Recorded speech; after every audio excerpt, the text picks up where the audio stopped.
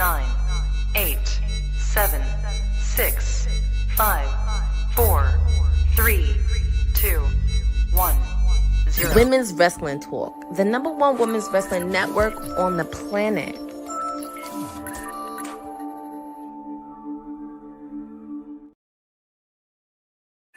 Good evening, everybody. Happy Saturday. This is your PR princess, your timeless elite, Courtney, with you on the final wrestling pay-per-view of 2025, AEW World's End. If you already know and you found out during 0 Hour, we are kicking it off with the semifinals of the Continental Classic. Konosuke Takeshita taking on Kazuchika Okada. It has been a year in the making for this match to happen. So get ready, get your butts in your seats, because we are going to have some fun on the final wrestling pay-per-view of 2025. And I hope everyone had a great Christmas and getting ready for New Year's in a couple days. And it's going to be super, super exciting. And just seeing Takeshita come into the ring. Also, as you know, we also have the other semifinal match, Kyle Fletcher taking on Jon Moxley, and the winners of those matches will meet in the finals to determine the reigning Continental Classic champion. So get ready, because we are going to have a lot of action.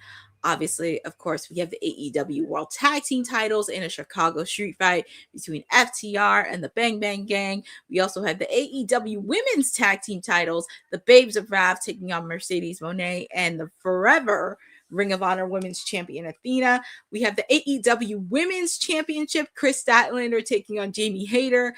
Gabe Kidd taking on Darby Allin. We have a Mixed Nuts Mayhem match. Timeless Toni Storm teaming up with the Conglomerations, Orange Cassidy, Roderick Strong, and Mark Briscoe taking on the Death Riders, Marina Shafir, Daniel Garcia, Wheeler Yuta, Claudio Castagnoli. So much is happening. And then, of course, we have the Fatal 4-Way match before the AEW World Heavyweight title. Samoa Joe, Swerve Strickland, MJF, and Hangman Adam Page. And there is so much building on all this. And we're just waiting for, we see the entrance of Kazuchika Okada. And I'm sure we're going to get Don Callis on commentary.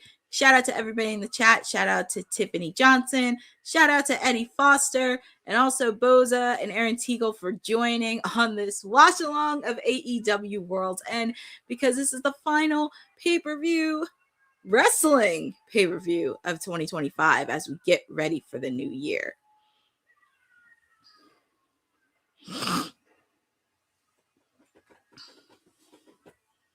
Oh, thanks for the update, Boza. Yeah, I did see that on Collision, Christmas Collision, because there was an update on that. But I know, Boza, I did caught up with 0 Hour. There was a lot of matches. Obviously, we had the Sisters of Sin.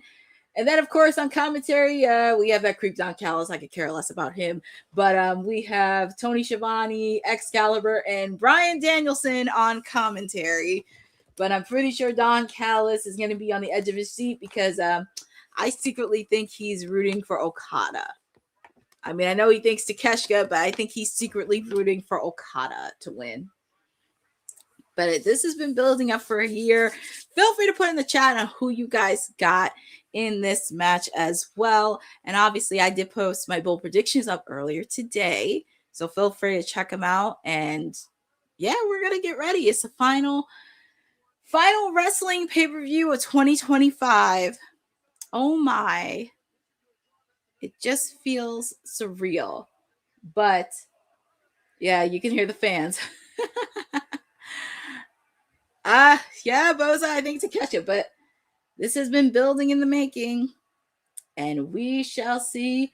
This has been, I would say, not a dream match, but it's been an anticipating match happening. So get ready, and I am super excited.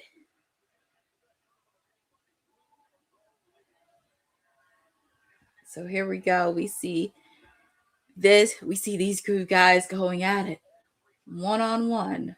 Konosuke Takeshita, Kazuchika Okada, one of the semifinals for the Continental Classic. And I will say this has been a very fun Continental Classic this year. And we do see Okada shaking hands, and Takeshita's like, saying, "Get out of here. I'm not accepting your handshake. I won't accept a handshake from a guy like Okada either." Oh.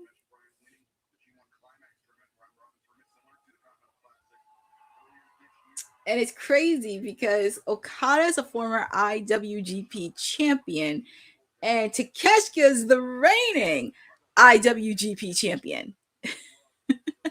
I mean, obviously it came to blows sooner or later, Boza, because we were talking about this in my watch along for the last couple of weeks between Don Callis and everything else, and it just kind of fell to blows, and I figured why not settle this during the Continental Classic. So we shall see on that, but I feel like this is going to go in between, hand in hand.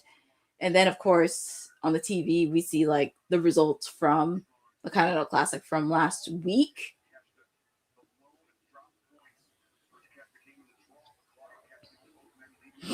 And both of these are putting a headlock on each other.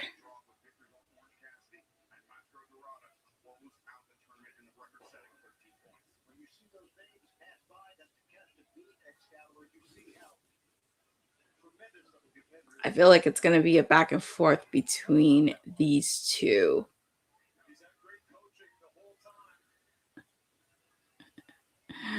I'm gonna be very interested to hear Don Cal's commentary throughout this whole thing, and of course, I'm sure we'll probably see him do commentary in Kyle Fletcher's match against Jon Moxley, which will be later tonight.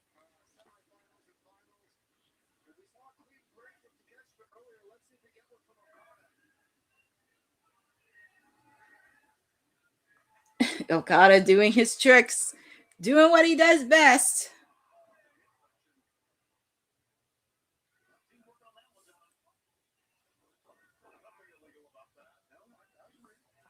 Yep. I feel like this is going to come to blows. And I'm also watching this on HBO Max too, which I will say this is going to be fun. Now the fans saying F Don Callis. It's like throughout the whole year, everybody would say F Don Callis. Even when I was at 2300 in Philly. Oh, thought he was going to go with the Rainmaker, but Okada with the Takeshita with the kick, but nice punch by Okada. Kick by Takeshita. Irish whip. Clothesline by Takeshita. Takeshita looks like he ain't breaking a sweat.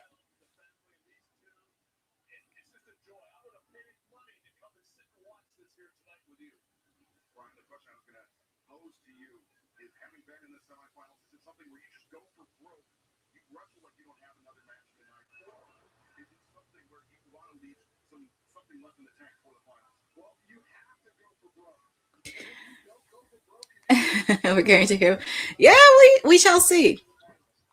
Well, Boza, I wouldn't say the fans don't care because I wouldn't say the fans don't care about this match because people were chanting the holy shit throughout earlier in the match because they were anticipating this match. I just think they wanted to give Don Callis a headache. But I know the fans do love Takeshita, and I heard them cheer for Okada. And you are correct. Takeshita loves tournaments. That's why he's the winner of the G1 Climax tournament from earlier this year. And also with the fact too, Okada. Ooh, that was a save by Okada. Steel chair to the face. DDT by Okada onto the mat. And also, Eric Tate, to answer your question, AEW does not have a pay-per-view in January. Their first pay-per-view will be in March of 2026 in Los Angeles at Revolution. And it's kind of crazy because Okada is going to have a busy couple days because he has this tonight. And also, we do have next month at the Tokyo Dome Wrestle Kingdom. During that weekend, Okada will be wrestling Tanahashi in Tanahashi's final match. It's going to be a lot of emotions happening. And Tanahashi's had a remarkable career, and he's facing off against one of his familiar foes, Okada.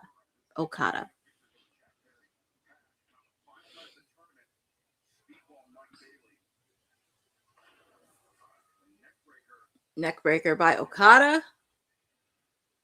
And Okada, he's just like taunting Takeshita.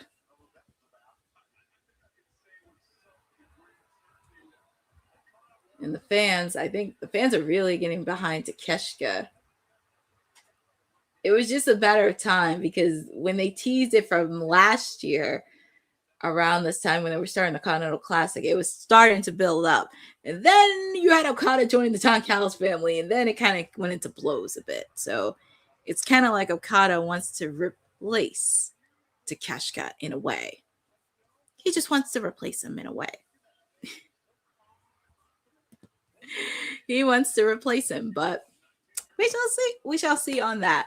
But also, just to give you a reminder, we are kicking off with Takeshita and Okada for the semifinals match for the Continental Classic. I believe the main event, I'm hoping it's going to be the main event. It will be the fatal 4-way match for the AEW World Heavyweight title. So just to let you know, it will be the main event. And both the secret in which it'll be interesting who wins that fatal 4-way because they have that's going to be interesting. Well, Bandino, he's going to be busy. He's going to be a busy man because Bandino has an opportunity to compete for the AEW World Heavyweight title at Maximum Carnage. Yes, it will be very interesting because Bandino is waiting at the helms and very curious on who is he going to face. Nice Irish whip by Okada. Let's see this. Takeshita is trying to do a suplex, but oh my goodness. That is strength and power. And the face on Okada says it all. That should be a meme right there. I'm looking at that guy in the stands. He's excited. I mean, I would be too. It's the final pay-per-view. It's the final wrestling pay-per-view of 2025. It's the final one.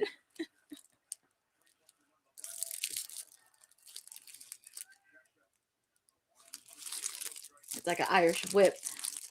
Oof. It's like a counter and an Irish whip. Ooh, nice move by Takeshita on there.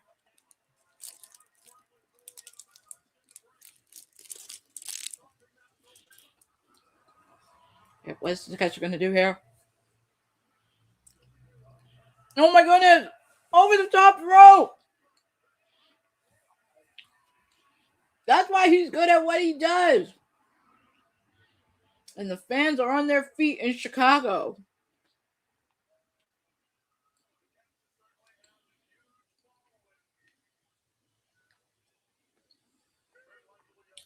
Takeshita's looking at that. That's what it's really about. The Continental Classic Championship. That's what it's really about. That's what it's really about. Woo. And this is a nice good after Christmas present.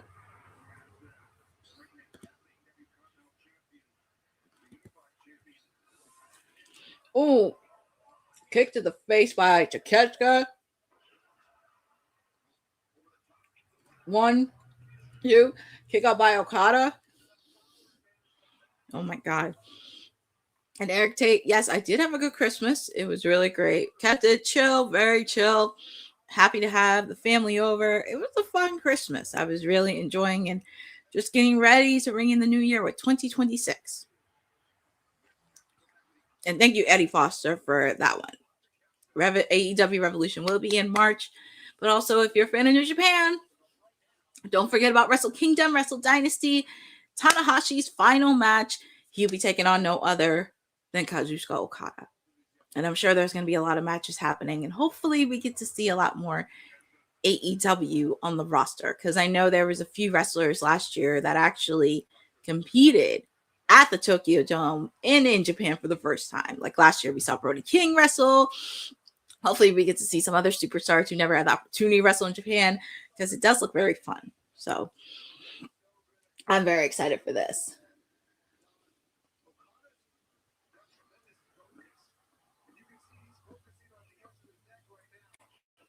Nice suplex by Okada.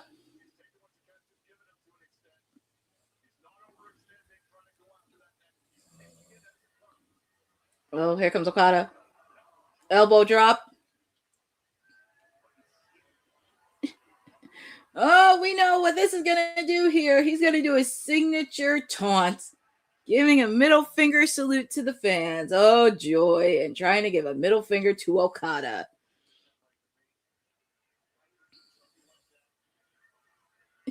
And Takeshita, he's like, no way. He should do the same playbook as Jack Perry. Just bite his finger. Takeshita's like, no way.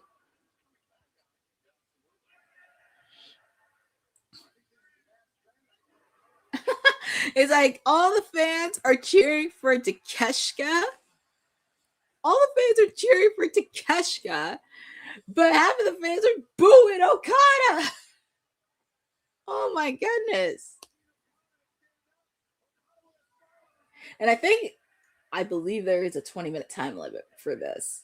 Because I think obviously, of course, the Continental Classic rules are still going to apply for the semifinals. I just hope this doesn't end in a draw. I need a clear-cut winner.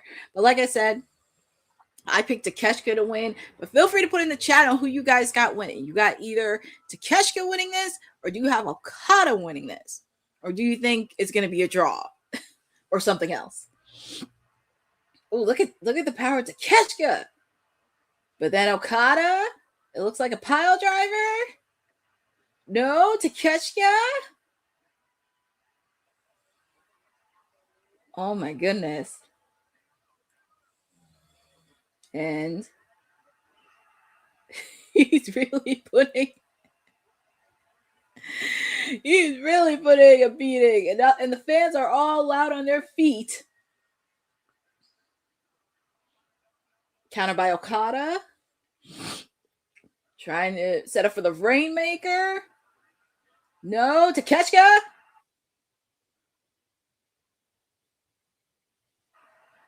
Both men are down.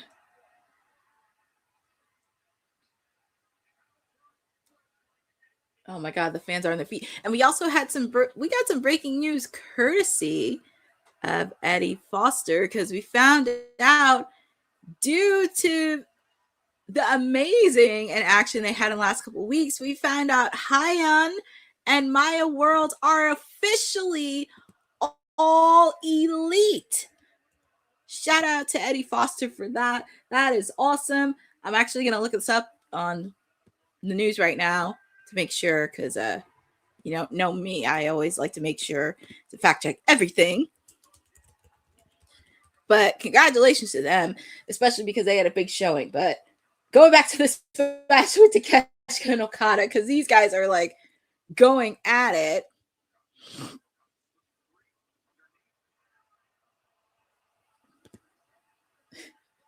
These guys are so even with each other. Oh my. Takeshita putting a punch in. Oh my goodness, Okada.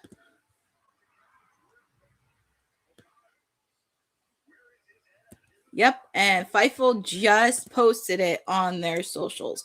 So Hyan and Maya World are officially all elite. And they should, because I feel like there would be another tag team to watch in the women's division in AEW. Rainmaker, counter by Okada. Takeshita. German suplex by Okada.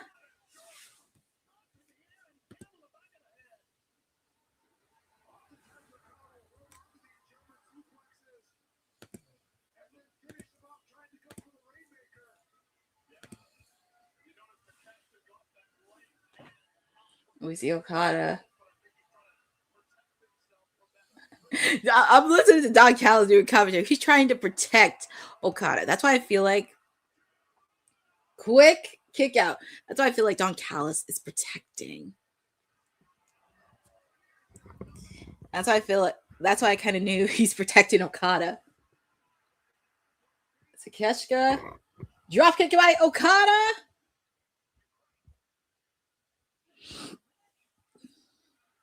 Rainmaker, but Takeshita blocked it.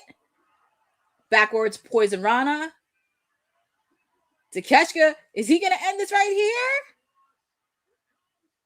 Knee to the face. Oh, kick out by Okada. So close. And you can tell Don Callis jumped out of his seat. But he knows he can't interfere in this match because Continental rules, everybody is banned from ringside. So he can't get out from the announcer's desk.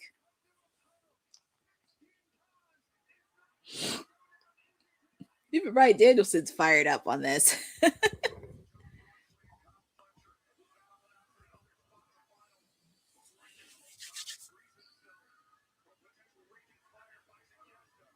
Takeshita and Okada, I think he's trying to take off the term. Oh, he got that screwdriver that Don Callis uses.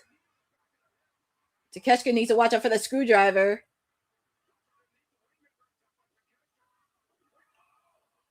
He hit him with the screwdriver. No, he didn't. He hit him with that screwdriver, and the referee had his back turned. Well, not the way I wanted it to end, but I guess your winner is Kazuchika Okada. So it looks like, and I think Don Callis looks a little bit confused.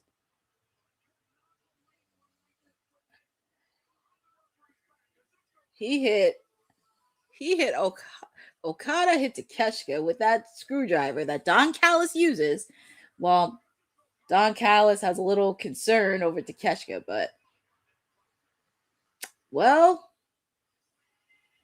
Okada's advancing, and he hit the screwdriver underneath the ring.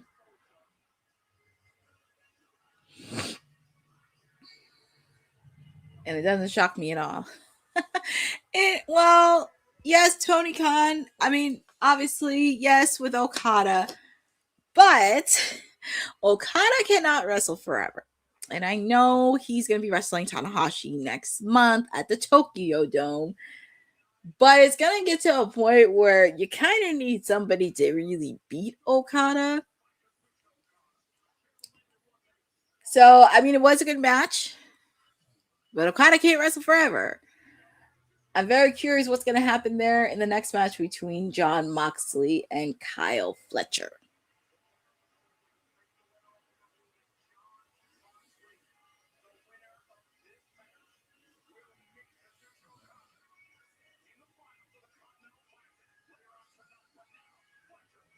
Obviously, I was just talking about Kyle Fletcher. Up next is going to be the second semifinal match between Jon Moxley and Kyle Fletcher. It's going to be very interesting to see. I mean, I don't know what's going to happen, but yeah.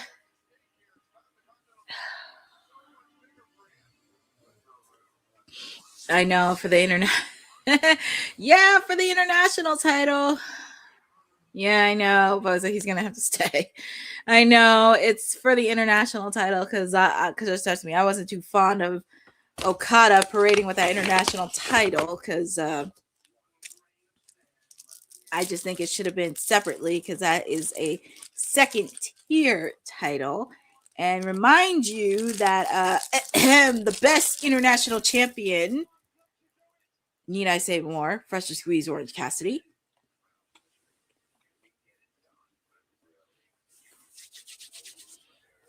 But it's a good match overall, but I guess if they're going to have Okada for another year, I mean, I guess.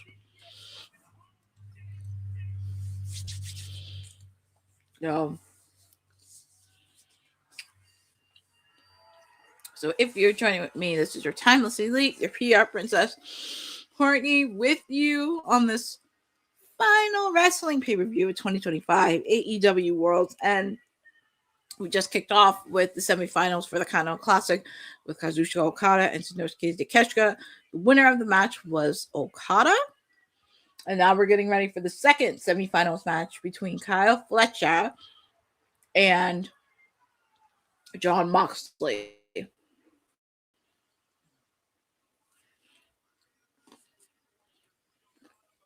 But feel free to put in the chat on who you guys got in this match. You guys got Kyle Fletcher, or do you have Jon Moxley? Now, I know people would pick Jon Moxley, but I'm picking Kyle Fletcher. I mean, there's a reason why Sports Illustrated picked him.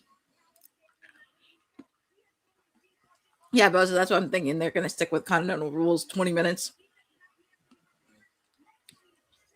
But going back to Kyle Fletcher. Going back to Kyle Fletcher for a little bit.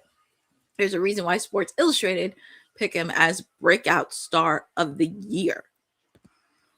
I think it is time for him to take it to the next level.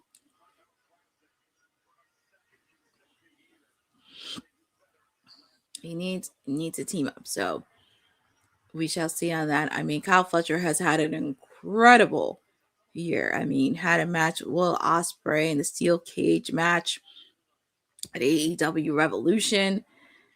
Obviously, of course, he was part of the Owen Hart Men's Cup tournament.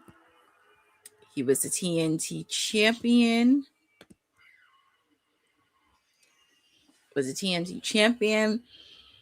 Competed in the Continental Classic. He's had a really good, solid breakout year.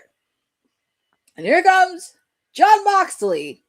Because I know Jon Moxley's had a bit of a skid. I mean, tapping out to Hangman Adam Page, Darby Allin, and Kyle O'Reilly. Not the best way to do it, but here he comes.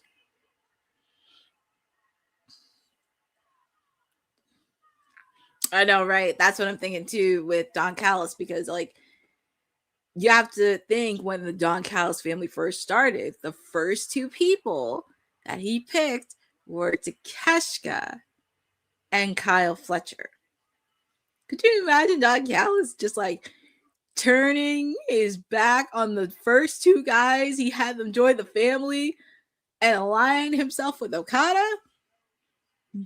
Oh my. But I'm just waiting for Jon Moxley to come around, strutting around in the ring, berating the fans, because of course we're going to see the rest of the Death Riders later in the night in the Mixed Nuts Mayhem match. We're going to see members of the Death Riders taking on Timeless Toni Storm and the Conglomerations, Orange Cassidy, Roderick Strong, and Mark Briscoe. And it's kind of crazy. Three of my favorite people are going to be in action tonight. So I have a busy one. Toni Storm and Orange Cassidy teaming up together. That is something I never thought I had in my bingo card. And I get to see my other lady, Jamie Hayter, in action, which is going to be very fun.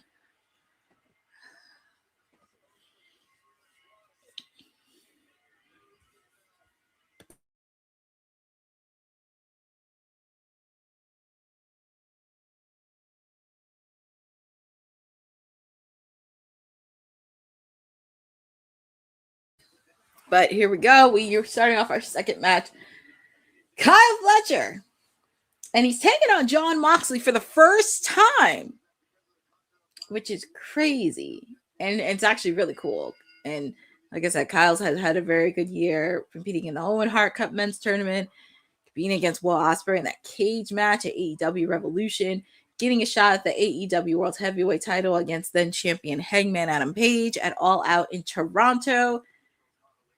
Like I said, there's a reason why Sports Illustrated picked him as Breakout Star of the Year. But this is going to be very interesting.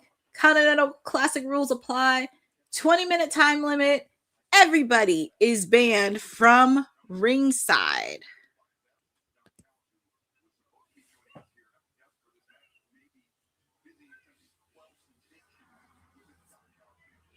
Oh, so it looks like Don Callis is not doing commentary, as Excalibur pointing out, because it looks like he's quote unquote easing the tension between Okada and Takeshita. So we shall see on that. But Kyle Fletcher, Jon Moxley, second semifinals match, because pretty much whoever wins meets with Okada.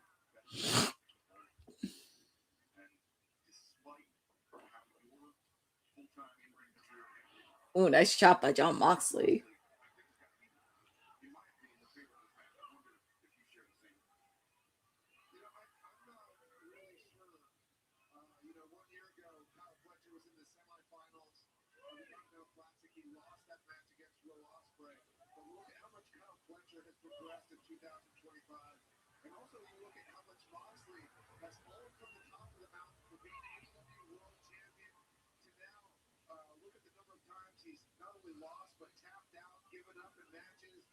Yeah, he tapped out 4 times this year.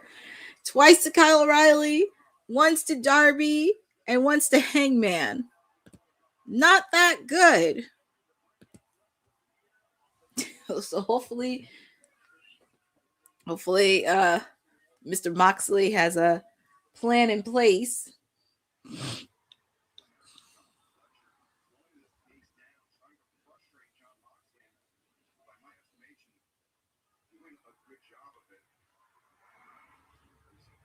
Kyle Fletcher coming in slowly.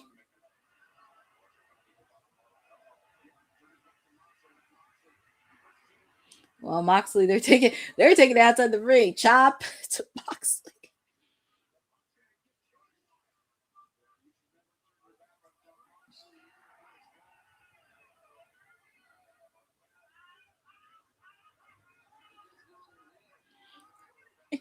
Oh my goodness. John Moxley is trying to. That's the one thing about him. Oh, really? He will find somewhere in the body to make it hurt. Ooh, nice move by Kyle Fletcher. Nice suplex.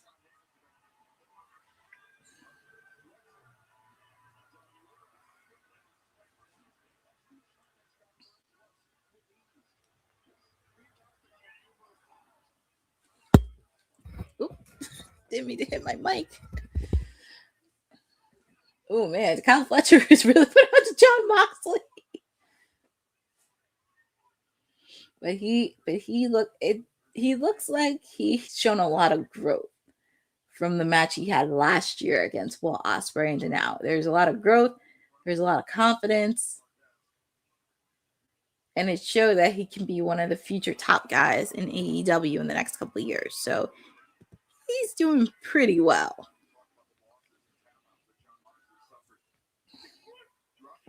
Nice chop by Kyle Fletcher, and that has to hurt.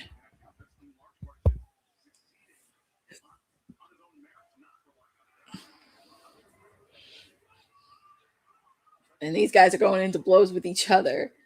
Friendly reminder, if you are joining, this is the semifinals match for the Continental Classic. John Moxley taking on Kyle Fletcher. 20-minute time limit. Everybody's banned from ringside. Whoever wins faces off against Kazuchika Okada, who was the winner from the semifinals match that kicked off the show against Takeshita. It's gonna be very interesting how this is all gonna play out. And what is John Moxley gonna do with that chair? Oh man, kick to the face by Kyle Fletcher. Actually, not by Kyle Fletcher. By John Moxley onto Kyle Fletcher.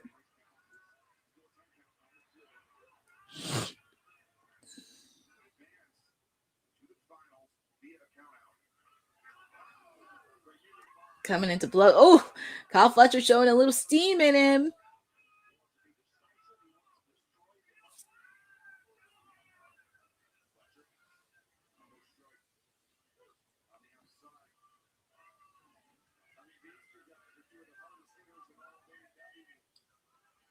I want to say, because Kyle looked like, I don't want to say he's bleeding a bit, but it looked like from when it's afar, it looked like his head was busted open, but I don't think he has a lot of blood coming out. But let's see. Oh, Kyle Fletcher has John Moxley caught, and he's giving him punches. He caught John Moxley like a mice, like a rat. And what's he gonna do here? And also, you got to remember too, that's also the same knee that Mox has had for the last couple weeks. If you notice in a lot of his matches for the Continental Classic, that has been an Achilles heel for him. And we've seen how Mox is.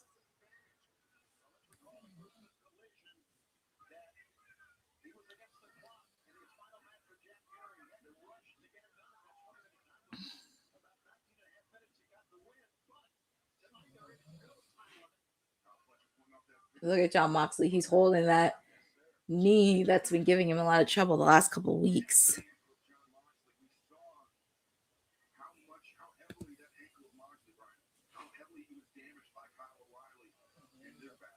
Mm-hmm. Kyle Fletcher looks like he's going to put a submission move on here.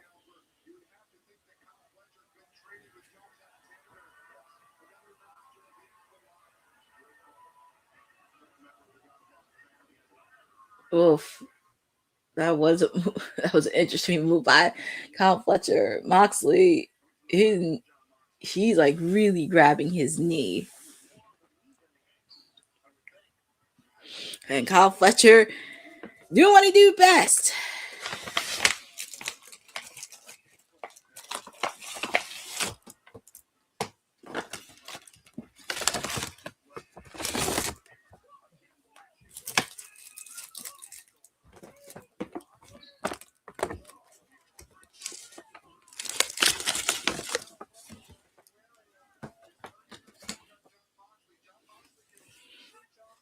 Man.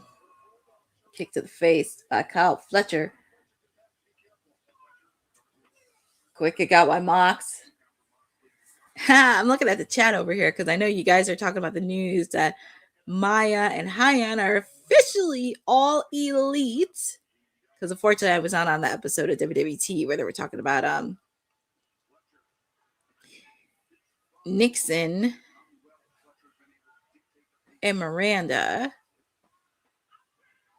Because I wasn't on that episode for WWT. Because I know some of my cohorts were talking about that. But that's what happens when you kind of have to do that. And people need to understand professional wrestling, it's a small circle where everybody knows everybody. And if word gets out that if you did something that was reprehensible, there is a 50-50 chance you will not be invited back for future bookings. That's just a train of thought. And that's something I'm learning getting into the commentary space of independent wrestling. If you make one simple thing of misconduct or anything else, you will probably not be invited back to doing anything. So that's just something that sometimes people need to learn.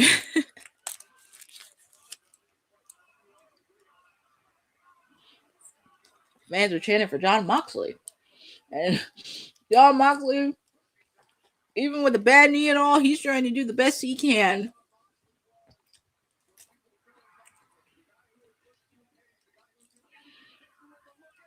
Oh, nice move by Kyle Fletcher. Quick kick out by Mox.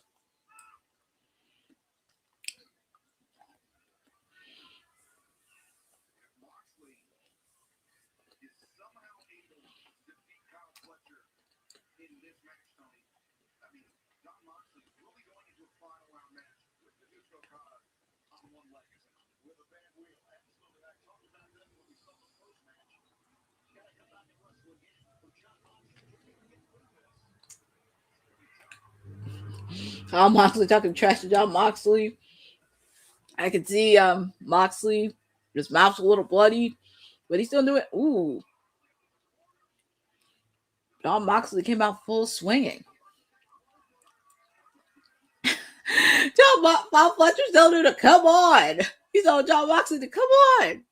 Usually Moxley's the one that's telling people to come on. Is that what you got?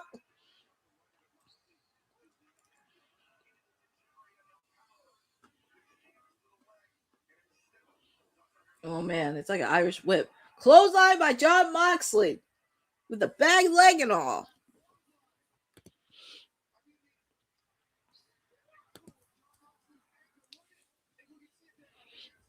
And they're trying to replay again. And it was a nasty clothesline like Jon Moxley gave. Oh my.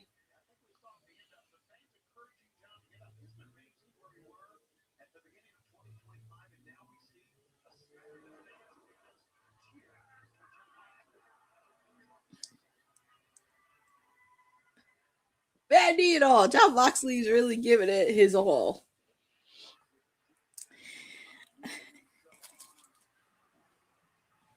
I'm just always thinking about Renee in the back, thinking like, her husband and everything else. But yeah, Kyle Fletcher and Moxley are really coming to blows.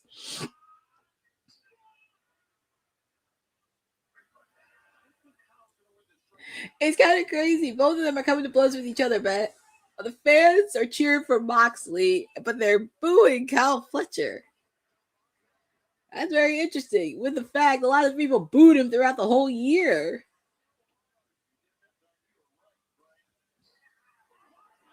Ooh, that was a nice drop kick that John Moxley made.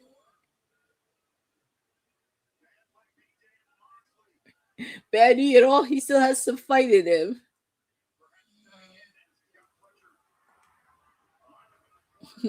He got Kyle Fletcher lined up the corner, giving him all those punches.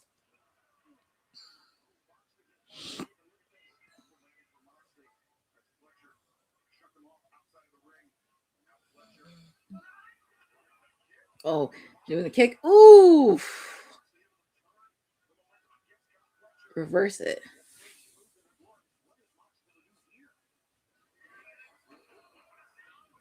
Oh, kick to the face.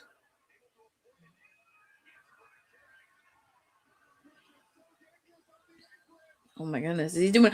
He did a brain buster outside the ring around the Mox. I hope Mox okay. And Mox is still standing up. Oh my god. A brain buster outside the ring. And his eyes are still open. And of course, I don't know why Fletcher is trashing the referee, but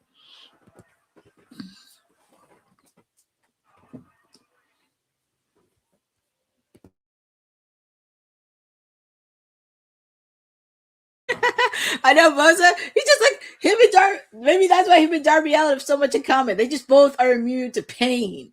He's used to this stuff. I mean, we see Moxley do it in the death matches or Texas death matches. And look, his mouth is bleeding, busted open. And speaking of Darby, we're going to see him later against Gabe Kidd.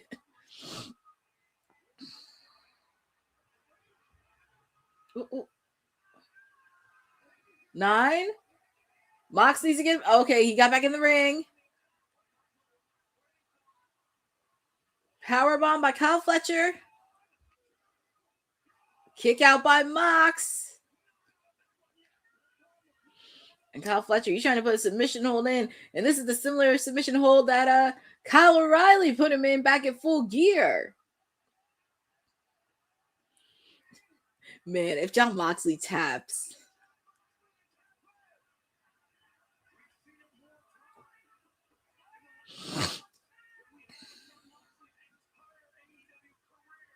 Oh my goodness. Moxley, what's he gonna do? He's almost there at the ropes. What's he gonna do here? But Kyle Fletcher has that submission hold, locks it. Man, if they get Mox to tap out, but Moxley, it looks like he has a submission hold on the Kyle Fletcher. The face of Kyle Fletcher says it all.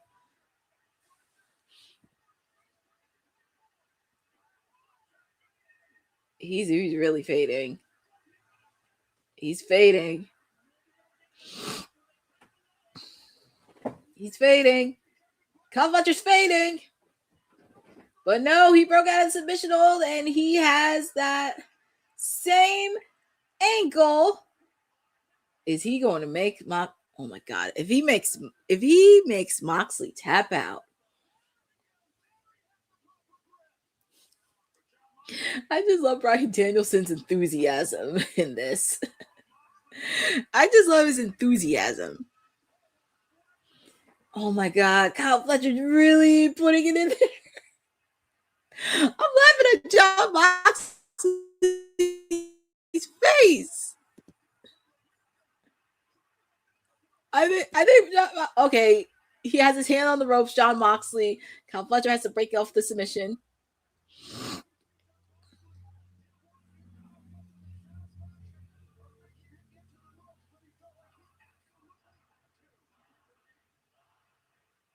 The fans are really chanting for Moxley to win. They're really chanting for him.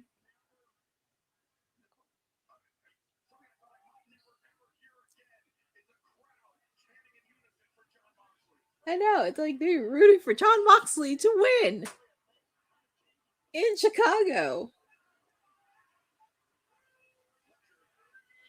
Oh, Fletcher, he's really putting a beating on it.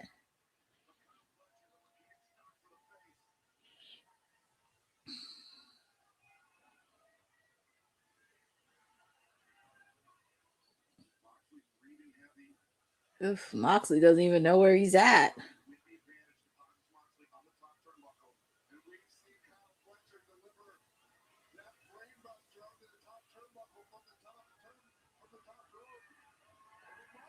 Let's see, Mox, he's got some energy right here. What's he going to do here? He bit Kyle Fletcher in the face.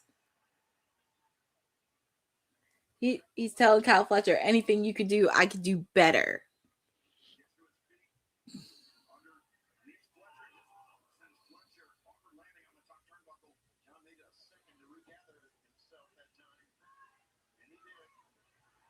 What's Mox going to do here? Oof.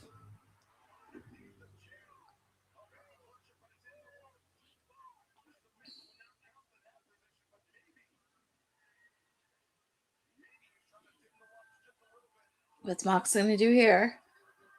Oh my goodness. Both men are down.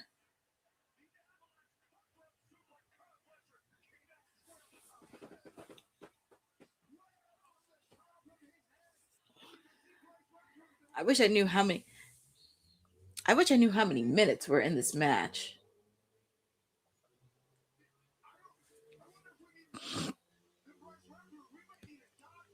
I'm laughing at Bryan Danielson's commentary. Oh my goodness, both men are down. I'm really curious what is minutes remaining in this match.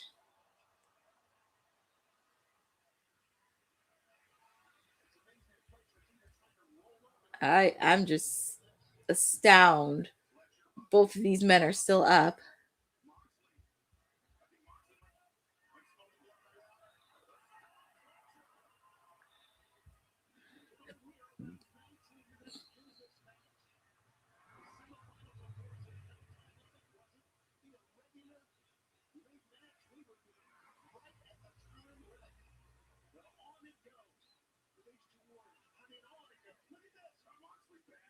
Mox with a bad leg and all. Mox go for the pin.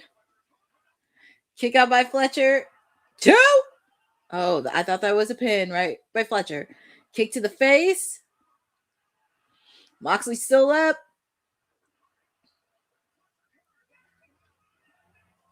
Knee strike. Kick out. That was a quick kick out by Mox. Jon Moxley ain't giving up that easily. And the fans are really going behind Jon Moxley. If they booed him for the Death Riders, he needs to have a good vacation with his family. Brainbuster? No. We thought it was gonna be 3, but that was a kick out made.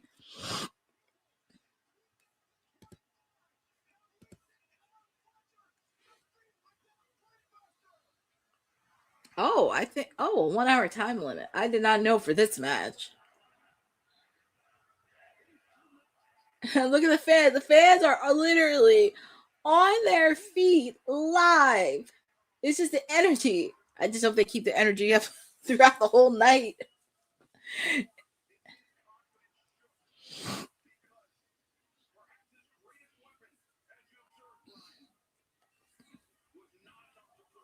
And you can see the look on Kyle Fletcher's face. It says it all.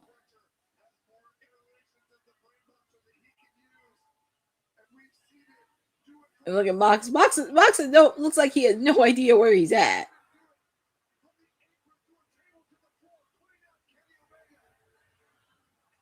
Just slapping Kyle Fletcher in the face. Oh, and he gave him the middle finger. Oof, clothesline. Kyle Fletcher has a middle finger salute of his own.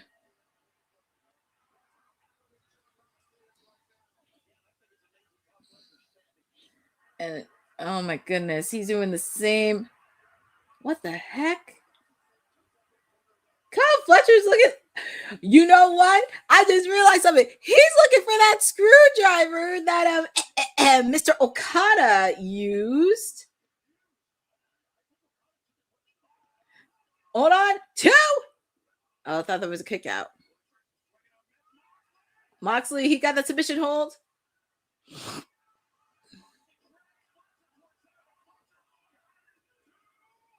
Oh, that was a quick kick out. DDT? Is Moxley going to do it? Quick kick out by Kyle Fletcher. And I was rambling a little bit earlier, but you remember when Kyle Fletcher was looking behind the turnbuckle for that screwdriver? That's where Okada used as a Takeshita earlier in the night. So I think he was looking for that screwdriver. Is Moxley going to do it? Kick out by Kyle Fletcher.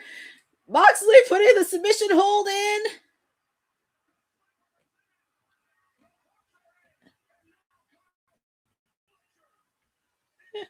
Oh my God. Look at the face of Kyle Fletcher. It looks like he's fading.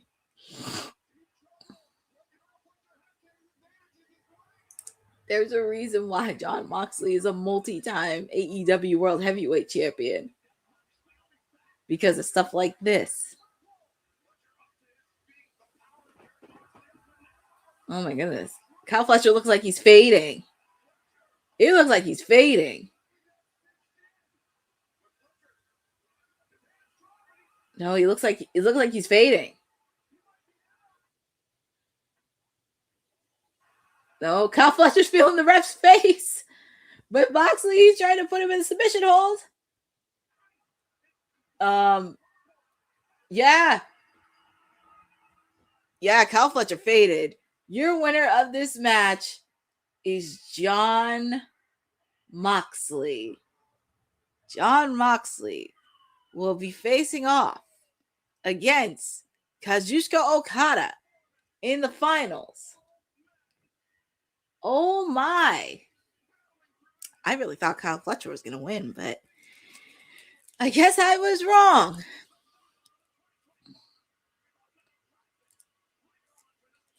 Yeah, later on tonight, we're going to have the finals, but Kyle Fletcher looks very irate, and I can tell you, within the Don Callis family, it's going to be a lot of blood boiling. I'll just say it like that. There's going to be a lot of blood boiling. You would think, Boza, but we will see what happens in the finals match between Jon Moxley and Okada. Oof. And Kyle Fletcher took out Jon Moxley with his knee. Well, I guess there's a thing being a sore loser.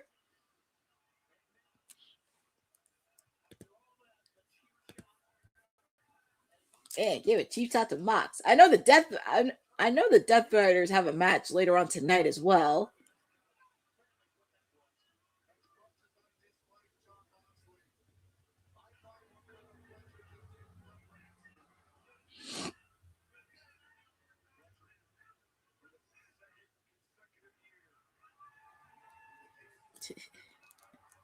I know.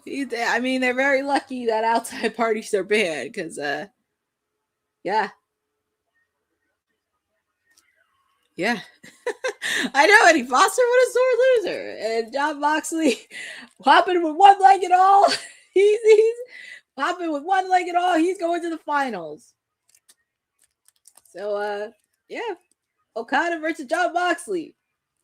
And as I mentioned, the rest of the Death Riders have a match later on tonight.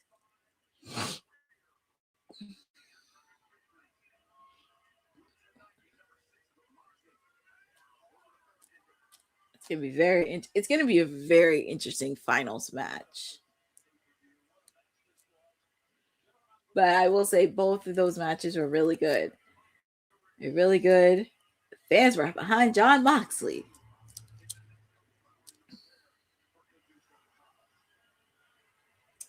gonna be very, and this is match number 2. This is match number 2, by the way. But we are getting ready for match number 3 for the AEW World Tag Team titles in a Chicago street fight. FTR taking on the Bang Bang Gangs, Juice Robinson and Austin Gunn. Austin third. Oh my God. So much has happened, and I just can't believe it. We're in match number 3. But you know what else is not a big fumble that you can watch?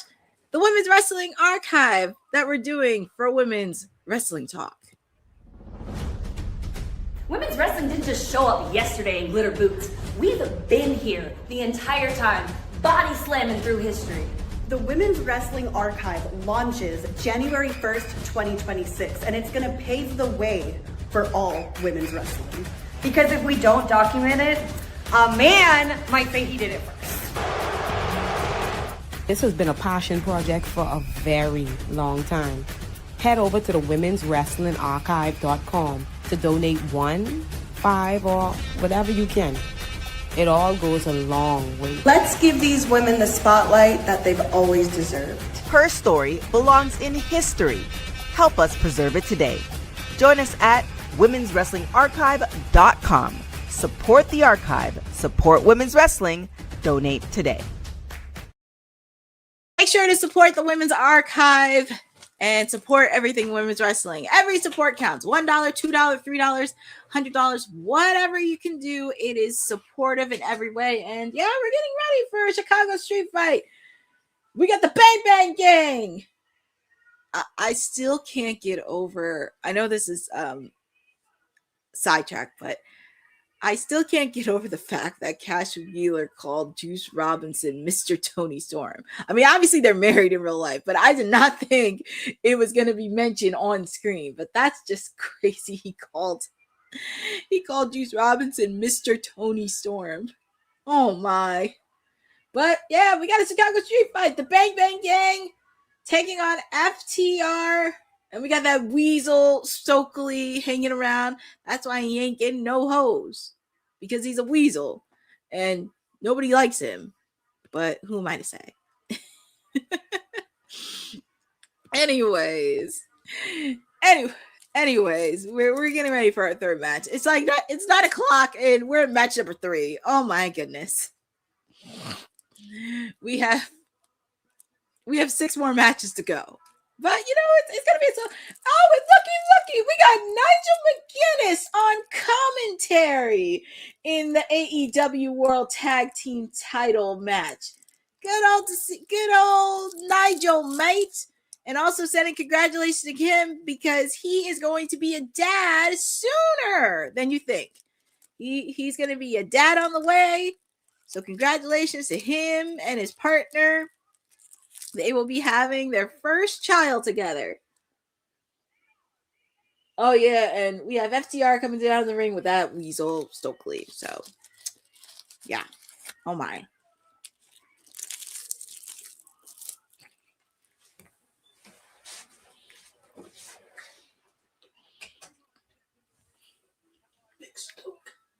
No, we got a Chicago street fight, so I expect see a lot of chaos, a lot of mayhem.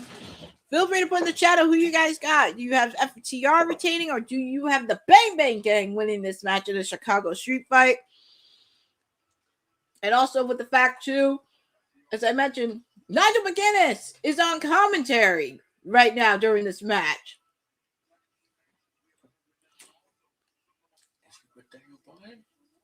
Good. So but I picked FTR to retain this because there's another team that still has a scuffle with FTR, and that is Edge and Christian. I know Edge, he's in the middle of doing a movie, and hopefully that should be wrapped up soon. But yeah, Edge and Christian still has a beef with FTR.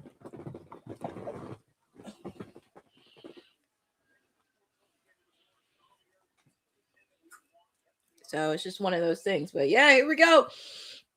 Chicago street fight. Anything goes. Pretty much anything goes in the Chicago street fight. But here we go. Hi, Roland Bird, and thank you for joining on this watch along for AEW World's End. Two people, Boza and Roland, got the Bang Bang Gang winning this. I have FTR retaining this.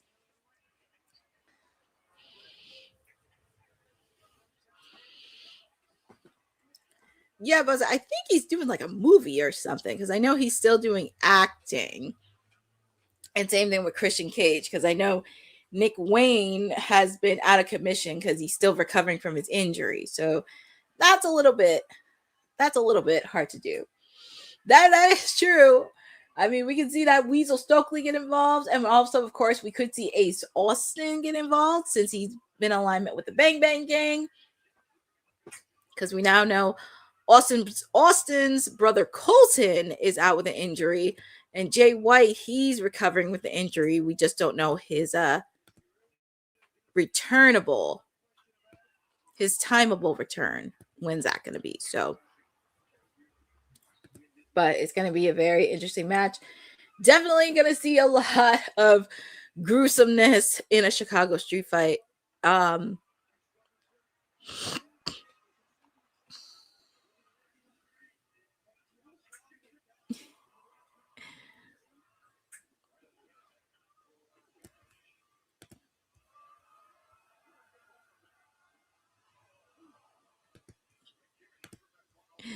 So it's kind of crazy.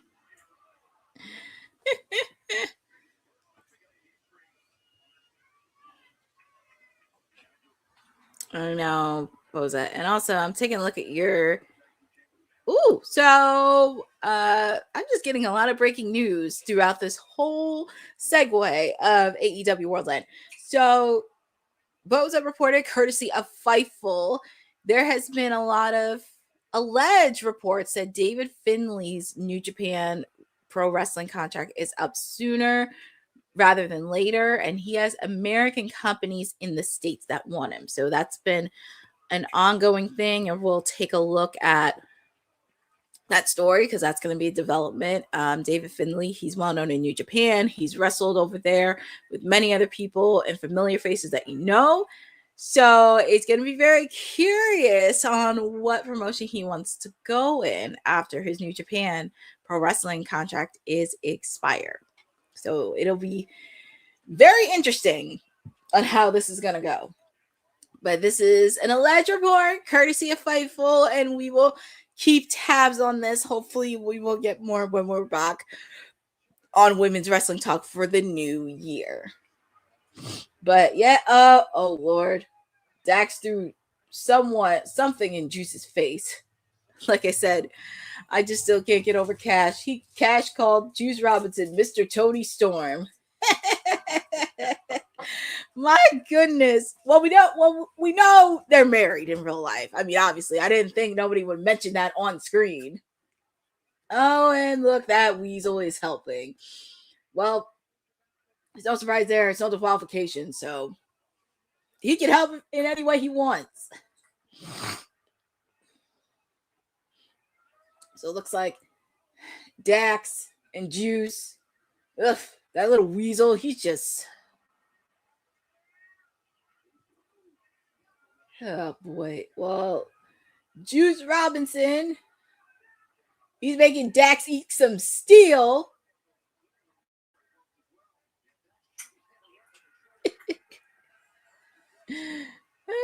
Like husband, like wife. Yeah, both of them. Well, what's Juice doing right here? Ooh, Cash came in for the save.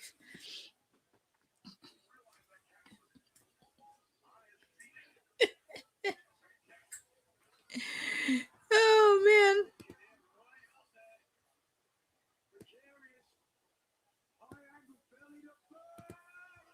Oh, man. Both Juice and Cash.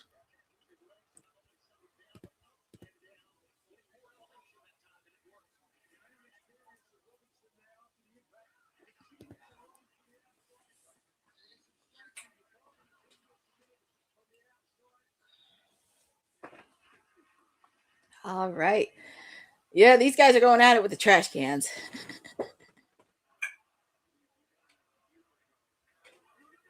Oh, looks like kendo stick onto the trash can to Austin Gunn. I feel bad that they're the third match because they had to go through 2 Continental Classic semifinal matches. So it's just, that's the hard part, is keeping the energy going. What are they doing right here? Ooh. Made Austin Gunn eat some steel. Ooh, quick kick out by Austin. Hi, Hassan, game programmer. Thank you for joining on this watch along edition for AEW Worlds. And you're hanging out with me. And if you are joining, the next match we have is a Chicago street fight for the AEW World Tag Team titles. The Bang Bang Gangs, Juice Robinson and Austin Gunn taking on FTR. Obviously, of course, you have to deal with that Weasel Stokely at ringside, but who is counting? It looks like FTR want to put this match in early. But here comes Juice Robinson.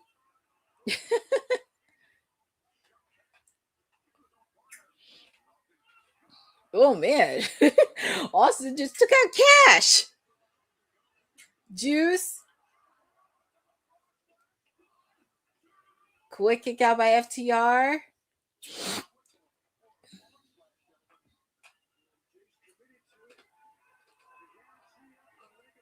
And also, Juice Robinson is from Illinois, by the way. So it's his home state.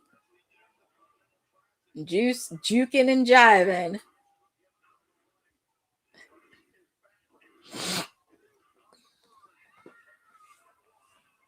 And I think this has been a good year for Juice Robinson because, of course, last year he was supposed to be in the Continental Classic, but he had to withdraw because of an injury. So it took him a while for him to get back because he had to suffer an injury. Then he came back and just coming back into Retribution, reforming with the Bang Gang Gang. I'm hoping he is injury-free for 2026.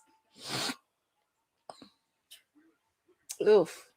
Cash Wheeler made Austin Gunn eat some steel, and then, of course, that little weasel is helping with that kendo stick. They're taking away the... What are they doing with the belts? I mean, I know it's those qualifications and all, but... Juice, take it out, Cash. Dax using the tag team... Well, I mean, it is legal using the tag team title belt. It is legal.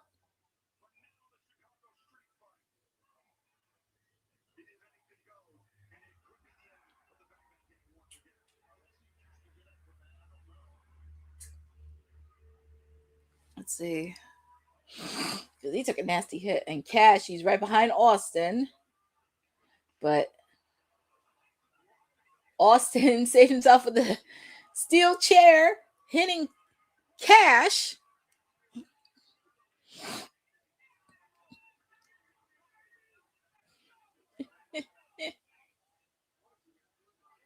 What's he going to do with that steel chair? Ooh, he hit Cash with that.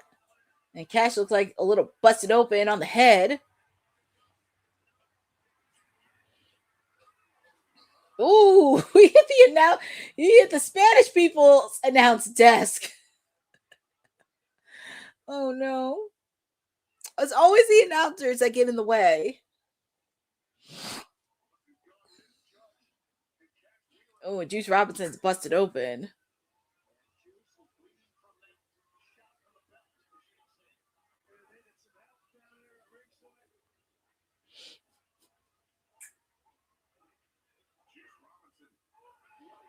Cash, sneak shot on Juice Robinson. Then, of course, you got that weasel helping.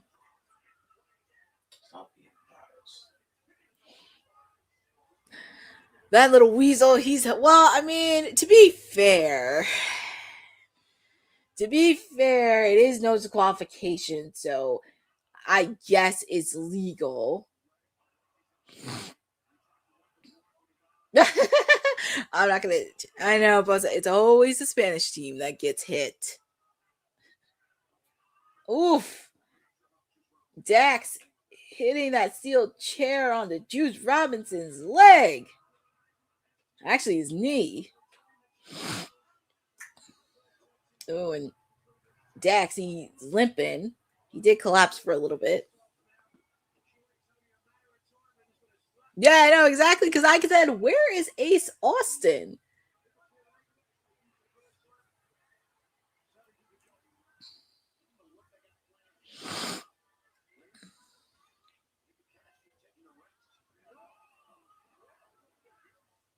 Yeah, exactly. He can be involved. No disqualification. You can't really say. Quick kick out by Dax. Hi, Lewis Johnson. Thank you for joining. You're just in time for the AEW World Tag Team titles in a Chicago street fight. The Bang Bang Gang's Juice Robinson and Austin Gunn taking on FTR. And of course, they have that Weasel Stokely at ringside. Double team by FTR taking out the knee of Juice Robinson.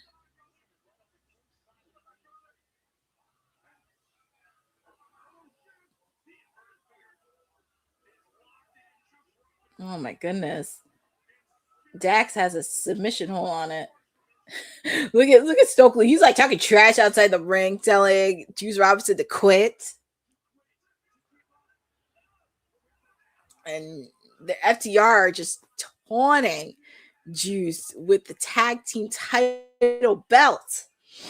Especially after that controversial finish that happened at the Holiday Bash in Manchester.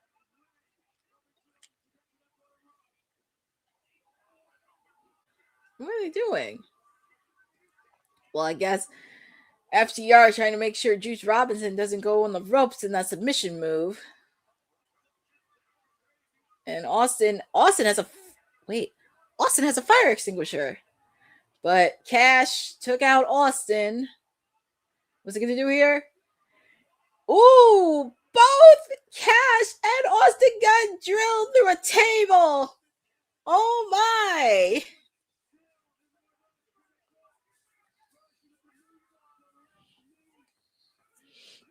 And of course, Stokely's telling him to quit, but Juice Robinson had his hand onto the ropes. But technically, it's no disqualification, and this is a street fight, by the way.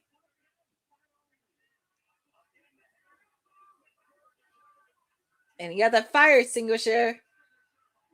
What's he going to do with the fire extinguisher? He sprayed Dax with it.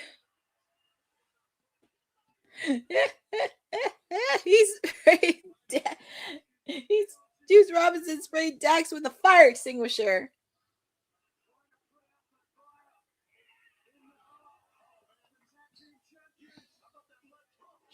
Oh man, that was a nice move by Juice. Oh, Stokely taking out the referee. Just remember, this is no disqualification, friends, but you knew that little weasel was going to get involved.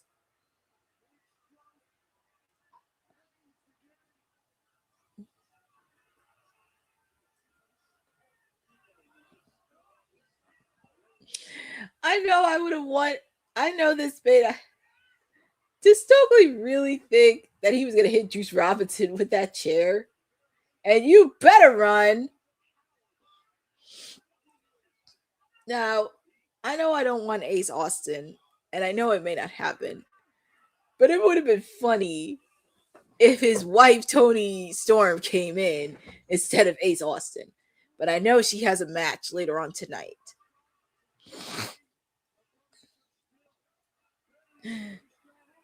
Juice Robinson, he's hitting Dax, he's hitting Cash with the steel chair.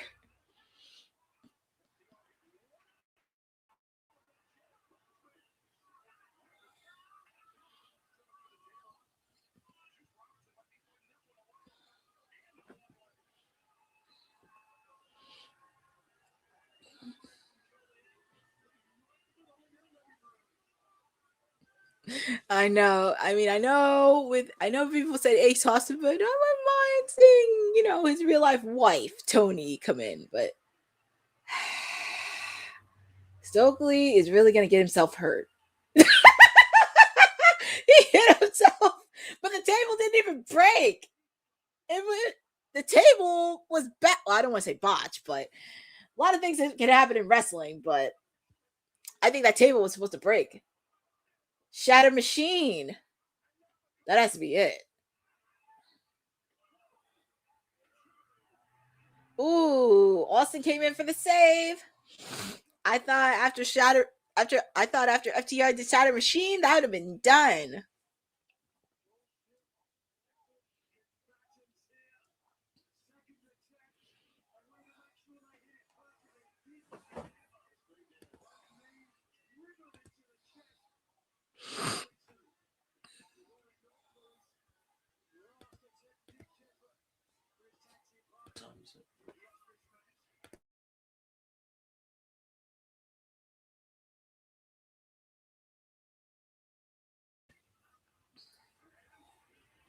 Oh my goodness. Austin thought he was going to go for the finisher, but Dax caught him with a pile driver, the same pile driver he did with Adam Copeland.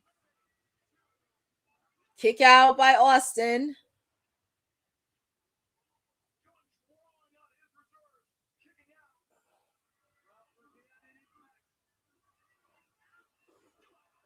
Oh my goodness, that has to be it. Then they have to do the pile driver again, but this time with the belt.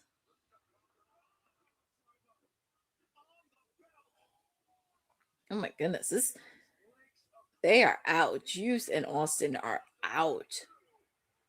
That has to be it. But your winners and still AEW World Tag Team Champions are FTR.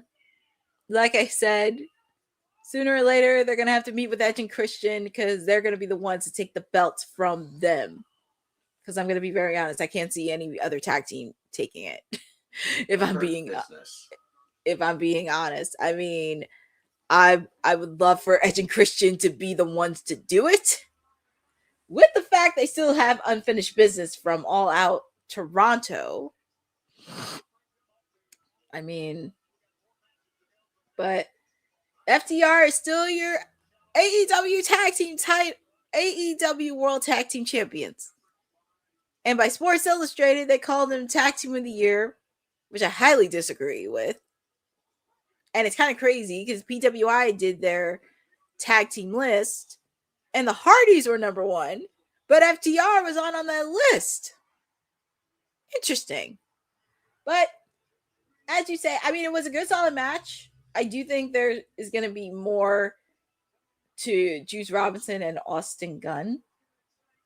I think it's not going to be the last time, but like I said, FTR sooner or later, they're going to have to meet with Edge and Christian.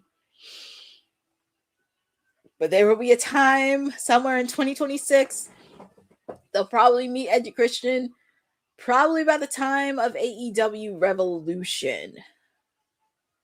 Because AEW Revolution, it's in March. Sports Illustrated, well, to be fair, I mean, there were some that Sports Illustrated got right. Some did not. I did not agree with, but who am I to say? I don't know. But I still think Sports Illustrated should have given out to TNA because they did have some good matches. And they should have given out to the Hardys. I'm just saying. But congratulations, and still AEW World Tag Team titles, FTR.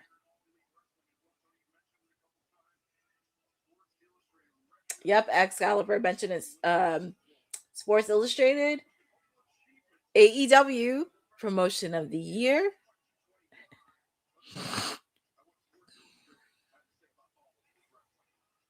Well, yeah, Boza, that's true to be fair, but WWE did put on some good matches. Obviously, of course, they did put on Bianca, Rhea, and Io at WrestleMania. So there were some good matches that they had outside of John's retirement. But I will say 2025, definitely a good year for AEW. They got Promotion of the Year. Hangman Adam Page got Male Wrestler of the Year. Mercedes Moné got Women's Wrestler of the Year. Obviously, Toni Storm got the best in Mike. Kyle Fletcher, definitely a breakout star. There was a few breakout stars that happened in AEW that I did enjoy, but Kyle Fletcher definitely had the most breakout of the year. I mean, best in ring, obviously, Will Ospreay. We will see him back next year, because I know there was some reports floating around and people were talking to Alex Winsor about her man's recovery, and he's taking it little by little. But hopefully, Will Ospreay has a speedy recovery and we see him back next year by the time they come back to Wembley Stadium in his home country of England. But congratulations to AEW on all the accolades, the promotions that they had for this year.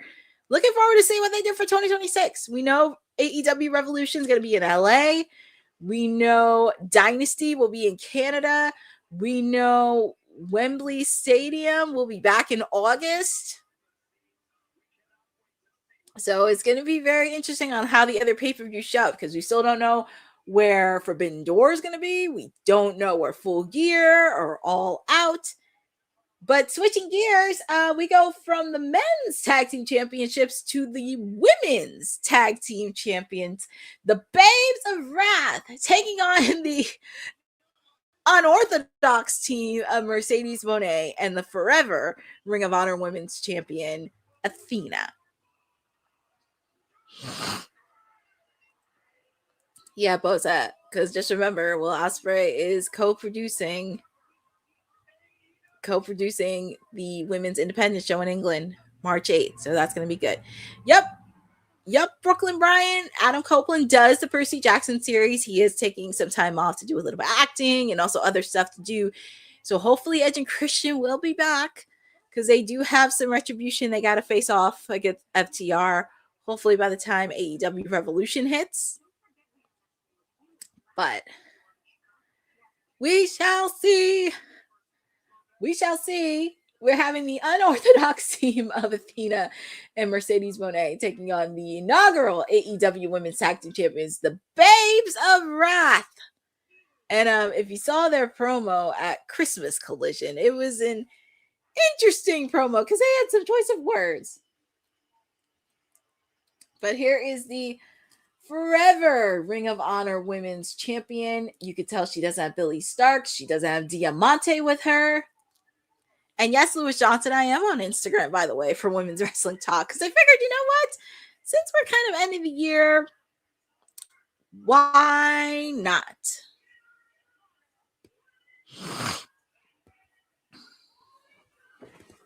But it's going to be very interesting to see the AEW Women's Tag Team title. Also, and I didn't even get to say this last week because we didn't have a watch along last week. Congratulations to my other lady, Alex Winsor, on being the new Rev Pro Undisputed British Women's Champion. 2-time, by the way. Because that was a shocker. I did not know she was going to take on Mercedes Challenge, but congratulations to her.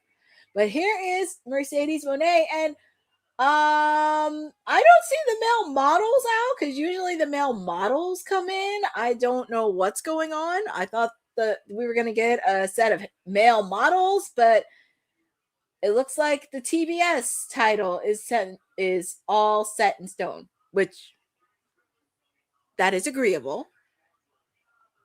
So, but yeah, they look, I will say they are color coordinated, Athena and Mercedes. They are vicious in red. They are vicious in red.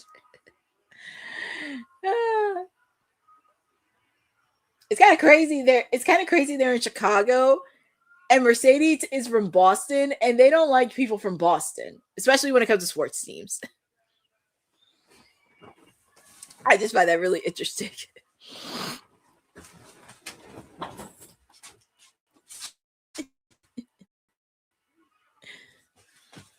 So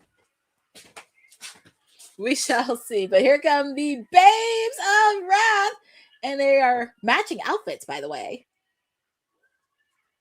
This is going to be a fun match. I'm very, very excited for it.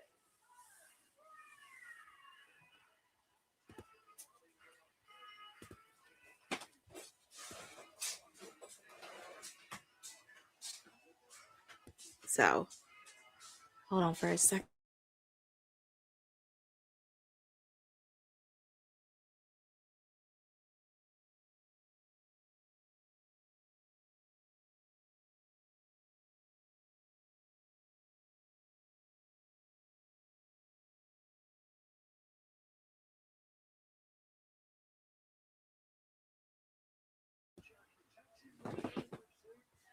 Okay, so we have the AEW Women's Tag Team titles on the line.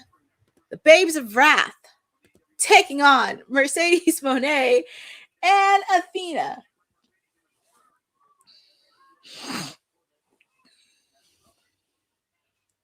I know, Boza. It was crazy. I really thought I was expecting male models to model her belts, her remaining belts. But like I said, congratulations to my lady, Alex Windsor. But here we go. We have the AEW Women's Tag Team titles. The Babes of Wrath taking on Mercedes Moné and Athena.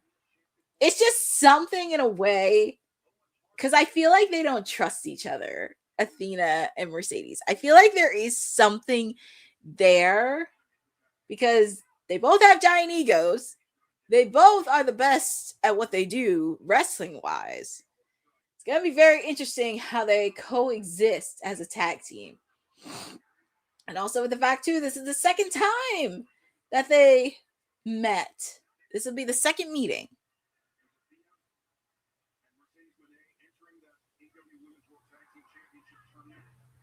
Ooh, they threw Willow out of there quick.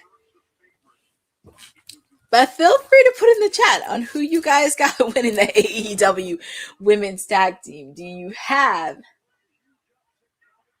have the Babes of Wrath retaining, or do you have Mercedes Moné and Athena winning and being new AEW Women's Tag Team champions?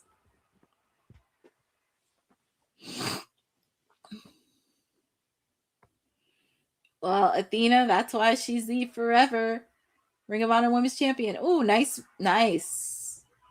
move. But look at the power of Athena. Here comes Willow. And if you have not seen the match between Harley Cameron and Athena for the Ring of Honor Women's Championship, you have to, because I heard a lot of good things. I heard a lot of good things about that match.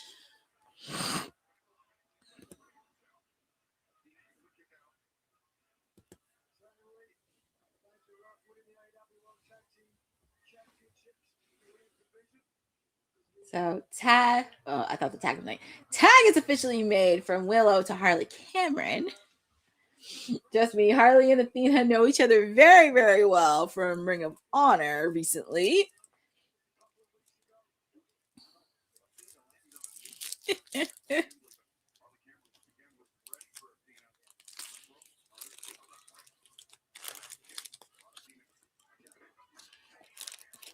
Sneak attack by Mercedes.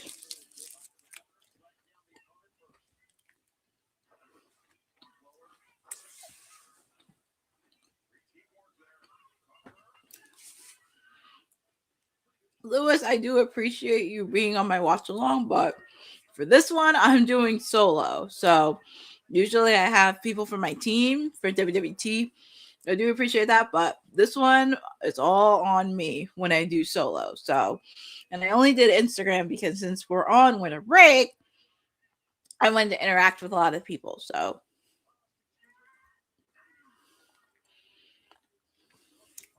but I do appreciate you interacting in the chat as well. I do appreciate that as well. But this one, I'm gonna be solo on this one.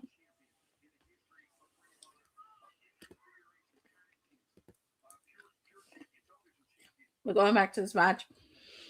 Tag is made to Athena with Mercedes, and they're double teaming Harley.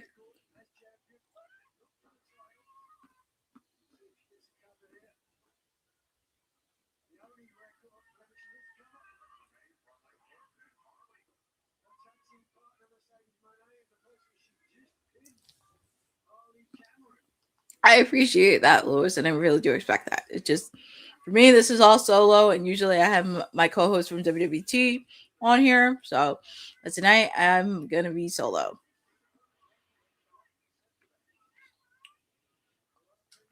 But Mercedes and Harley Cameron know each other very well because earlier this year, Harley faced off against Mercedes for the TBS title at Grand Slam Australia.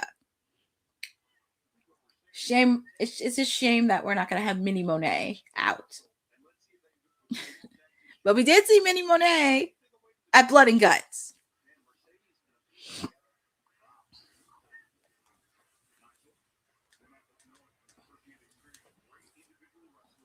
It's going to be very interesting how this is going to.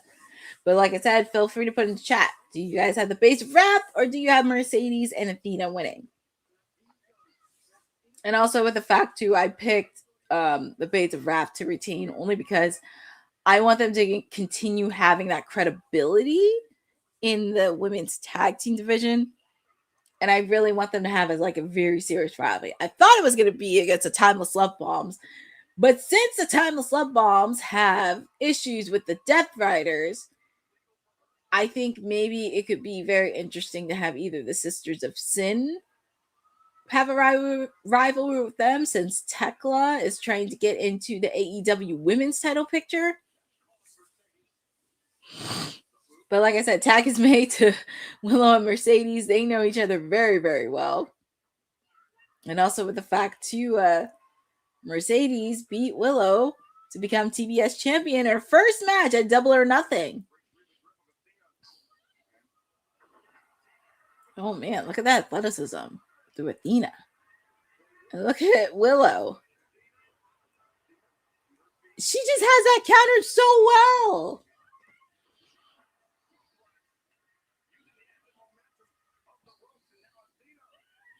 Athena's really putting in business.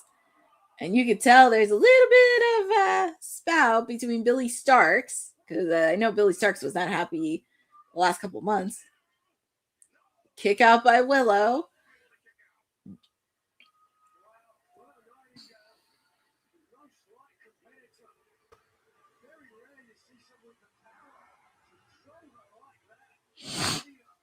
Yeah. There's a reason why Athena is the forever Ring of Honor women's champion. There's a reason why.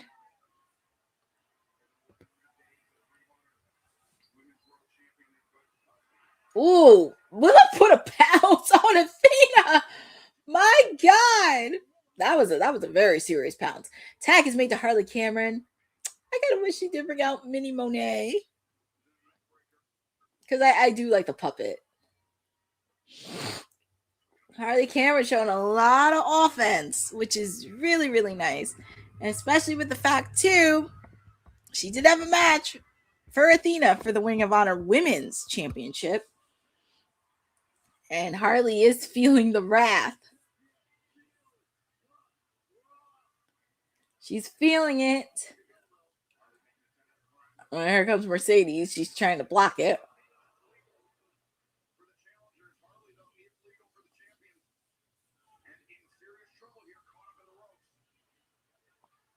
Let's see what's going to happen here. Double suplex, but...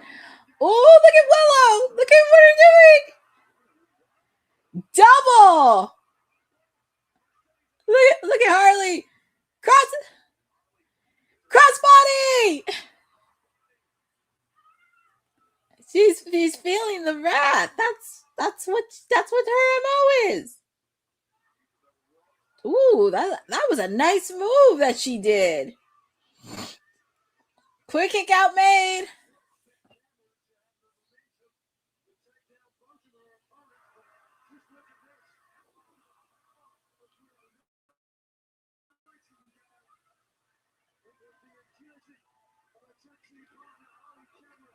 Oh my goodness, that was a nice diving crossbody that Harley Cameron did. She's feeling the wrath. Tag is made to Willow Nightingale.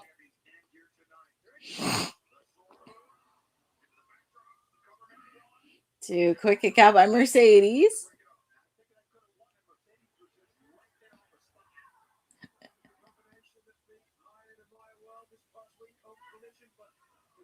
Ooh, nice kick to the face.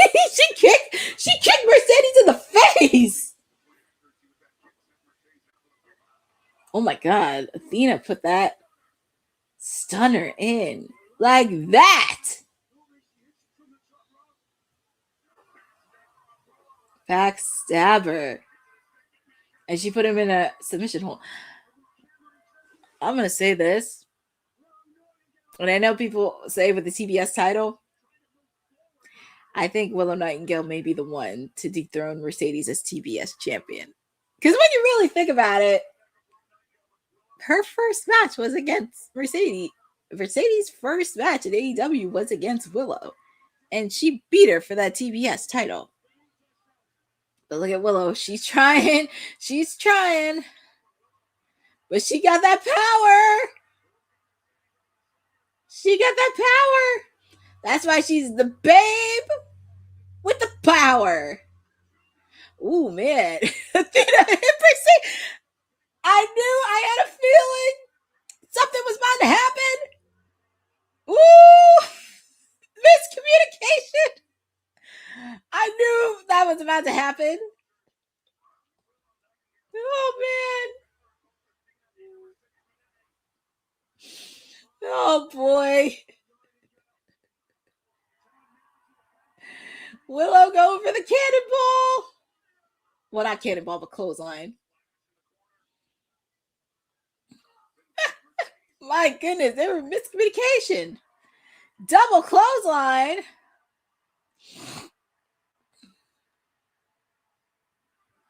Harley's laid out.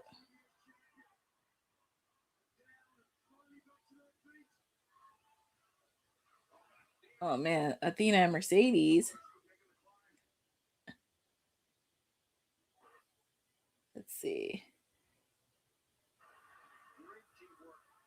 I will say that was good teamwork by Mercedes and Athena. That was a pretty impressive move. That was a very impressive move. But whew, on the Willow.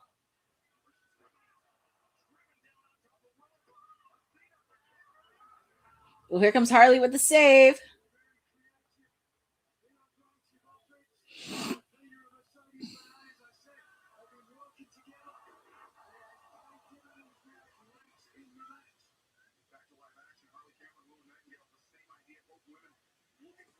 Well, I'm happy at least they're giving the women a lot of time.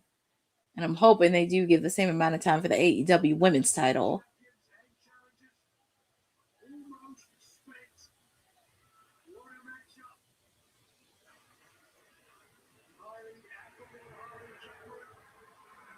My goodness. All four of these ladies are really giving it their all. But Harley Cameron, she is feeling it. She's feeling the wrath. Oh, that was actually really impressive. I'm not gonna lie, that was pretty impressive by Harley Cameron.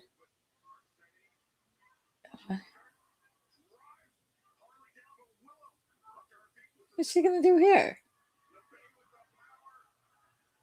Pay with the power. I know it's funny. She's only been three times.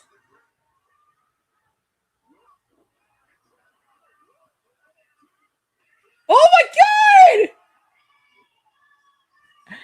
Holy crap, you're winners and still tag team champions, the Babes of Wrath, and Willow Nightingale pinned Mercedes Moné.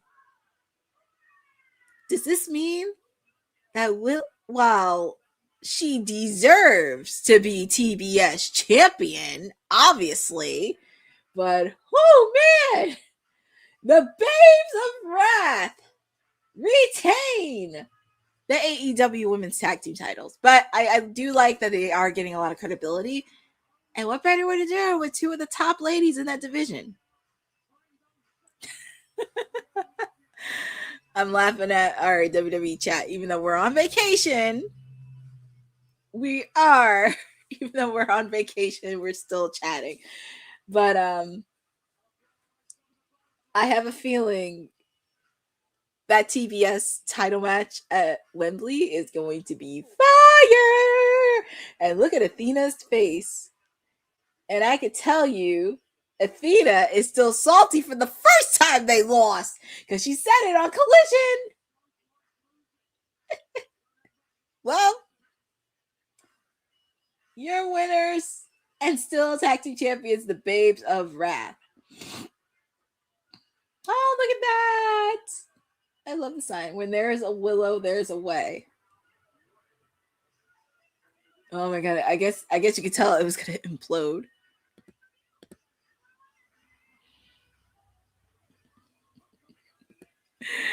Oh, but congratulations to Willow Nightingale and Harley Cameron for retaining. But up next, we have a match that is a little personal and it can be very brutal. Gabe Kidd taking on Darby Allin. 1-on-1.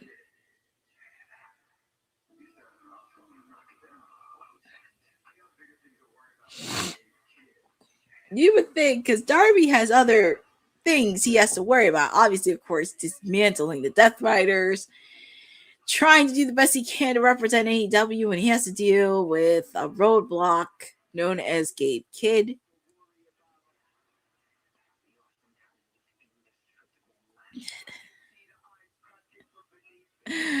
Oh, man. Well, to be fair, because I think what people don't understand when it comes to wrestling, where sometimes it can be work, but sometimes they do get seriously hurt. And Darby Allin looked like he was very seriously hurt when he was in the hospital.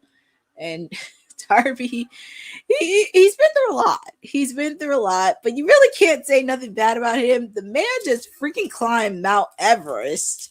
So that was a death-defying experience in itself. So you really can't say nothing bad about him. But I still don't forgive Gabe Kidd when he spat in Willow's face. I know, Boza. It's not you. It's just some people have a way of. Yes, he did. He went to Polar Plunge. Oh, and I'm looking at this promo right here showing Darby Allin fall down the steps, and they're doing a promo of his. It's like they're doing a montage when he was in Iceland. Getting pile drive through a fire table.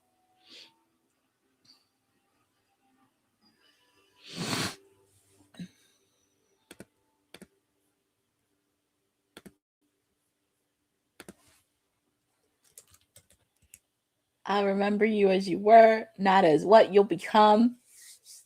Interesting words from Darby.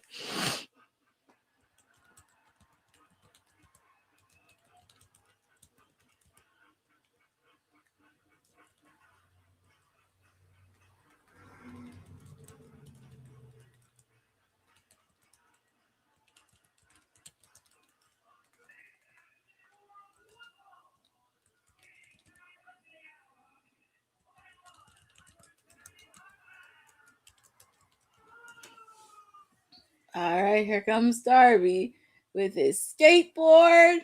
And I'm sure he has the bat his Papa Sting gave him.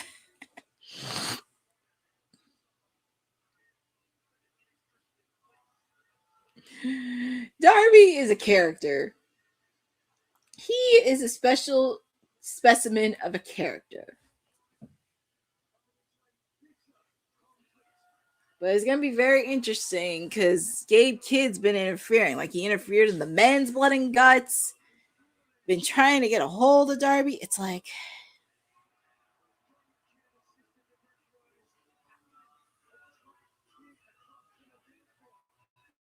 yeah, you would think Athena would have gotten the pin, but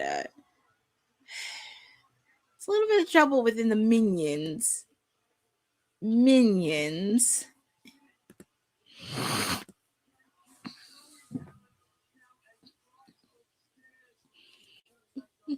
Well, here comes Darby. Darby's just waiting for his opponent.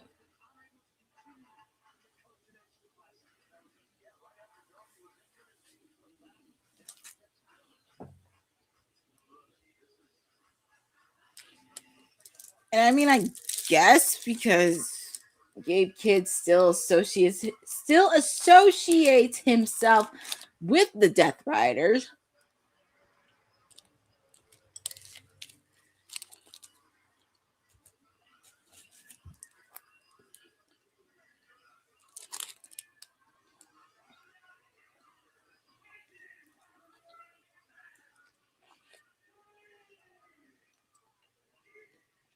So I believe we have a few matches left. We have the finals for the Continental Classic.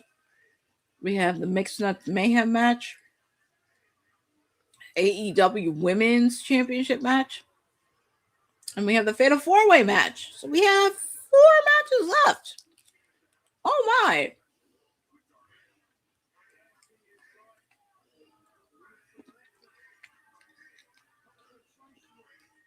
Well, here comes Gabe Kidd. It's very interesting to see. Very interesting with Gabe Kidd coming out, facing off against Darby. But feel free to put in the chat on who you guys got. See, Darby didn't waste no time. He didn't waste no time in the bell to ring because he wants retribution against Gabe. This is like a slap fest between these two. And as he should, Gabe Kidd deserves what he got anyway. But feel free to put in the chat on who you guys have in this match. Do you have Darby Allin or do you have Gabe Kidd winning this match? And also, as I mentioned, you're hanging out with me, your timeless elite, your PR princess, Stone Cold Courtney, whatever you want to call me, for the final wrestling pay-per-view of 2025, AEW World's End. We're just ending the year off strong. I hope everybody had a great Christmas.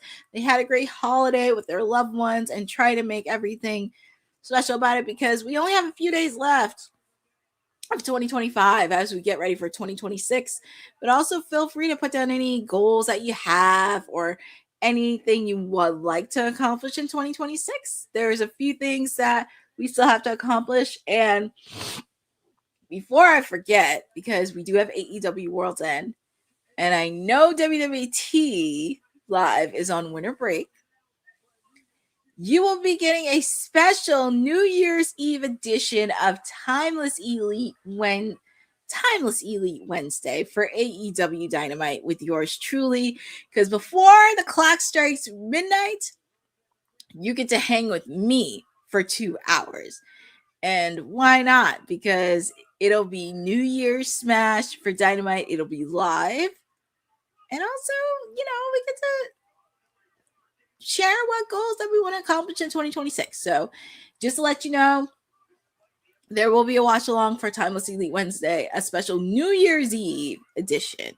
So get ready, dress up, get your sparkling cider ready because we are ringing in the new year in style.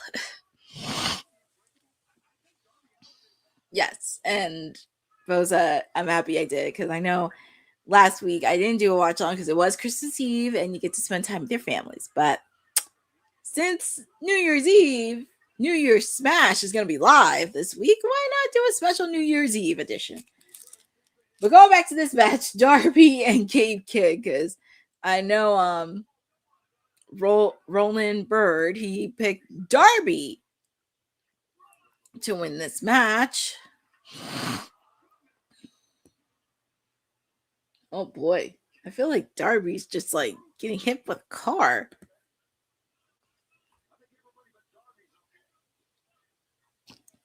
Tony Schiavone, everybody but Darby's okay.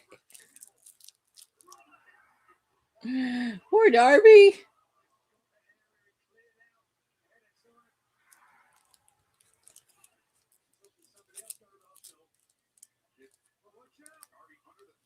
Oh, happy early birthday, Roland Bird. Thank you. So, but yeah, don't forget this Wednesday, we are doing a special New Year's Eve edition of Timeless Elite Wednesday because we get to bring the new year in style.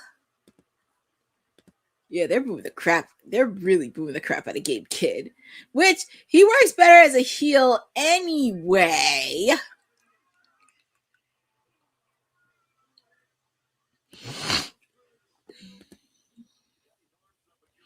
He works better as a heel anyway. Oof. Is Darby gonna get up? Darby, are you okay?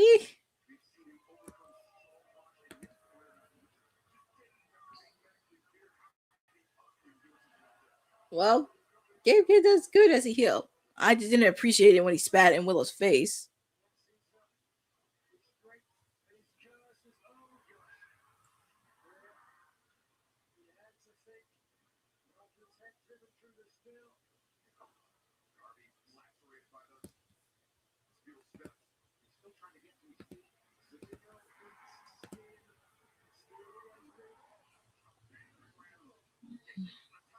Oh crap!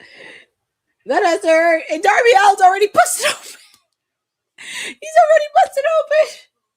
But I mean, you would think, but actually, this doesn't shock me. This is Darby. This is Darby we're talking about, for God's sakes.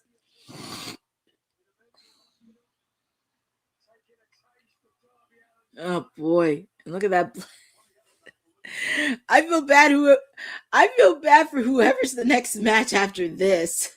They better make sure they clean up that tarp.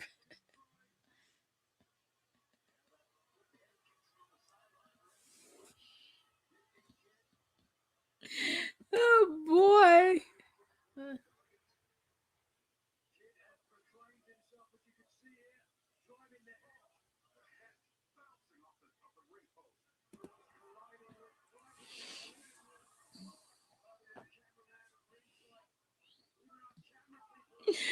Oh my goodness. Well, I mean, it's Darby. What do you expect? Darby.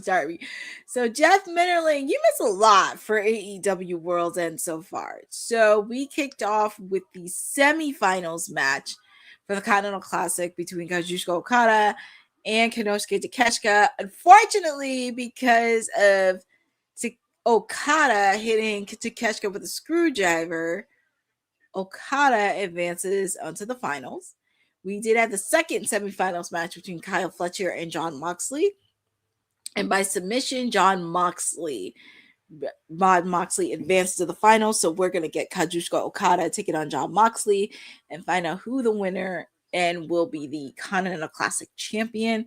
We also had the AEW tag team titles in a Chicago street fight between the Bang Bang Gang and between the Bang Bang and FTR. And the winners and still tag team champions is FTR. We just had the AEW women's tag team titles match between the Babes of Wrath and Mercedes Moné and Athena. And the winners and still champions are the Babes of Wrath and Willow Nightingale pinned Mercedes Moné. And now we are at Darby Allin taking on Gabe Kidd. And it's hard to believe we only have 4 matches left. What's Darby going to do here? Oof. Damn. And Gabe Kidd, he's busted open. I missed that part.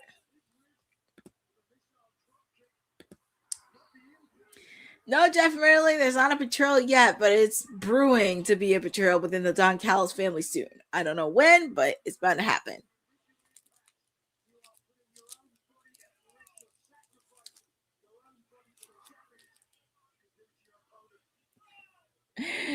I feel bad for whoever's the next match because they gotta clean up all that blood.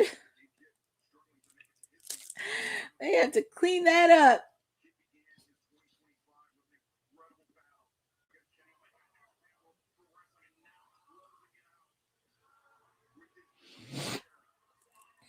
Yeah, Gabe Kidd's been doing a lot of work in New Japan.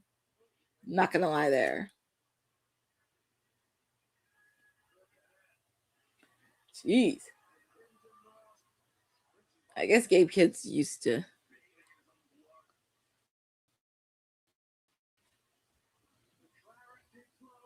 Jeez.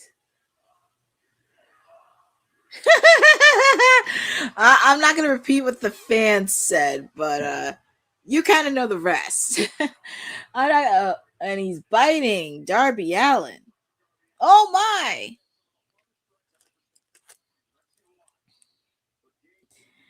Oh, my. Oh, my goodness.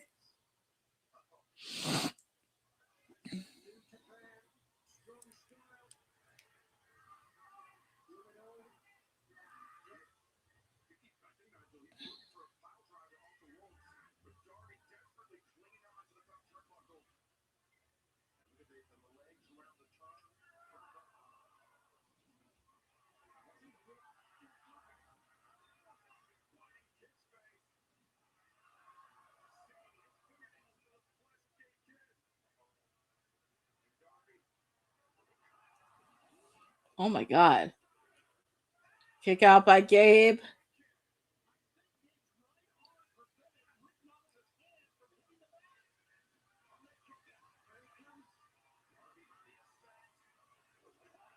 Coffin drop.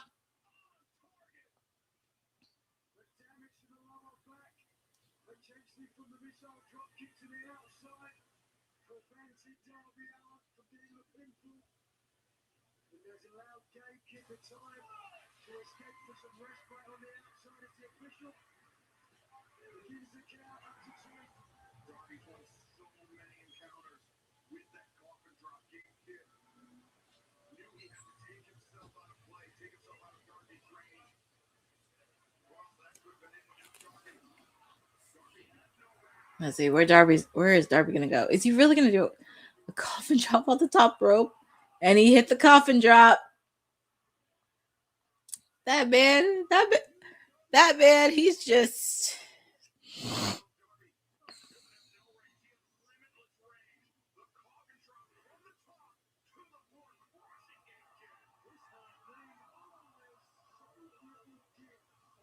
look at that replay off the top rope.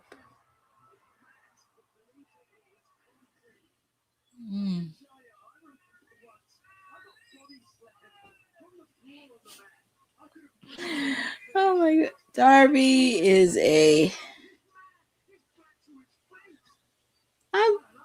I'm sorry, but I'm laughing at Nigel's reaction. This is just too hilarious.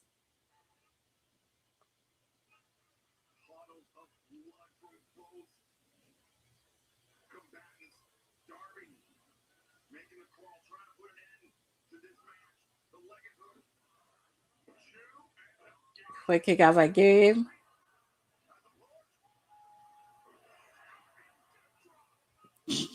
He learned that from Daddy Sting.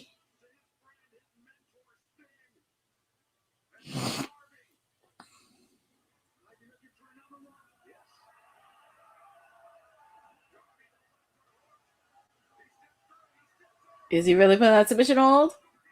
Is he going to tap?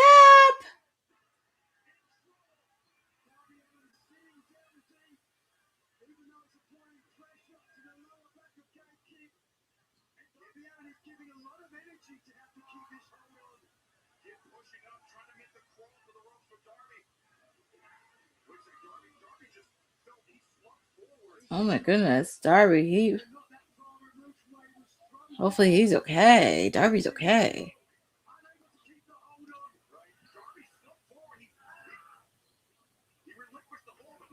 Oof, Gabe Kidd really putting a beating.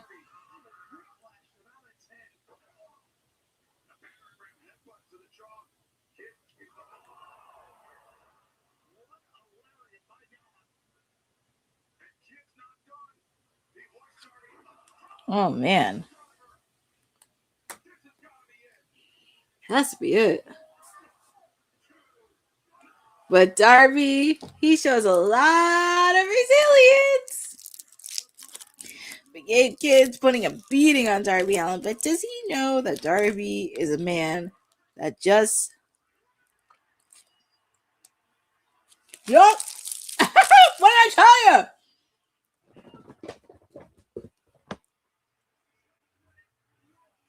Winner, Darby Allin. See? People need to understand, Darby does not quit. Very curious on where this is going to go for Mr. Darby Allin.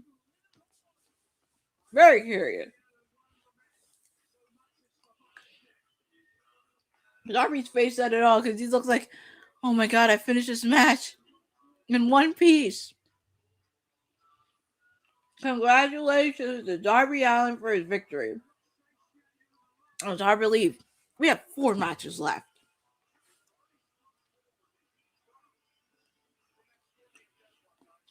Hard to believe. Referee helping Darby up. Darby's looking like in La La Land, like, where am I at? But Darby Allin got the victory, and he could go home, and he could go get himself checked out Hopefully he doesn't have to make any more hospital trips.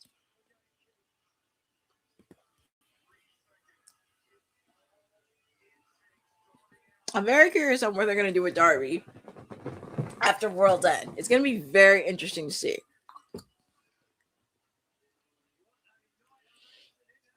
Darby's looking like, I can't believe it. His face says it all. He's like, I can't believe I won.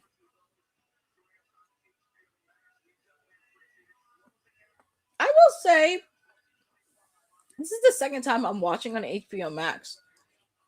And I will say, it has been pretty good so far. Well, the first time I ordered it, it was when All Out in Toronto, but there was going to be glitches. But Sunday, March 15th, yep, March 15th, AEW Revolution will be back in Los Angeles.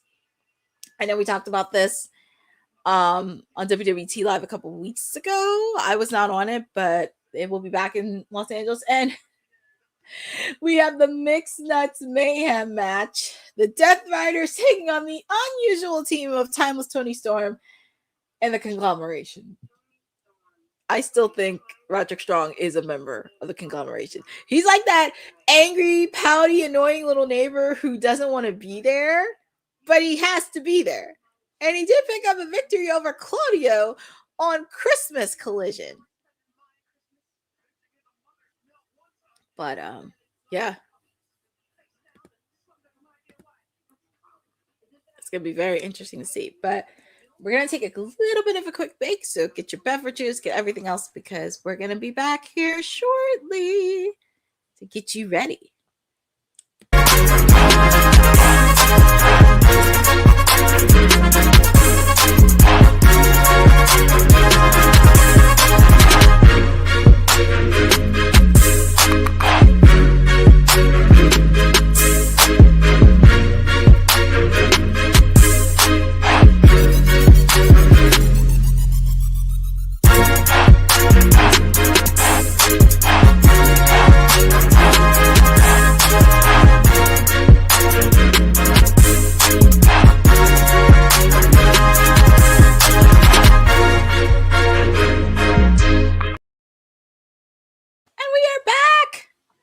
Made it just in time for the Mixed Nuts.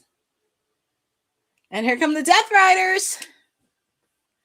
I just realized it's kind of crazy. I have two of my favorite people in the same team.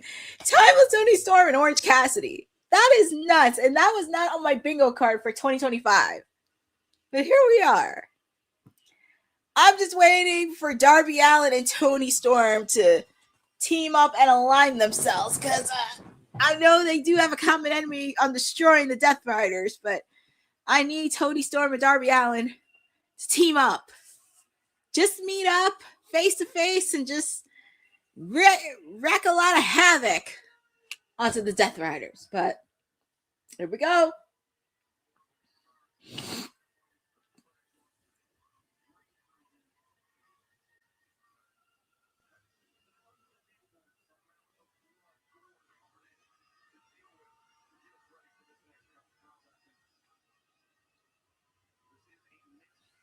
It's going to be very interesting to see.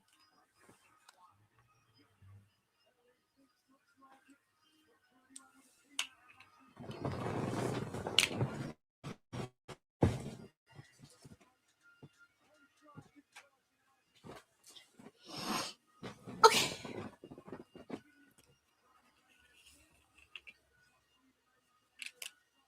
I had to make sure the volume was down a bit because I didn't want to get any feedback.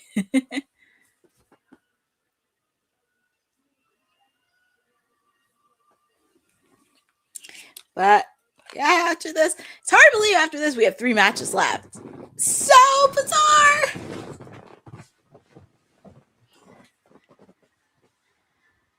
But yeah, we have the Mixed Nuts Mayhem. Oh my.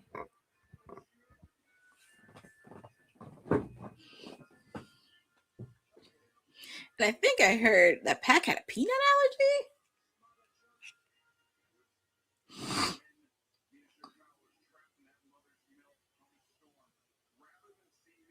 Oh, there comes the Conglomeration! I Strong in a way. It does remind me of Beverly Hills 90210. I'm not gonna lie.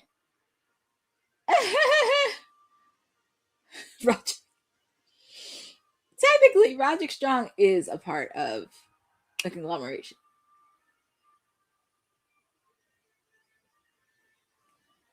I know it's so surreal because Hologram's injured, Big Tom is injured. Oh, they put a tease in. I thought they were gonna come out as a group, but they teased it. But here comes Mark Briscoe. Here comes Orange Cassidy. Here comes Roddy. Here comes Roddy. Orange Cassidy trying to give a high five to Roderick Strong. He's like, can I at least get a high five? Orange is just like, can I get a high five? And Roddy's like, no. Well, here comes my lady, my woman of the hour, timeless Toni Storm, timeless nut. Ah, look at her.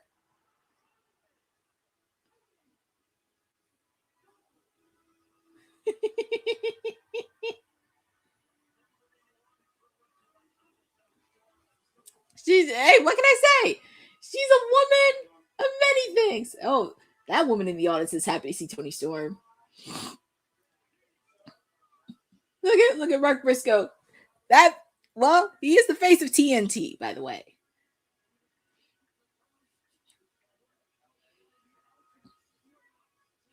I hope she does evolve the timeless character, because I don't know why, but when I saw her on Wednesday on Dynamite, she reminded me so much of Betty Davis.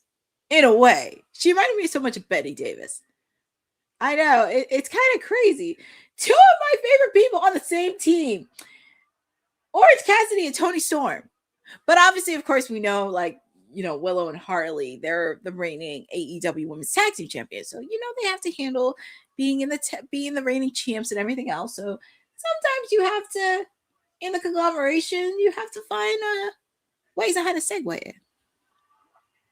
Exactly, Bosa. She reminded me so much of Betty Davis on Wednesday from Dynamite. And I hope they do evolve the timeless character, because it would be fun to watch.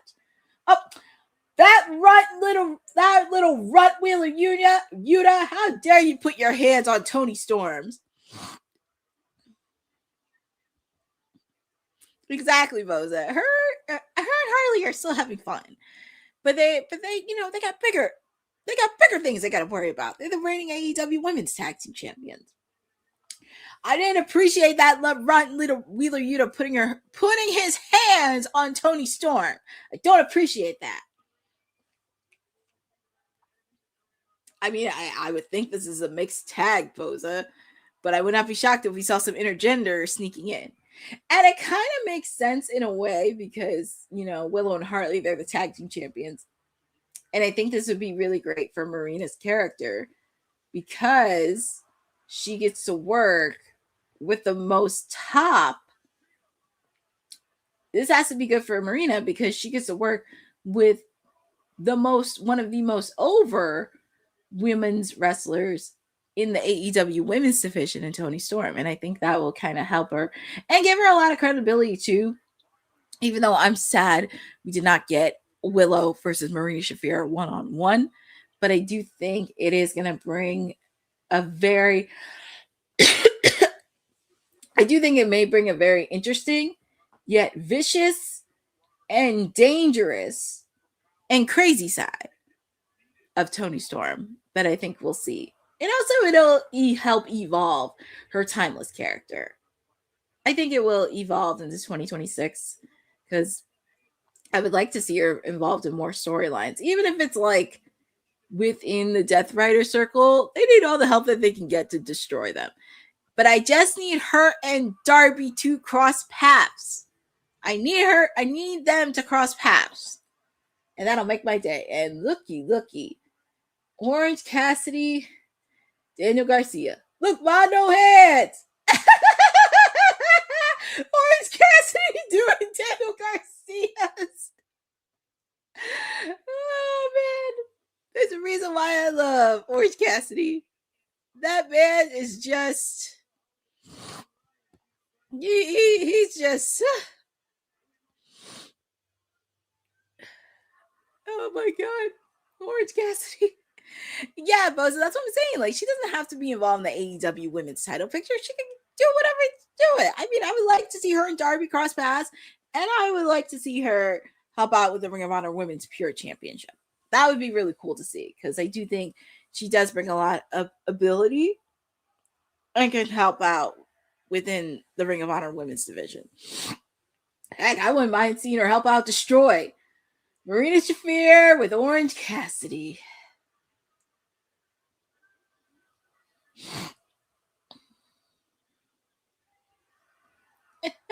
Looks like Marina Shafir put in the pockets in the Orange Cassidy.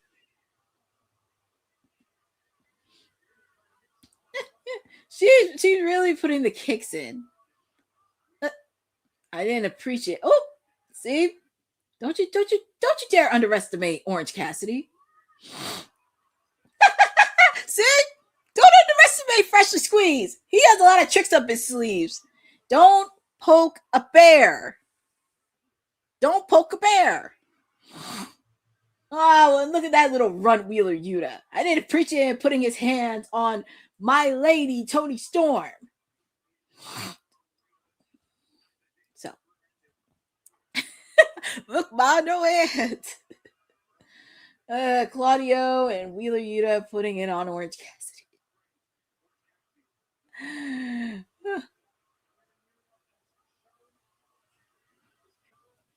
It's like no matter what town Wheeler Yuta is in, they just boo the crap out of him. They just really boo him. And also with the fact, too, if you saw Ring of Honor, I think it was probably last week or 2 weeks ago, Nigel McGuinness answered Wheeler Yuta's challenge.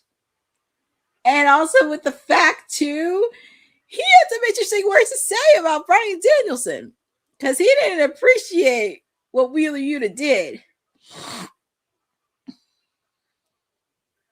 And I think Nigel McGuinness got the win at Ring of Honor. Yup, it was a special Red Pro Ring of Honor, because it was nice to see Nigel. And they're triple teaming on Roddy. Poor Roddy. It's so weird how Marina and Roddy are married in real life, and it's like you're attacking your husband. It's just so interesting to see, and it's like they're married in real life.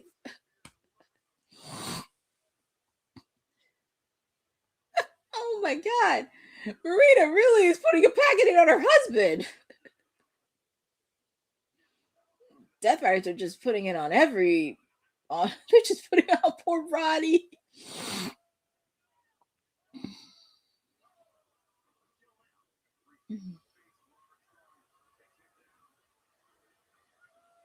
Well, I know Tony's still laid out.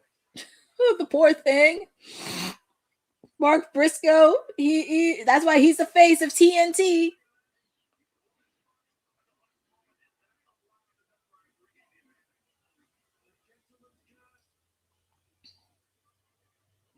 They are showing they don't have to be. Exactly.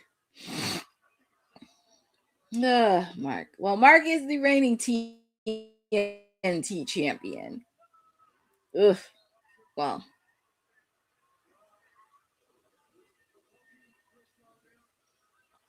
Well, oof.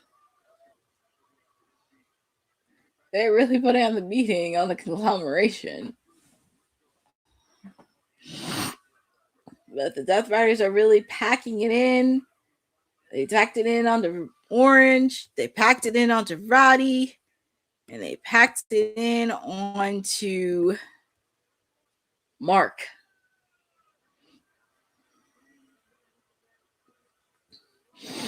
Oof, they just kicked out Orange Cassidy out the ring. And I know the conglomeration are down a few members. Hologram, he's injured, out for the rest of the year. Tomohiro, he was injured, but it looks like I read some reports allegedly that he may be cleared. I'm not sure yet, but I know he was injured. So they're down 2. Oh, look at Mark. Look at Toni. She's saying Mark Briscoe.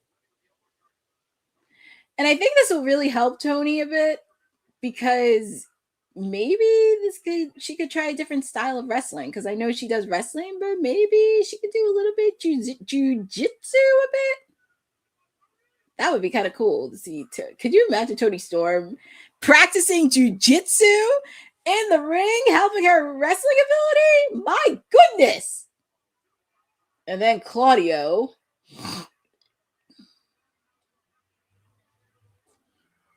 But Toni Storm is not afraid of anybody. She doesn't care if it's Claudio. She stood up. See? Look at her. Look at you.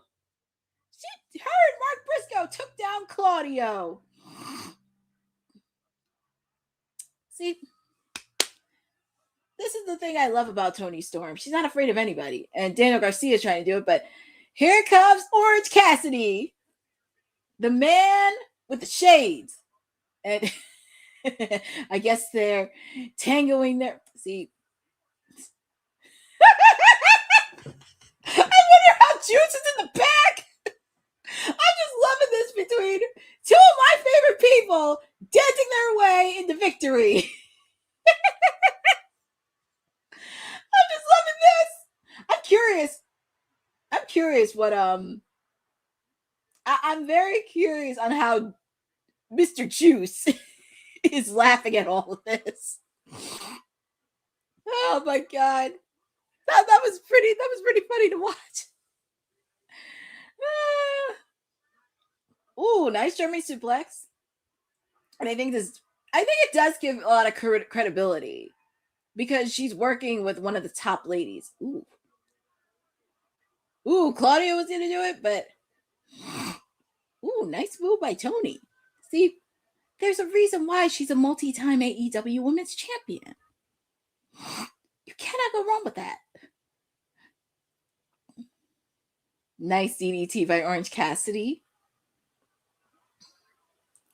I'm very curious what's going to be next for Mark Briscoe since he is the face of TNT. Very curious on what route he's going to go in. Well, here comes Roddy because we haven't seen Roddy all night.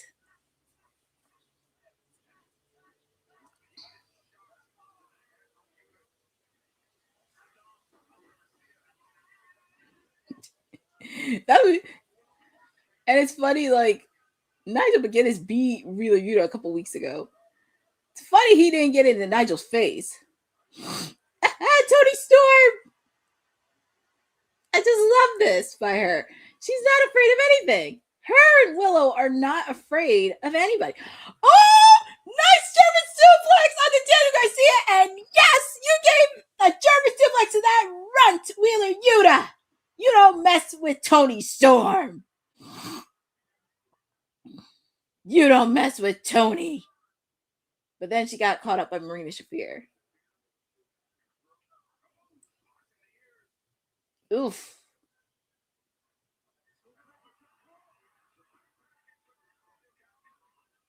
And then Claudio caught Toni.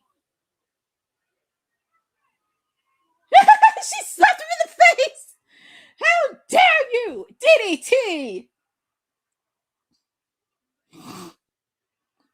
She's a woman of many. Oh, he put the Superman on Toni. See, this is why I like some of these ladies. Some of these ladies are not afraid to take any bumps. Roddy with a kick. And like I said, they're both married in real life. Roddy and Marina Shafir. They're both married.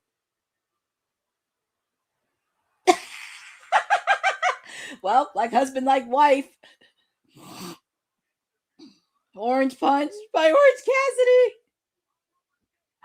Storm Zero.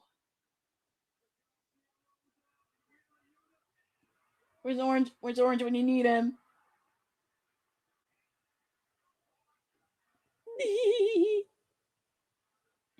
Oh, she got the hip attack.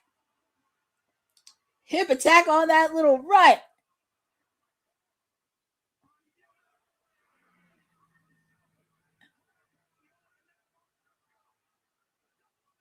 Hit J Driller. And I love it. And your winners, the Conglomeration and Timeless Toni Storm. I can't believe it. Two of my favorite people from my team on the same team. And I loved it. I love it. Congratulations to the Conglomeration, Timeless Toni Storm. But this is not the last time you will see. I will say this. Oh, and here come the babes. Here come the babes of wrath. Here come the babes. Here come the babes of wrath. Celebrating the fellow conglomerates. The only people that are missing are Hologram and Big Tom. Tony.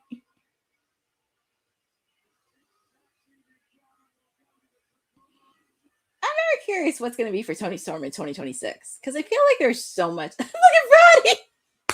Roddy still thinks he's not involved in the Conglomeration, but in actuality, I'm sorry. I just love her and Orange Cassidy. Oh, and there's Luther. And there's Luther.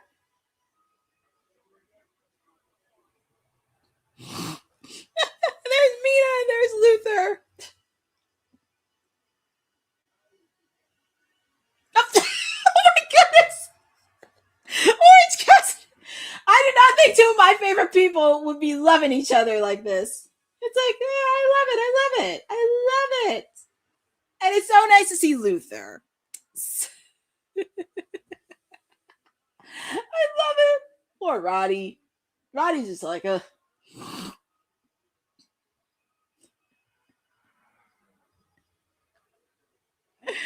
Oh my God. Well, that was very much a refresher for this match. It was very much a refresher.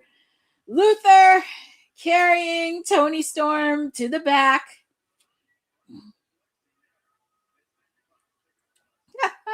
Mina. There was Mina back in the ring. Oh, Lexi. Well, it looks like we have an irate Mercedes. Oh my God. Yeah, she screamed her head off. Oh boy. You could tell she's very irate. You could tell. You could tell.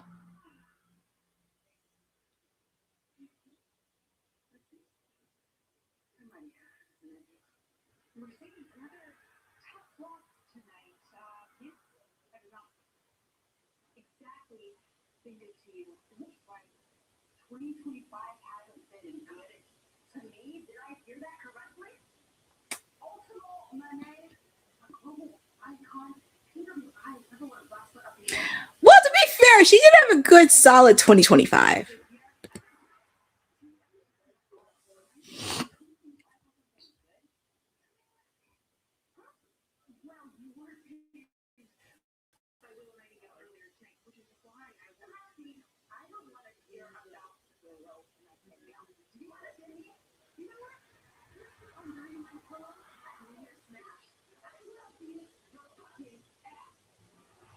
Well,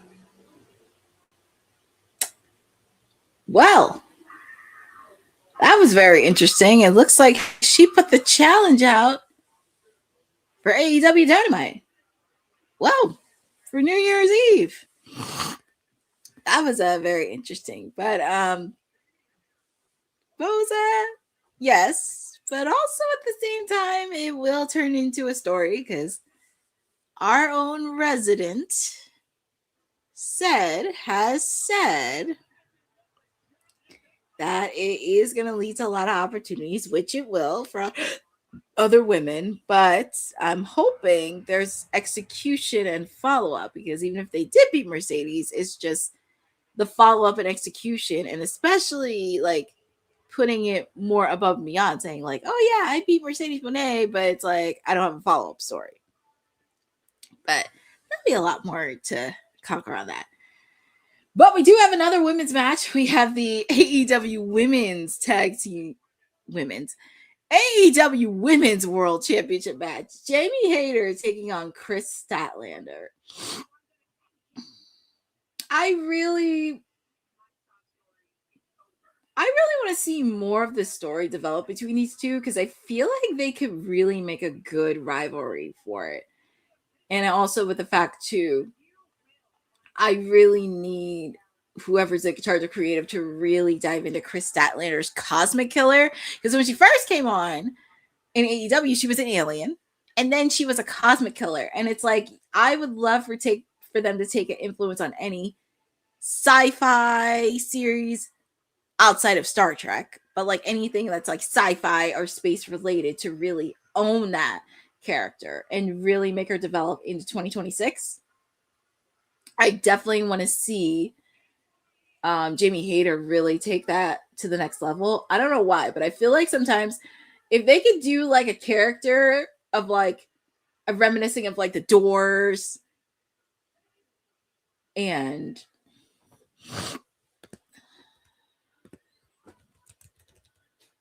let's see, hold on, give me 1 second. Yeah, Jim Morrison and the Doors. If they could take that influence in there with Jamie Hayter, that would be a fun character for her. And especially with the fact, too, this could be really fun for her to do. It definitely is. I'm happy Jamie is. But I really want to see this story develop between these two. Because I feel like there's a lot these two ladies can really develop. And I really want to see a lot more storylines within the women's division. Because I know they do have it with Mariah May and Toni Storm. Because that was executed flawlessly. But I really want to see another storyline that they could take it to the next level. I mean, of course,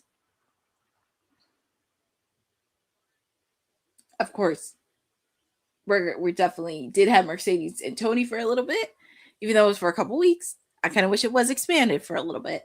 But I really want to see a good storytelling. And that's the thing we love about wrestling is good storytelling. But I really want Chris Statlander and Jamie Hayter to really have a story to tell. That is not like here. But here is the reigning AEW Women's Champion.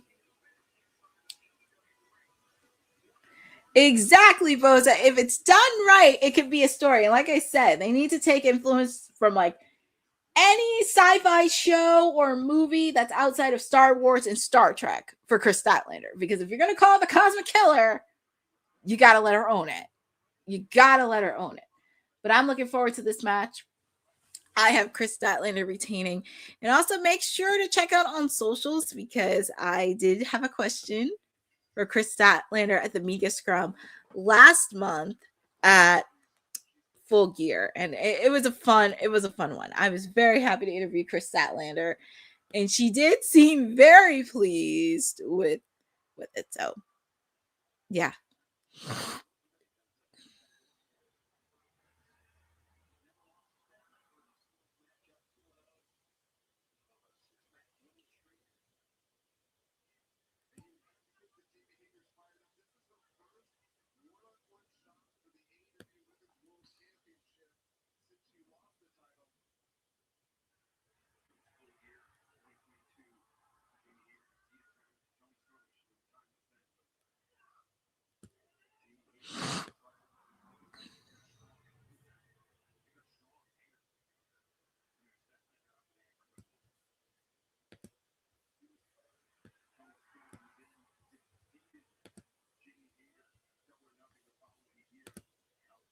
Here we go. These ladies are going to go at it.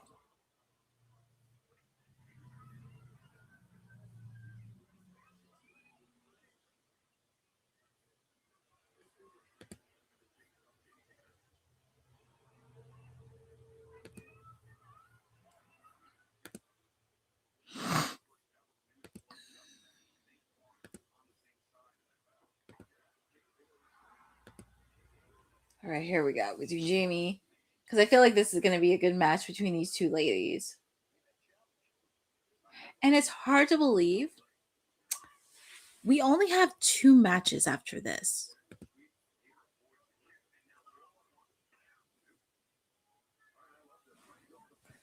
Yeah, not sure, but we do want stories done right.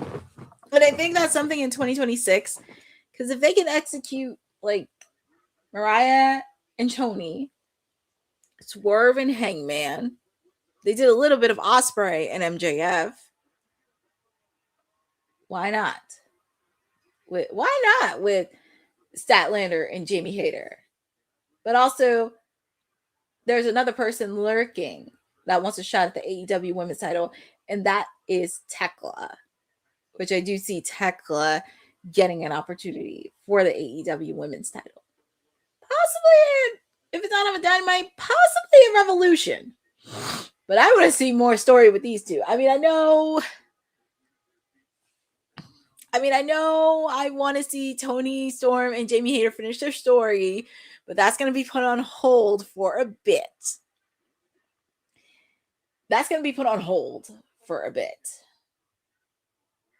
They got a pep in their step, these two.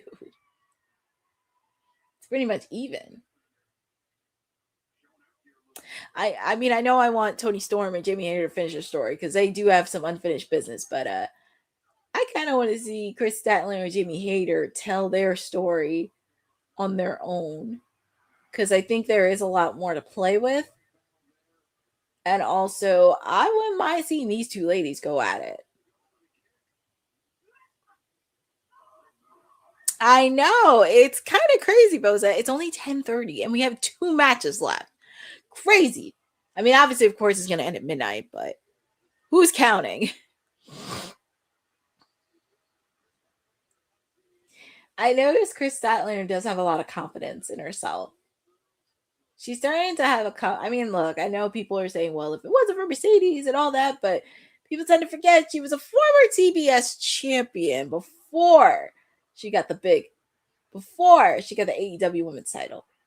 And I do give Mercedes some credit. They both had some good matches, and she was put on TV, and they couldn't figure out what direction they had to give her.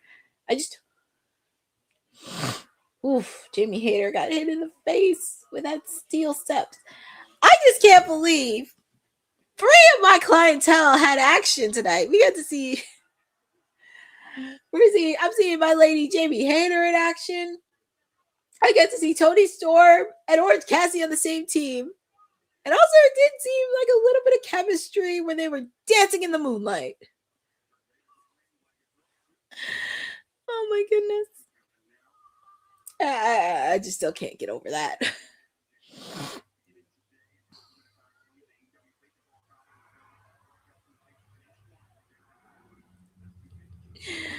Oh.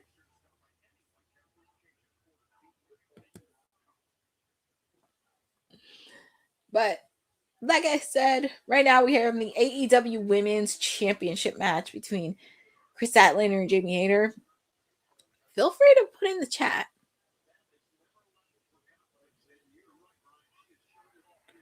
Feel free to put in the chat on who you guys got. I know, Boza, you said Chris Statlander, but feel free to put in the chat on who you guys got winning in the AEW Women's title. You have Chris Statlander, or do you have Jamie Hayter?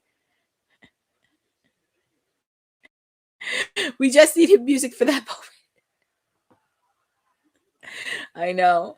And that is true, Boza, because, by the way, football news, even with the injuries they sustained, the Indianapolis Colts are eliminated from the playoffs. And the Jags secured a playoff berth, which is crazy. We just still don't know who they're going to face. So it's pretty much all seeding. But they did secure a playoff berth. We just don't know the seeding and where they got to go. But that is true. Yeah. Boza, you pick Chris Statlander. Roland Bird, you pick Chris Statlander. I do have Chris Statlander retaining. And that is true. They're in Chicago, so they don't have to travel very far. He doesn't have to travel very far to Indy. But it's going to be very interesting how the playoff seeding is going to look like. Because like I said, we now know the Jaguars have a playoff berth. We just don't know where exactly they're going to be seated. But going back to this match, Jamie Hayter is really putting in it. queen of haterade. Oof, they're really putting on a clinic. And that's one of the things I really want for 2026. I really want at least 3 good, solid storylines within their women's division. I want them to at least wipe the floor off some of the guys. Because the guys, yes, but I need some of them to wipe the floor off some of the guys in AEW. Because I do think there's a lot of good stories to tell. It just has to deal with creative and also character development. And that's something Will has said. I have said many times in my watch along. They need to develop a lot of character. And I do think there is a lot of character development, not just Jamie Hayter and Chris Statlander. There's definitely character development I do see within Marina Shafir, especially with her working with Toni Storm. And I do see a few other ladies that can develop in that. I just need 2026. I need to see 3 good storylines within the women's division.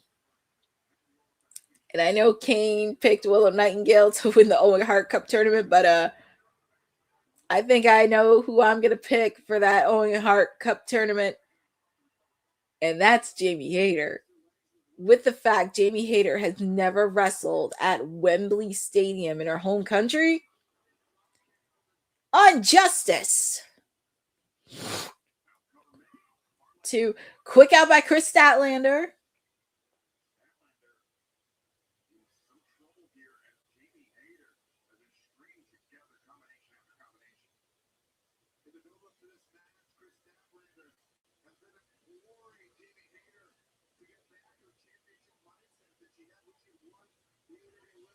Oh, that was a nice kick by Jamie Hayter.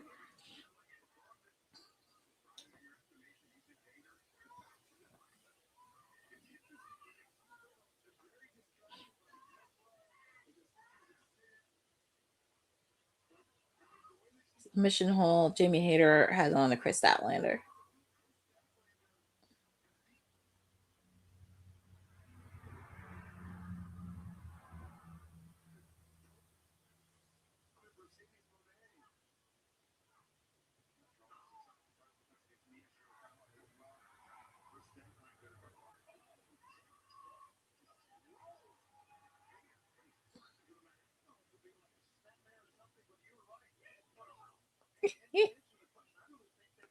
Chris Statlander is really bringing it, and she's doing it all confidence too. I think that's going to be on our to Quick Kick Out by Jamie. I think that's going to be something on our bucket list at WWT, and I'm going to have to talk to Boss Lady about. We need to get she needs to get an interview with Chris Statlander because she's the reigning AEW Women's Champion, and it does frustrate me a bit because it's hard because I don't know who sets up the interview. I mean, I know media team sets up interviews, but it would be nice to get Chris Statlander out there since she is the reigning AEW Women's Champion. And she can interview on a platform like here. Because I don't think I've seen her interview for Busted Open. So I think I may need to talk to Boss Lady about that.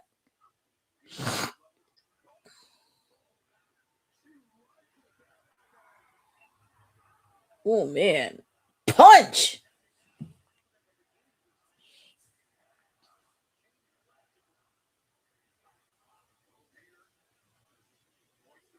Did I just hear?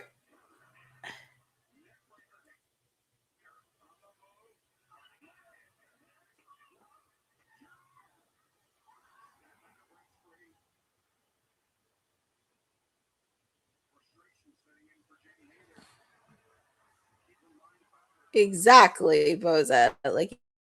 Even if we did it for this channel, she does, because I noticed that too. I was like, Busted Opus not even interviewing her. She does. She really does need to be interviewed because she's the reigning champ. I may talk about that with. I may shoot a message to Boss Lady later this week because I feel like that's something we kind of need to do. Because I don't see much interviews with Chris Statlander at all. And I know Denise, she interviewed Jamie Hayter a month or two. Definitely check out Denise's interview with Jamie Hayter. It was real. really good. Definitely shout outs to her. And hopefully she gets better because I did see her on her Twitter. She's not doing a watch along because she is sick. So I do want to send well wishes to Denise. And hopefully she gets better.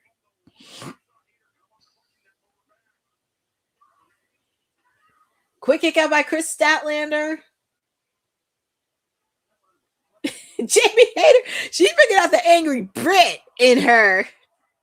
She is really bringing out the angry Brit. And I love it.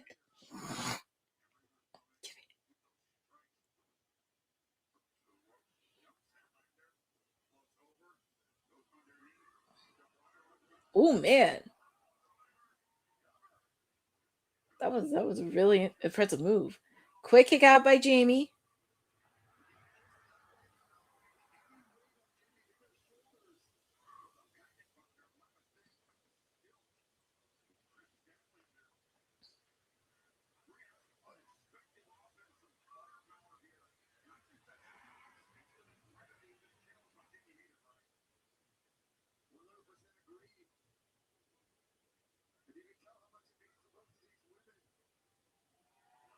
Here comes Chris.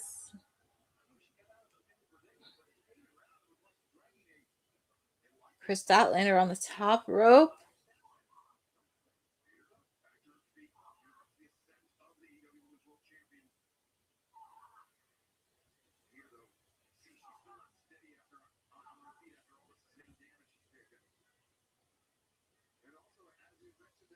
Looks like they're on the top rope. What are they going to do right here?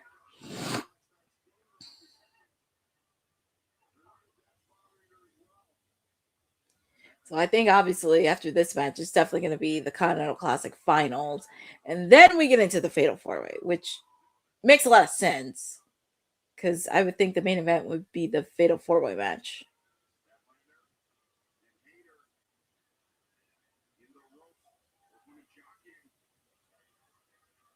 Let's see what they're doing on the top rope. Oh my goodness! Wow, both of these ladies are really giving it their all.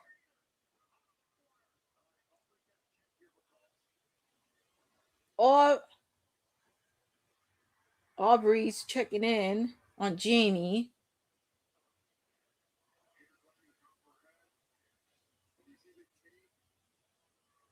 Tape on the neck. I just hope Jamie is okay. It looked like she really took that serious hit.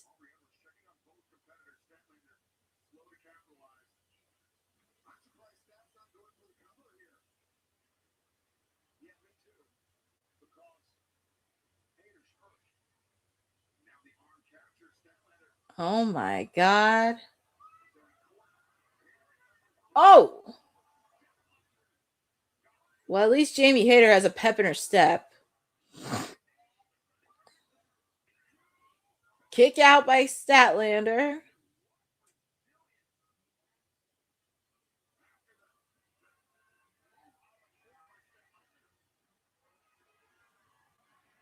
Jamie. Well, at least she's back on her feet. That makes me happy to see.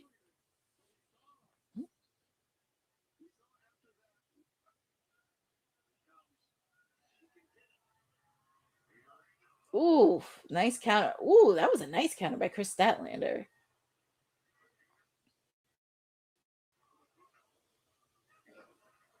They're like both even. Oh my God. Back breaker. Suplex. Both of these ladies are really giving it their all. I'm not gonna lie. This is gonna be my sleeper match of the night.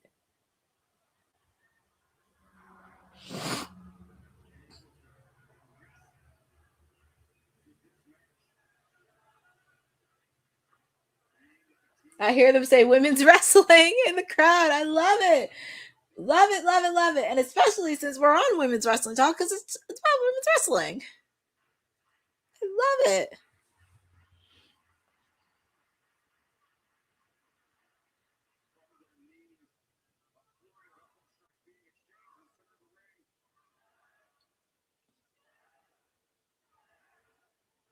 They're chanting for both these ladies. It's like you can't even boo them because they love them so much, the fans. They're like punching them so much. Is she really putting the haterade? But Chris Statlander stopped it. She spit in her face. You spit in my lady's face. Oh, shit. She put the haterade on her. She put the haterade on her. But Jamie Hayter, is she going to do Saturday Night Fever?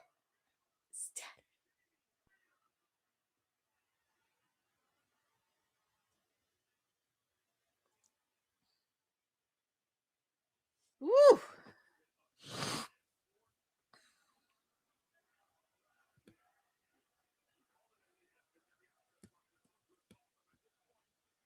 Oh my God.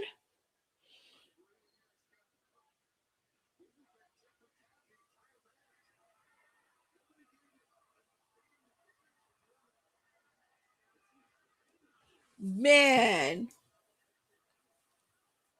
I'm happy these ladies are getting a good amount of time for this. They need to.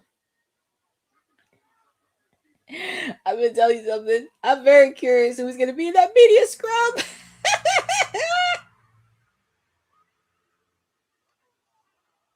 Damn, Jimmy Hayter put a clinic. There's a reason I picked her for my team.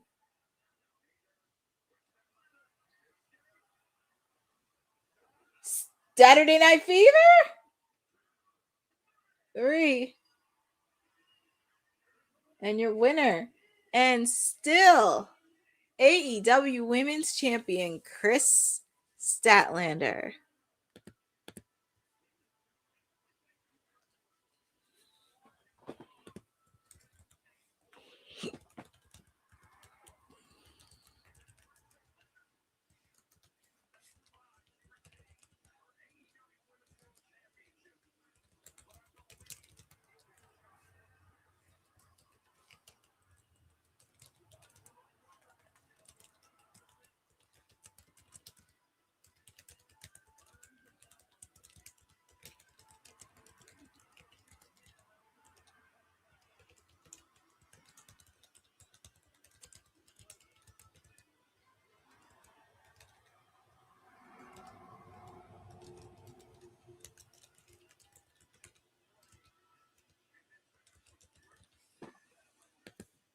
Congratulations to Chris Statlander on retaining.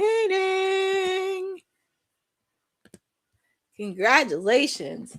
She is still the AEW Women's Champion. But also, I got to give credit.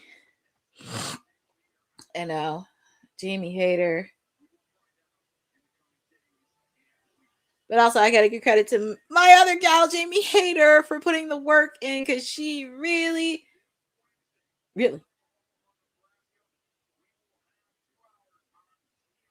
Yep, New Year's Smash. Also, we have our first match announced. The AEW National Championship. Ricochet taking on Jungle Jack Perry for New Year's Smash on New Year's Eve. And also, it's official. TBS title, Mercedes Moné taking on Willow Nightingale.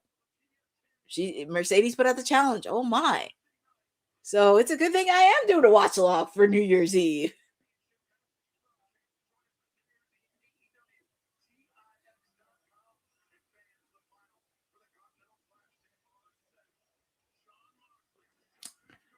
So now we have, after this, we got one more match. After this, we have the Continental Classic final.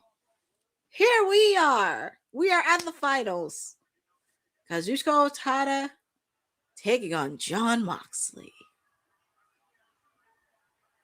Oh my. And they're showing highlights from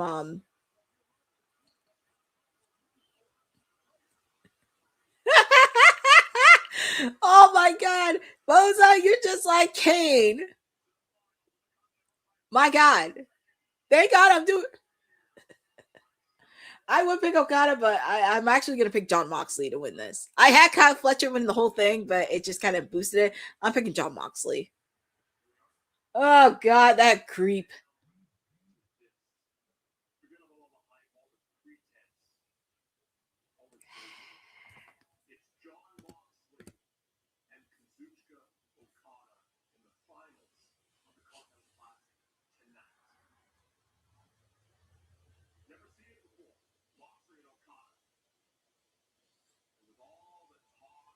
Oh God, I gotta listen to this creep.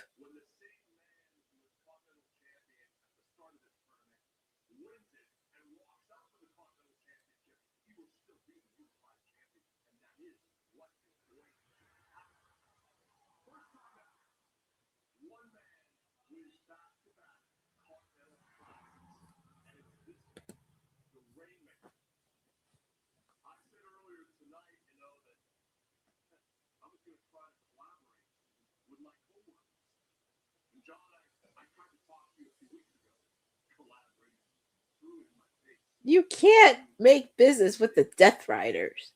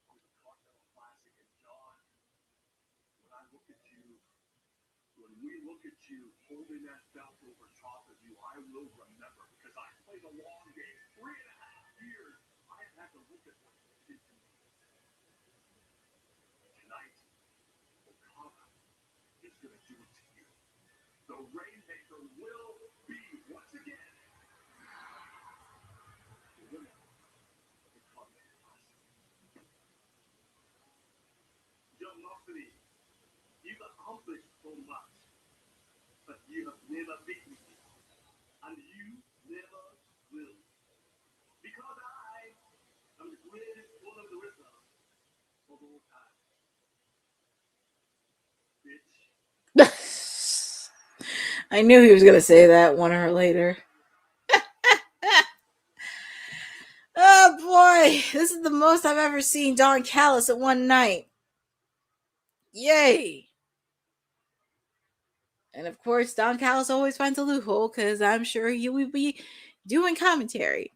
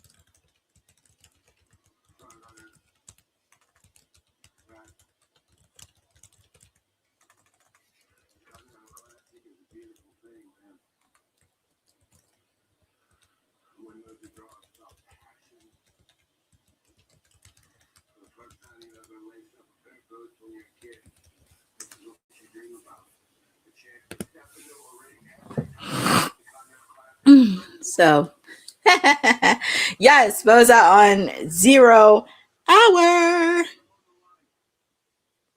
On 0 hour. And we're hearing from John Moxley on what he has to say.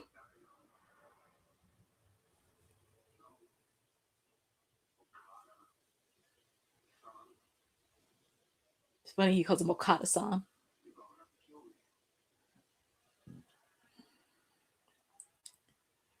John said you're going to have to kill him. Well, here we are with the finals. Continental Classic, the finals.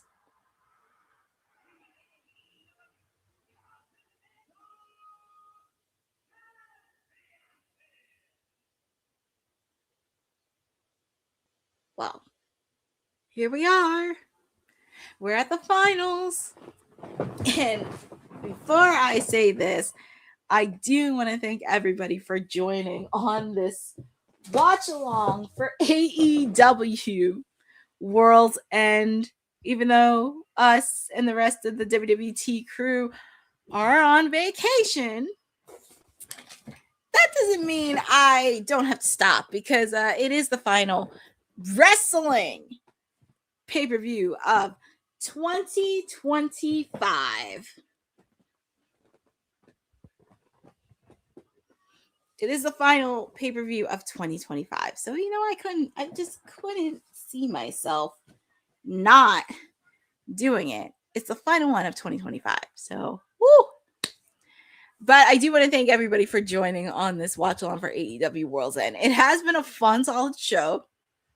There was a lot of laughs, a lot of action, a lot of sanity, a lot of violence, a lot of chaos, and a lot of mayhem. But here we are. We're at the finals of the Continental Classic. Jon Moxley taking on Kazuchika Okada.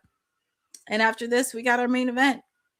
The Fatal 4-Way match for the AEW World Heavyweight title. And also, I didn't mention this too. We got to see an appearance by Adam Cole in 0 Hour. He got to put his prediction in for the Fatal 4-Way match. And he did have some interesting things to say. First time we saw him since All in Texas after he made that announcement regarding his serious injury. And hopefully we do wish him a speedy recovery and wish him for the best. But even though we are doing this, yeah, it did sound like he was in good shape because yes, we are wrapping up AEW World's End because we have this match. I'm in the main event. And also, as I mentioned, you're going to get a special Timeless Elite Wednesday edition of AEW Dynamite. New Year's Eve edition, because before the clock strikes midnight, you get to spend it with me for 2 hours. It's going to be so fun and very excited. It's crazy. He has the Continental. This is for the Continental Classic Championship, but he has the international title around his waist. I just find that really interesting. But, sir, you're not the best international champion because I know who held that title the best.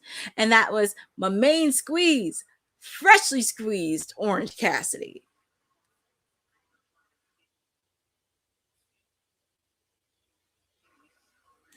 I will say, even though I had a few buffers in between, so far it's been pretty good on HBO Max.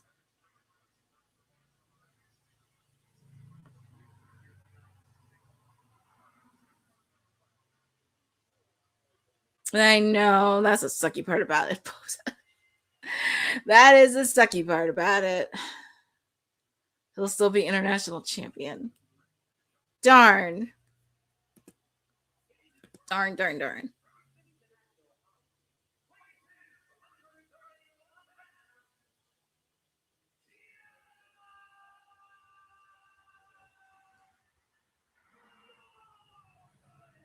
And it's kind of crazy. He was in the first Continental Classic tournament. And he was almost there.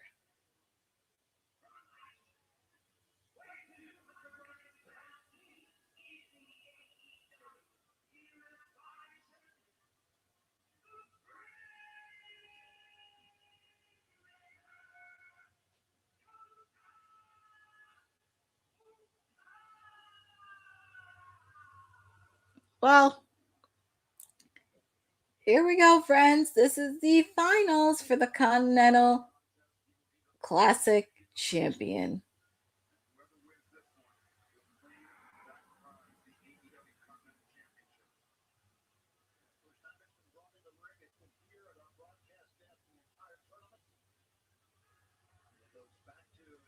And it's crazy. Like earlier today, the people were chanting for Jon Moxley. But I just had this feeling he's going to get kicked out of the Death Riders. It's just a matter of time. I would not be shocked if it didn't happen tonight. It would happen on the final Dynamite of 2025.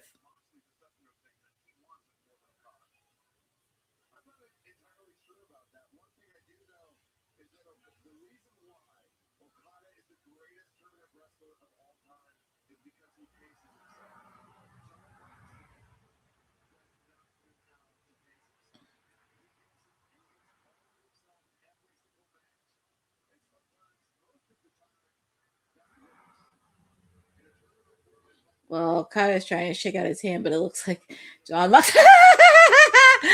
Oh my God. Even the middle finger up to Okada. Jeez. Win or lose, he good. Well, we shall see. It's only a matter of timing because either it's going to happen tonight or on Wednesday.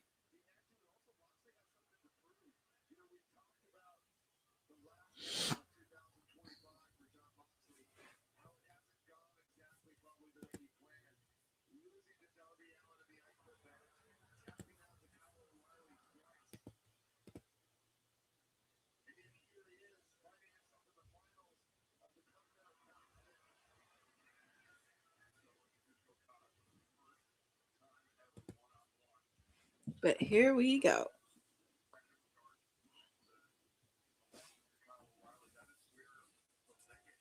Here we go. So Jon Moxley putting in. Jon Moxley putting in a headlock in.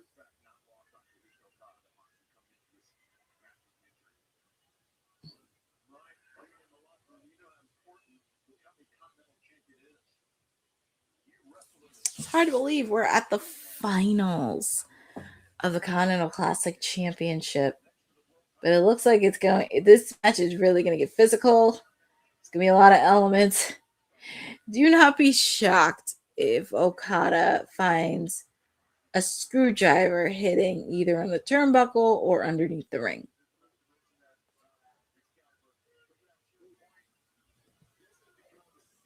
But Jon Moxley, he's holding up to that knee that's been bothering him the last couple of weeks, and especially with tonight, with his match against Kyle Fletcher.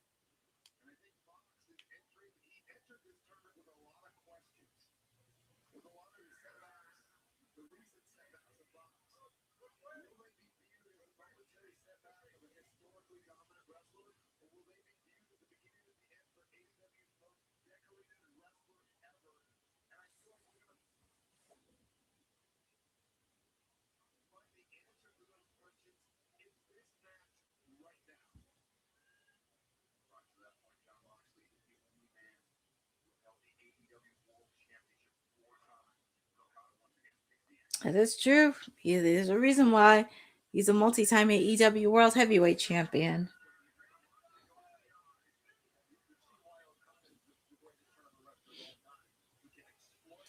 I really want Mox to win because there's going to be a lot of brewing within the Don Callis family.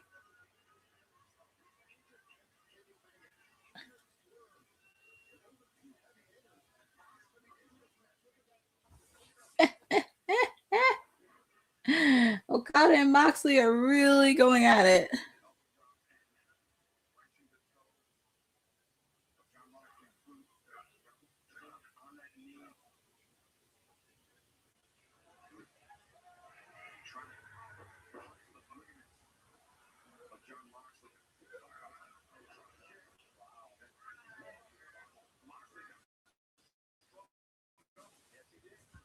Oh man, Jon Moxley's really holding on to that knee that's been bothering him, not just for Kyle Fletcher, but throughout most of the Continental Classic.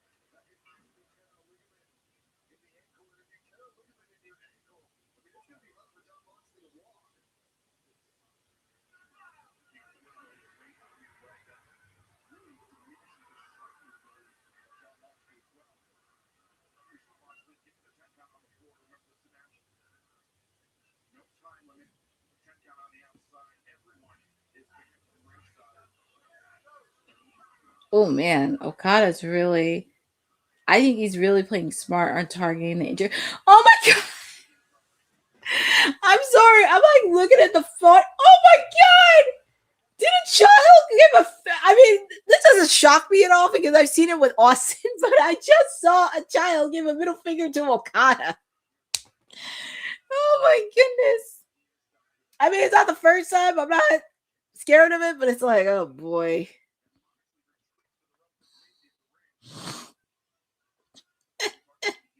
Oh my God. It's not the first time I've seen it happen. It is not the first time I've seen it happen. And it doesn't shock me at all.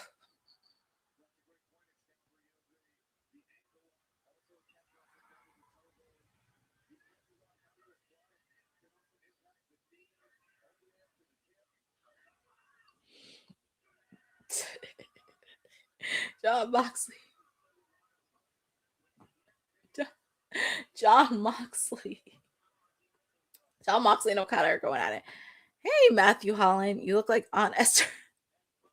Oh my God, Sanford and Sons. That's a classic show right there. My parents used to watch. They used to watch that.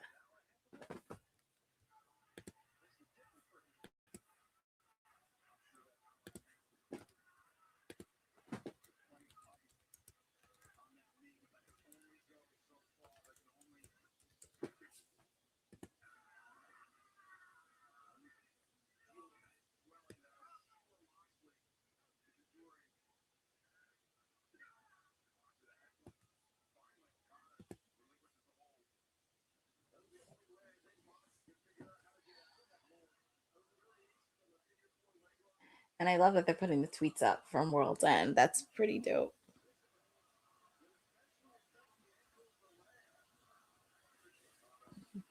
Oh my goodness. I guess John Moxley's not having it.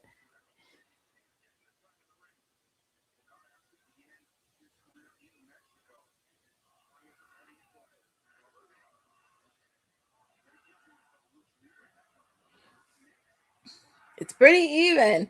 John Moxley and Okada. It's like they're going half and half.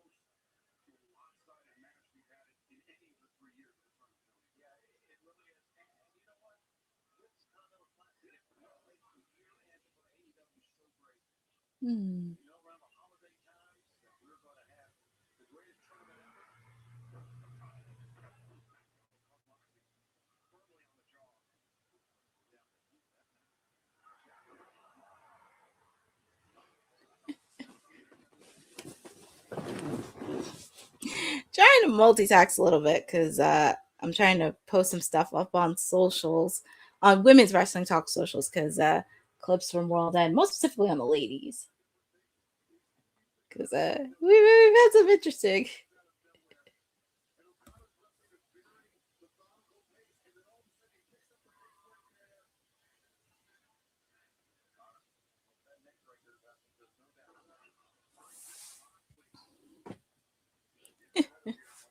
But I feel like Okada's been dominating this match. I just hope he doesn't think it's an easy walk in the park with John Moxley.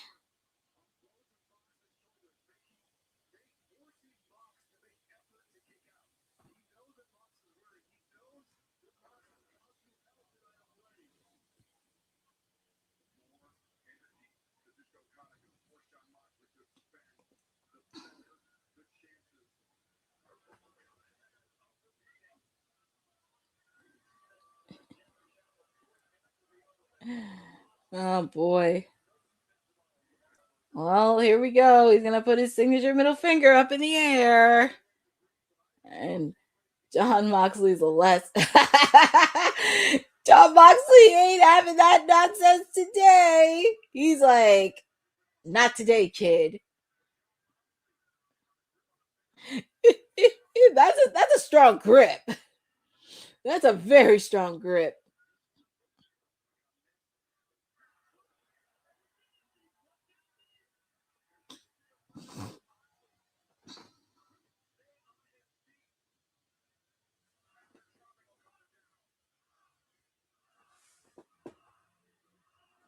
And the fans are rooting for Jon Moxley in this match.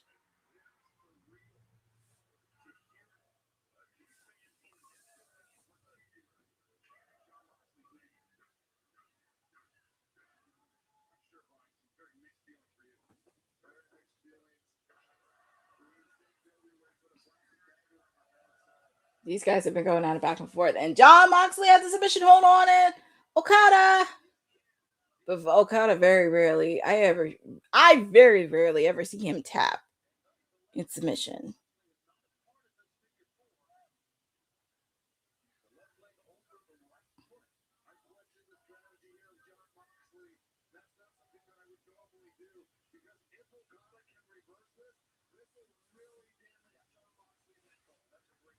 Yeah, because John's been messing with that ankle.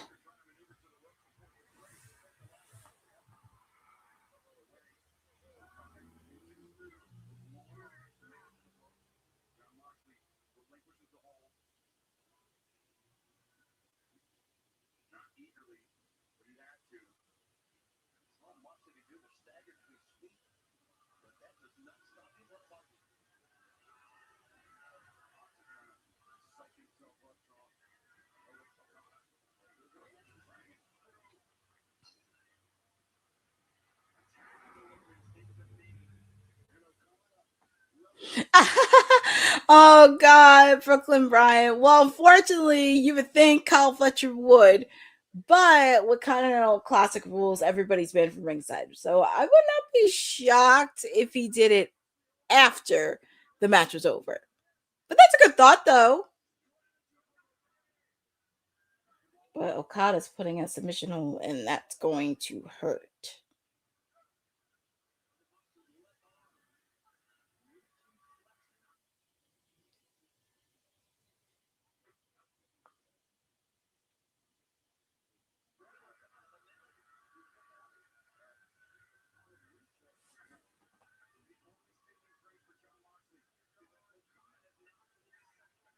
Ooh, and Jon Moxley got his hand on the ropes.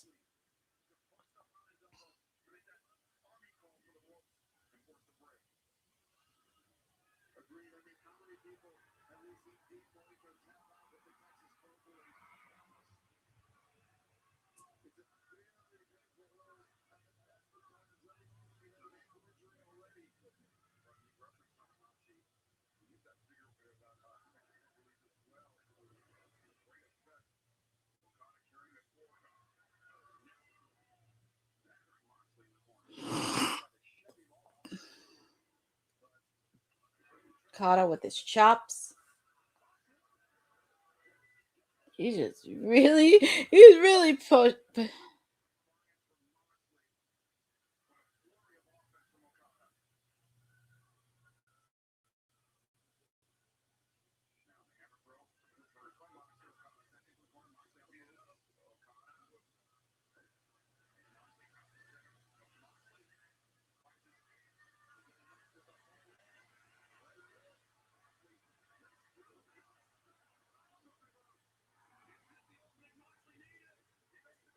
1, 2, quick kick out by Okada.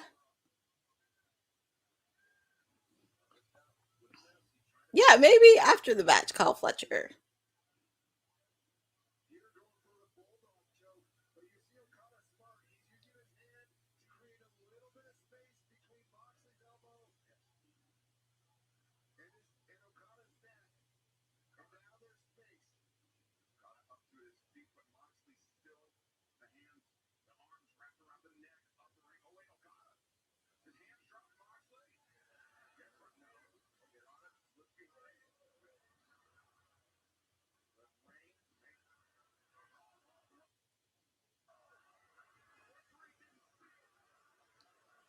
Oh boy, low blow. You kind of knew Okada would be very sneaky because we saw what happened the first time. Rainmaker. I picked Jon Moxley to win.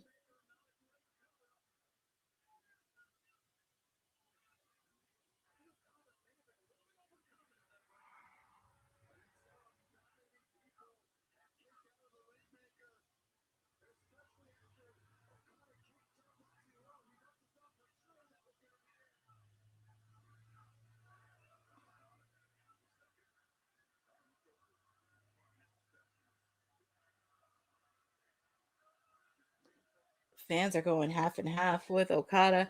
And Okada took out the Continental Championship belt. Got coughed by the referee. Jon Moxley gave a low blow of his own.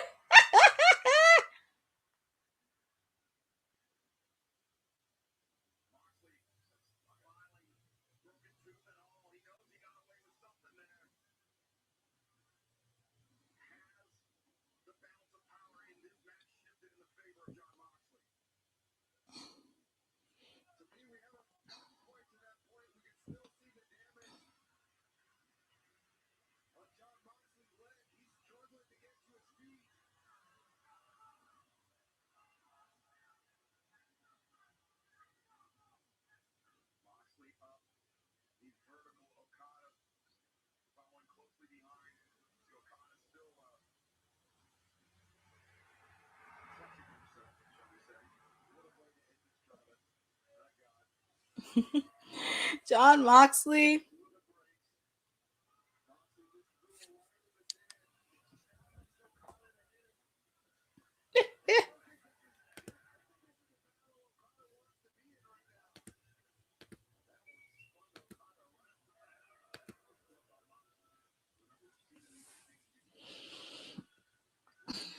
It's hard to believe for Okada because after this, and outside of Dynamite or whatever, he has to get ready to go back to the Tokyo Dome to face off in Tanahashi's final match during Wrestle Kingdom, Wrestle Dynasty weekend.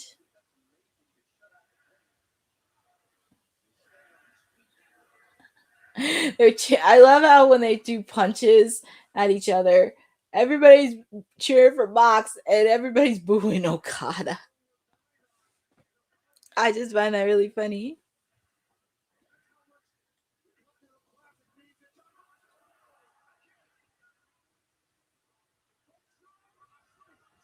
Jon Moxley stands up. That man's like the Terminator. Well, I would say Darby's like the Terminator, but Moxley just is like the Terminator on steroids. Rainmaker. Oh, nice kick by DDT.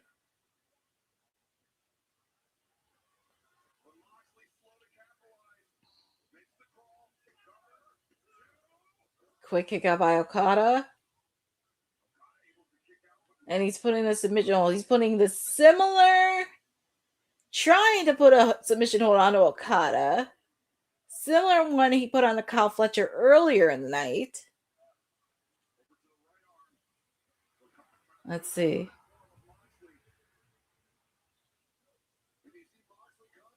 Look at this.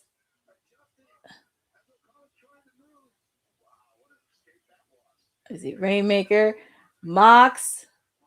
Oh, damn! He used the Rainmaker on Okada! Wow! DDT!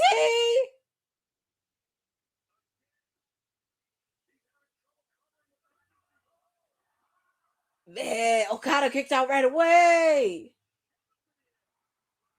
He literally kicked out just like that. Oh, he said a stomp. Seth Rollins, are you there? Seth Rollins, are you there?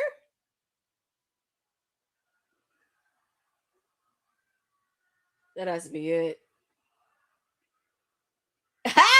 And your winner and new Continental Classic champion, Jon Moxley. Oh my! I'm not gonna lie, that was a pretty good, solid match. Jon Moxley. I know people picked Okada, but I just couldn't see Jon Moxley losing. But Jon Moxley's your winner. Oh, it's like, Seth Rollins, where are you? I just can't believe you did the curve stomp. Seth Rollins, where are you? Yes, Foza, Seth Rollins was in Minnesota yesterday working for Netflix at the Viking Christmas game. And he did do a solid job, by the way, because he's been doing correspondence for Good Morning Football all football season. So, yep. Unfortunately, Boza, he still has the international championship. Now, who's going to take the international championship? I don't know. Oh, and Tony Schiavone, he's in the ring. We do see members of the Death Riders. We don't see Marina Shafir. Oh, yeah, I do see Marina Shafir. I see Marina. I see Gabe. I see Wheeler Yuta, but I don't see... I see Claudio. I see Wheeler. I see Daniel Garcia and Marina Shafir. Okay. Well, here comes Mox. He's a new champ. Well, here comes Tony Schiavone. Just don't hurt. Just don't hurt Tony Schiavone. But he did it.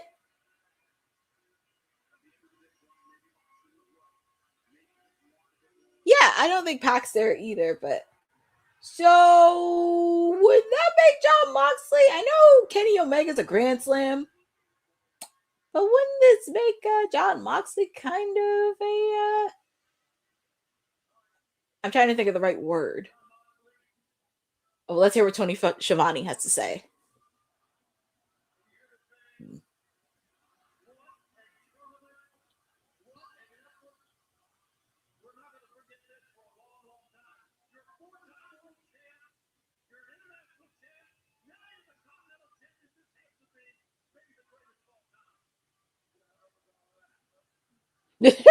John.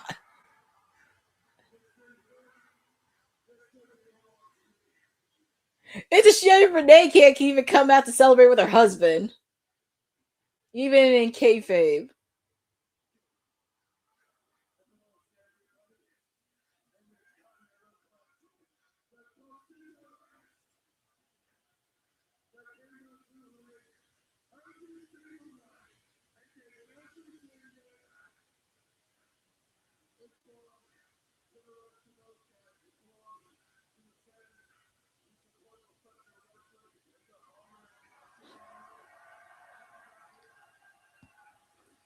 I know, it is a shame Renee couldn't do this.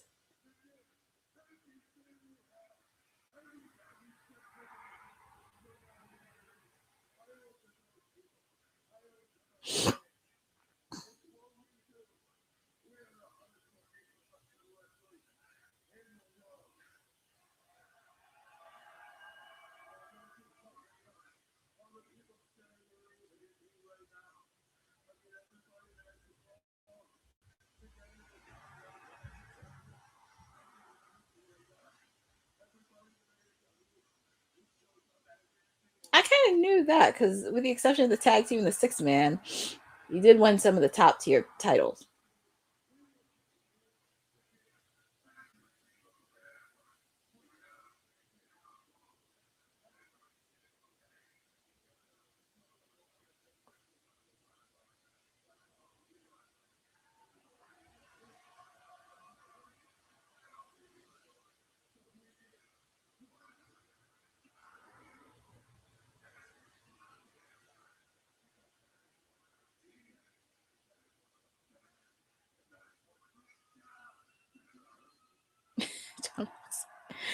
I mean, I couldn't understand. I did understand what Mox said. Sounded like he had a mouthful of marbles. But I kind of understood what he said.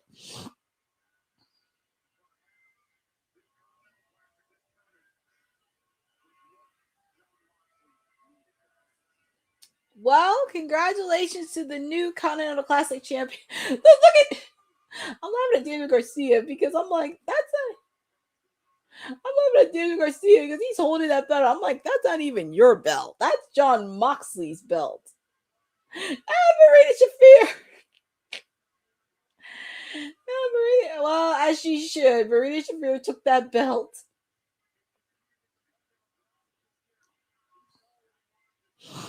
Question is, who is going to be the first opponent for John Moxley's defense? Like, who will be that person?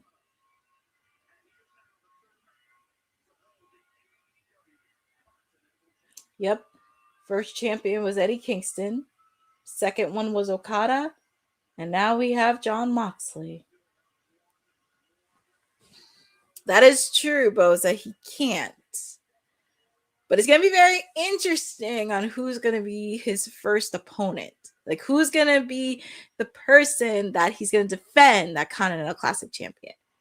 But ladies and gentlemen, it's 11:30. We got our main event happening. We have a fatal 4-way match for the AEW World Heavyweight title. We have Hangman Adam Page, Samoa Joe, Swerve Strickland, and MJF. 4 of the top guys in AEW, all in the same ring.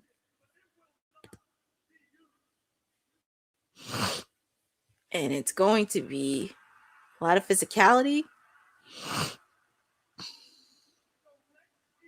Very interesting. But here we are. We're at the main event.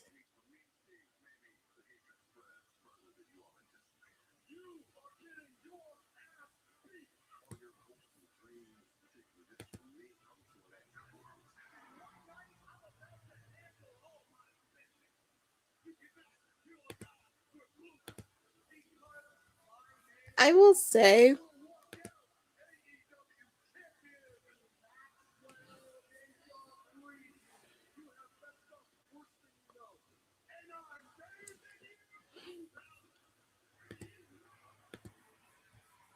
but we are at the climax. Yeah, that is true, Boza. We do have some international championship matches. The question is, who's going to step up for international championship? I know for me, I don't want our Orange Cassidy to get that title ever again. He's already had that title twice. He does not need it again. But look at the entrance.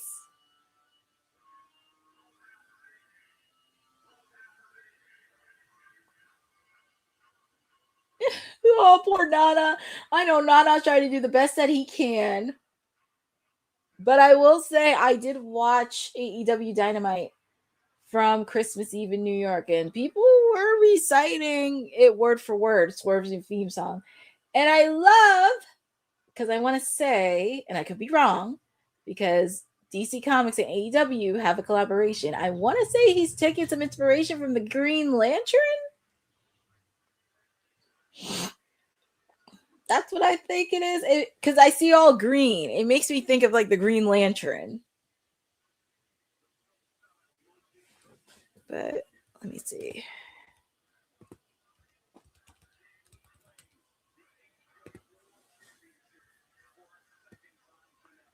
Yep, it makes me think of, I love that. That is true. But yeah, I love that he's paying homage to the Green Lantern. And it makes sense too with DC Comics and AEW having a collaboration. So at least like, I love that they're channeling that superheroes within the DC world. I love that.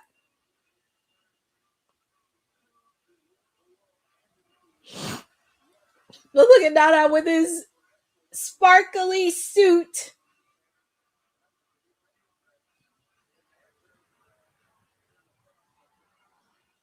I always want to know, like, some of the outfits the wrestlers wear. I always want to know where that inspiration comes from. And how do they design and make it to life?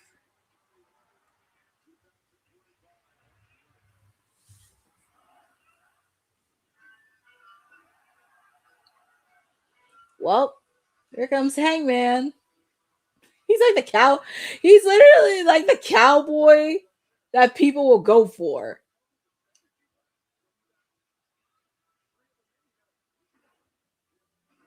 But he's an angry cowboy.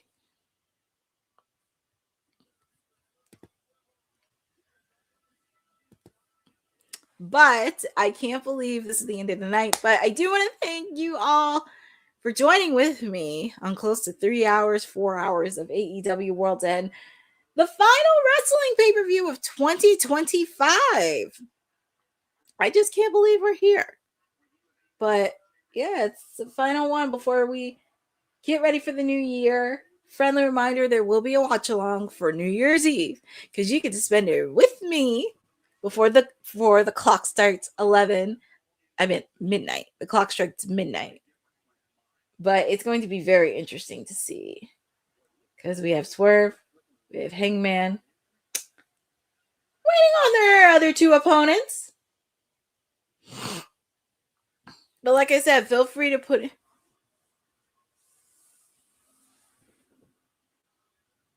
Yeah. But also it goes up with the fact too, I know WWE's on their holiday tour right now. So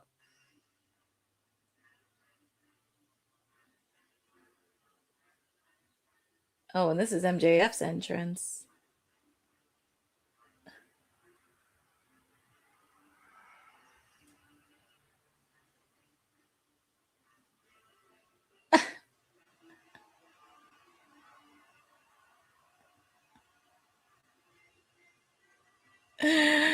Oh my goodness.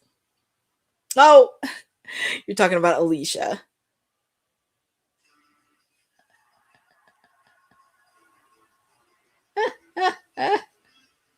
Well,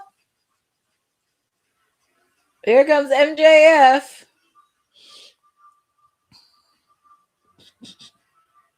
I'm not gonna lie, that's a pretty solid entrance. He's had some really good solid entrances in the past. No, Boza, that's okay. We call her Alicia here because she's good people and she's familiar with women's wrestling talk. So we call her Alicia. We don't care about that guy. We don't care about MJF. No, I'm kidding. No, I'm not gonna lie. MJF is a very solid athlete, but he just does kayfabe so well. That's what makes him like an unlikable jerk.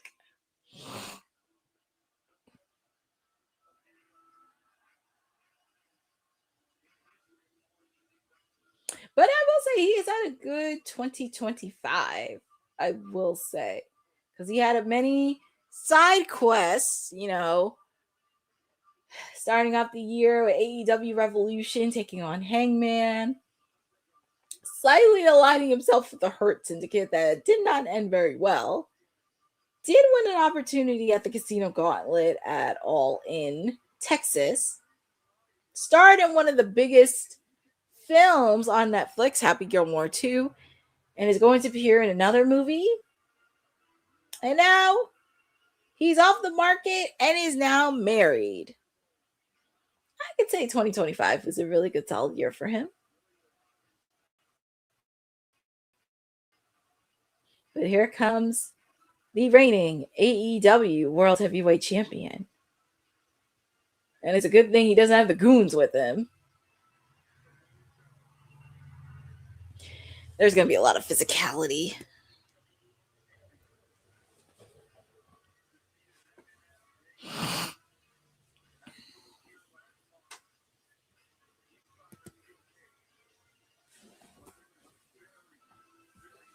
It's going to be a lot of physicality in this match. And I expect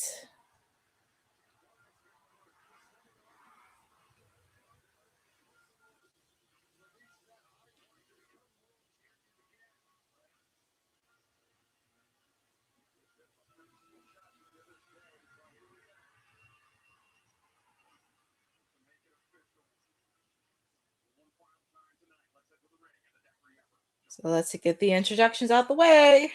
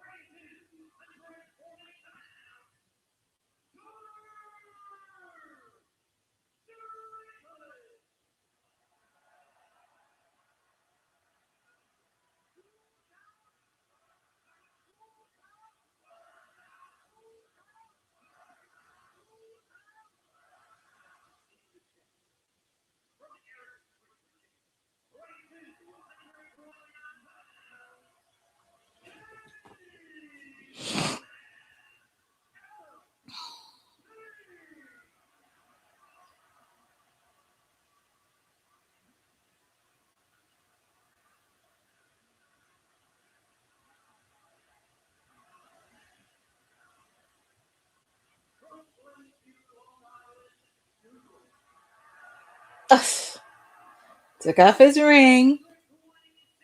Hi, Maria. Yeah, no, you're not late. Thank you for joining, and you just came just in time.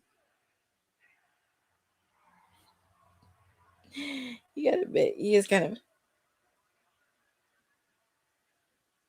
Well,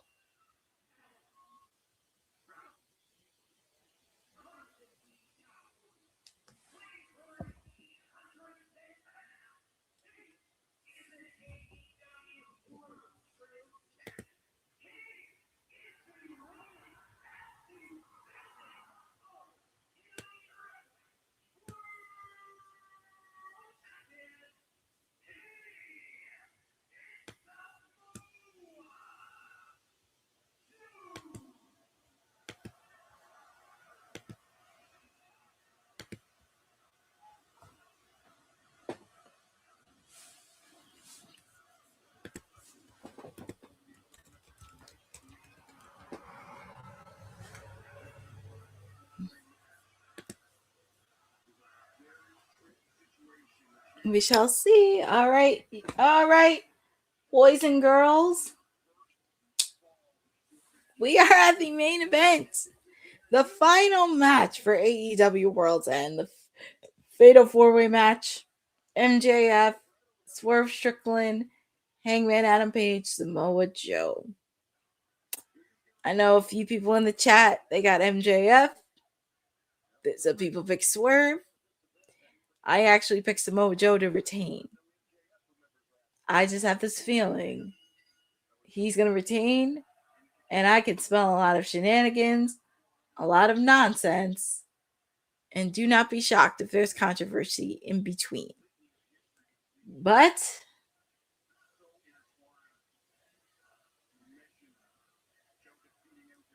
it's going to be very interesting because all four of these men have a lot of stories to tell.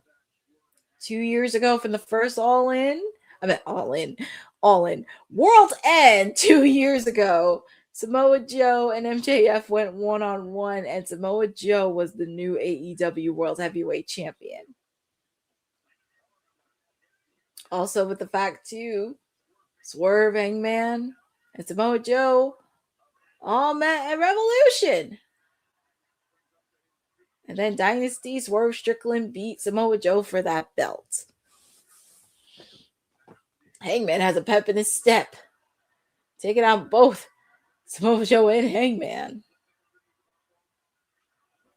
Chop made by Samoa Joe.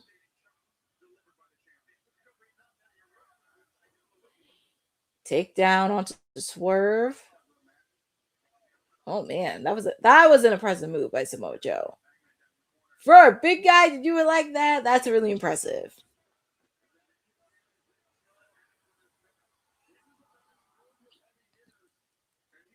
That is true, Boza. He does have a little pep in his step.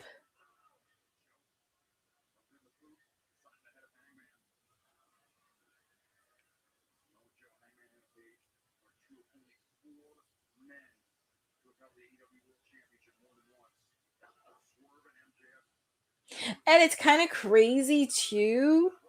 And when you really think about it, Swerve and MJF have not had a match one-on-one. That's really bizarre and crazy to think about. They never had a one-on-one match.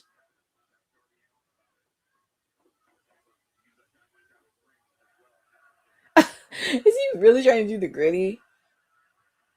Oh my god.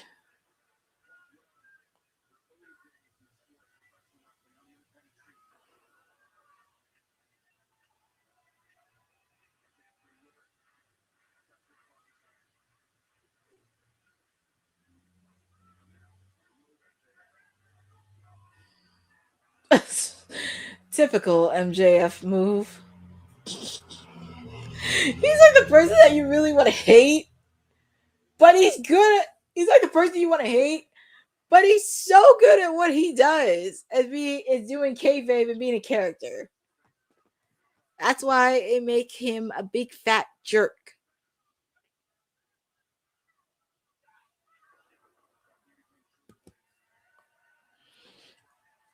That's where Swerve is telling you this is how you do the gritty. He took a playbook out of MJF's. I love it. Anything you can do, I can do better. Swerve Strickland hits. Oh man, that sign says it all. Another sign says MJF's hair is fake. That's hilarious. And here comes Samoa Joe. Leaping between the ropes.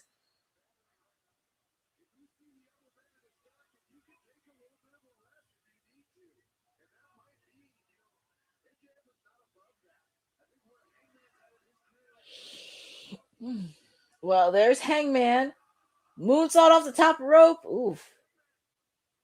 It looked like he missed a bit. It looked like he missed. And I'm hoping it's not too serious.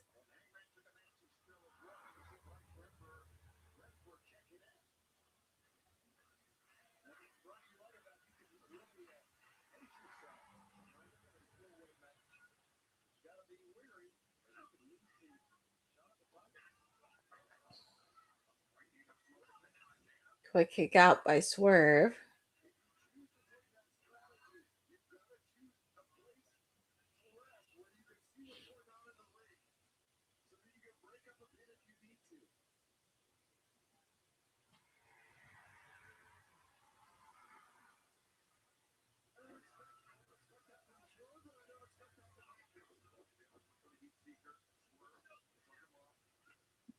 Through MJF between the ropes.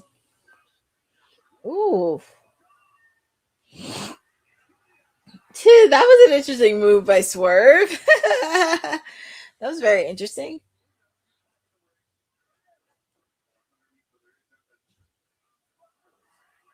Oh man, Buckshot Larry has it. That was an interesting move. I'm not gonna say tag team, but that was very interesting.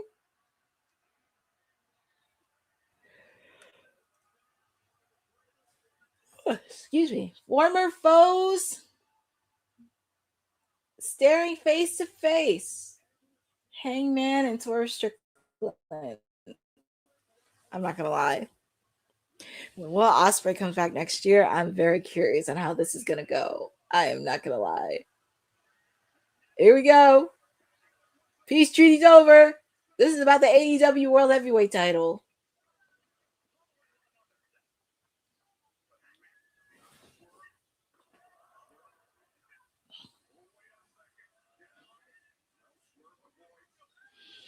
And also make sure to check out Swerve Strickland's interview with Chris Van Vliet because he does go in depth talking about the storied rivalry he has with Hangman and how they need each other to make magic. And I love that he goes into a lot of depth on this. So make sure to check out his interview with Chris Van Vliet.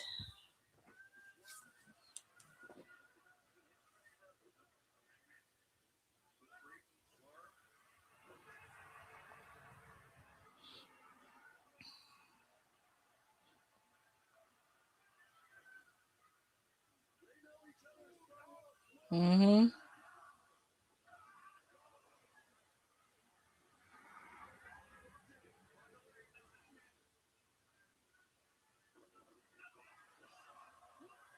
Oh my God, I'm not gonna lie. 1, 2, kick out.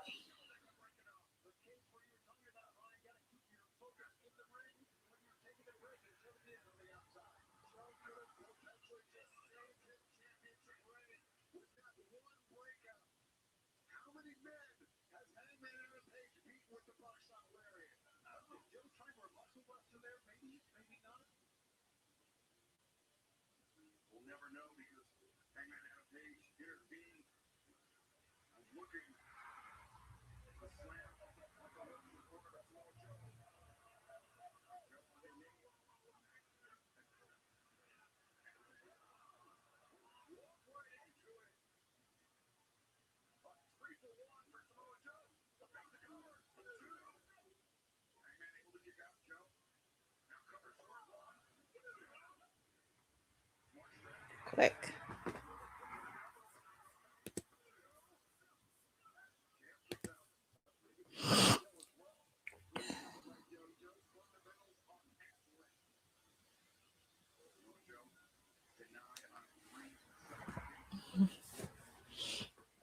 see.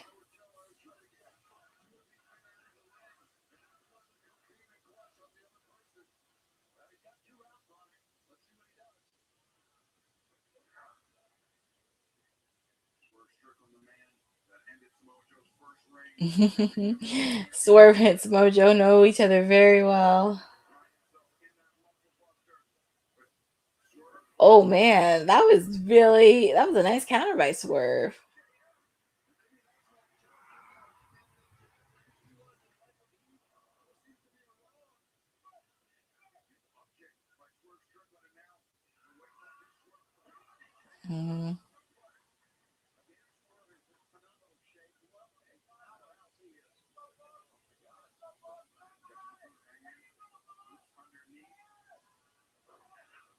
Backbreaker.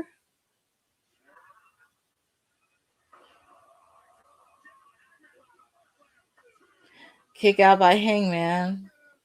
Question is, who's going to be able to take the pinfall? That is the main question.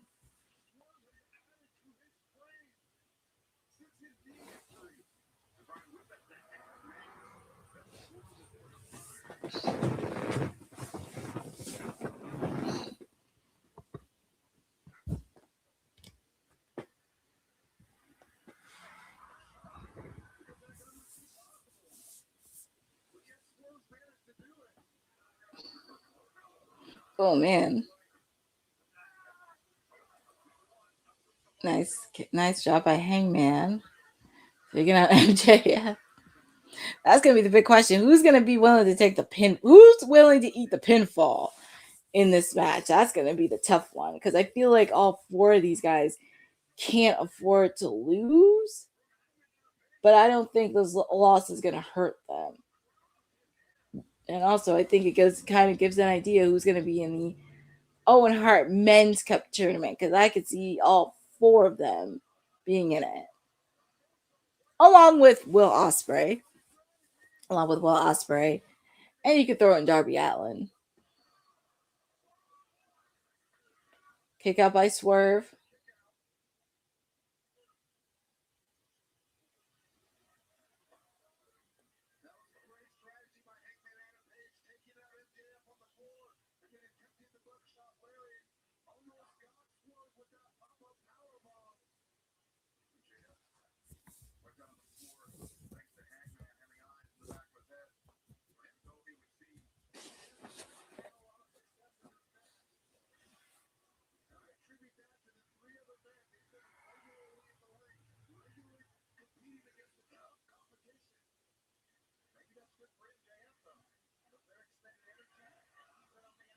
Snow Joe putting all those chops in.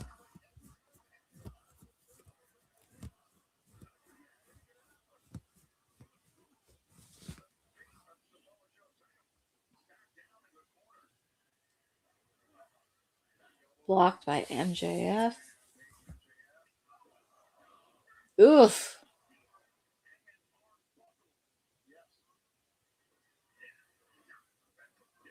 Oh, geez. Nasty kick.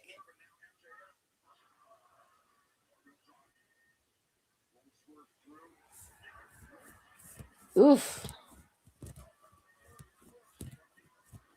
Ooh, he was going to go for the buckshot Larry, but he missed.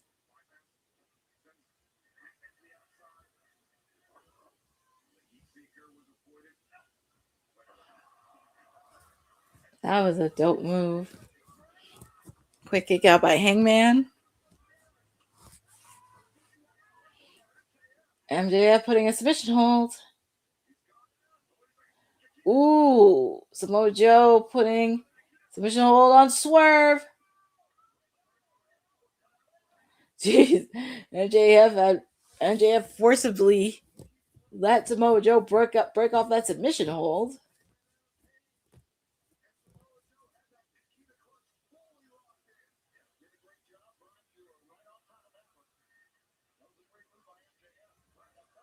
Mm-hmm.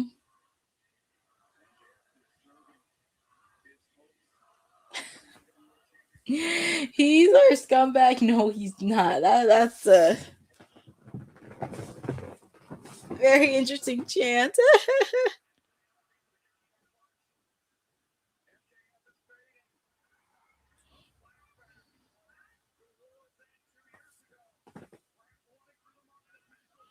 I don't think MJF wants to see the ghost of his past from AEW World's End 2 years ago.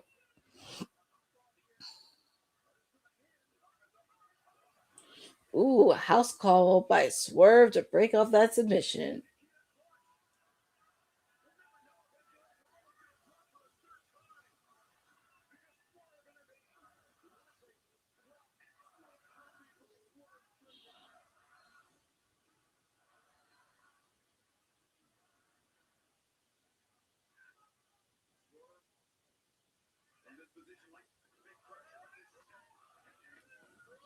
Oh man, kick out.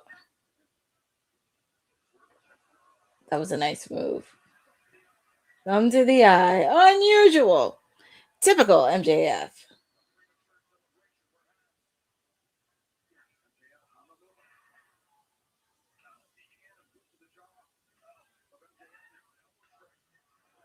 And double team by Hangman and Swerve. Close line. Oh, that was a nice move that they did. All 4 of these guys are out. And they're getting a standing ovation by the fans. I gotta give credit to the fans of Chicago. They've been bringing the energy throughout this whole entire night. From the top to bottom, they've been bringing all the energy.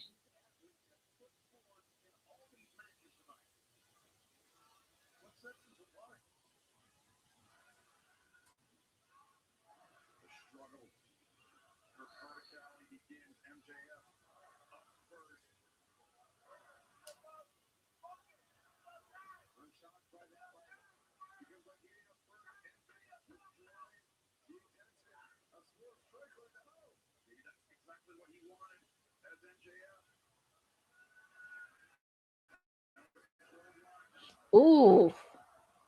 That was a nice move by MJF. Kick out by Swerve.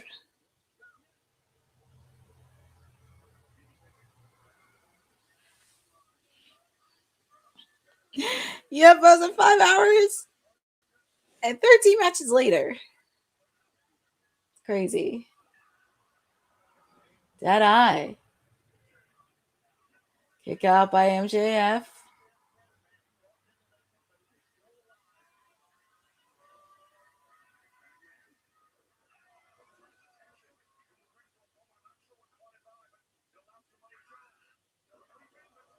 DDT by Swerve.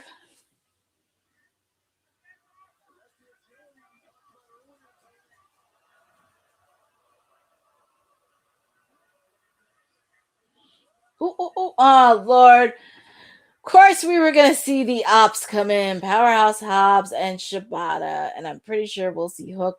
Like I said. And, yep, we see Hook. We'll just remember, it's a fatal 4-way match. No disqualifications. Anything goes.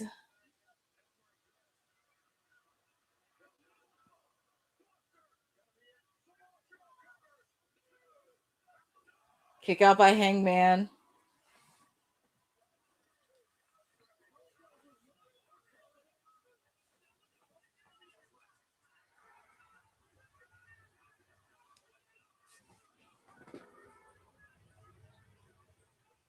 It's a shame Nana can't. I mean, I know it ain't Nana's business, but it would have been nice if Nana would have got involved. Because you don't want to mess with Prince Nana.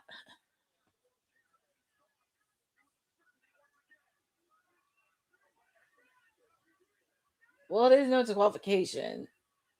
Technically. Well, they're cornering Prince Nana. It's like, you don't want to mess with Nana. See, it's a shame that Nana can't even. Swerve. I'm like, you ain't messing with Prince Nana. You are not messing with Prince Nana. It's a shame Eddie can't even come out for this.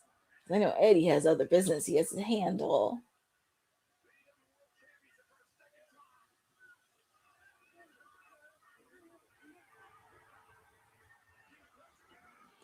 The King Club, Samoa Joe.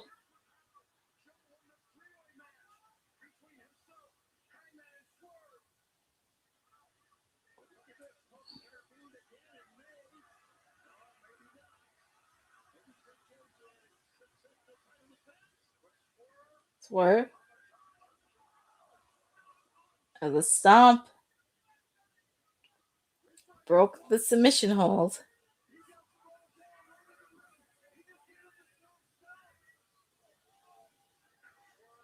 Let's see. See where we're doing this. Samoa Joe and Swerve on the top rope.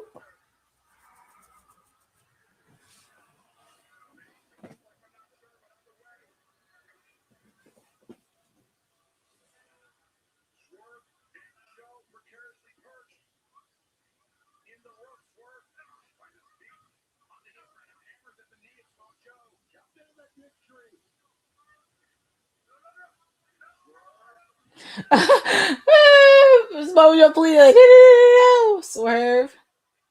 That's gonna be a question. Who's gonna be willing to take the pinfall?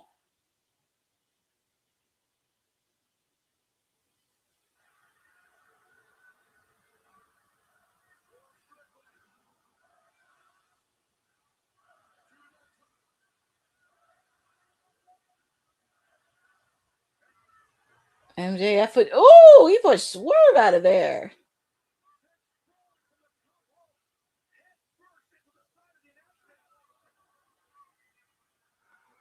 Ooh, Hangman kicked MJF. Buckshot Larry, but Hangman has to try it again. 2, 3 for 3.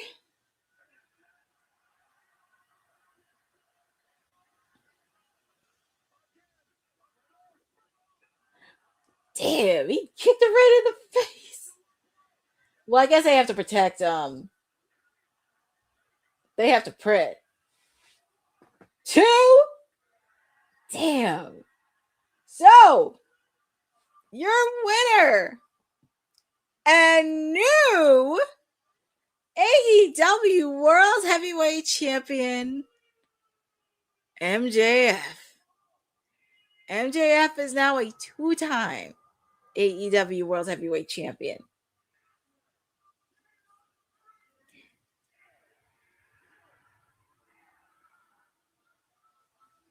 It's very interesting.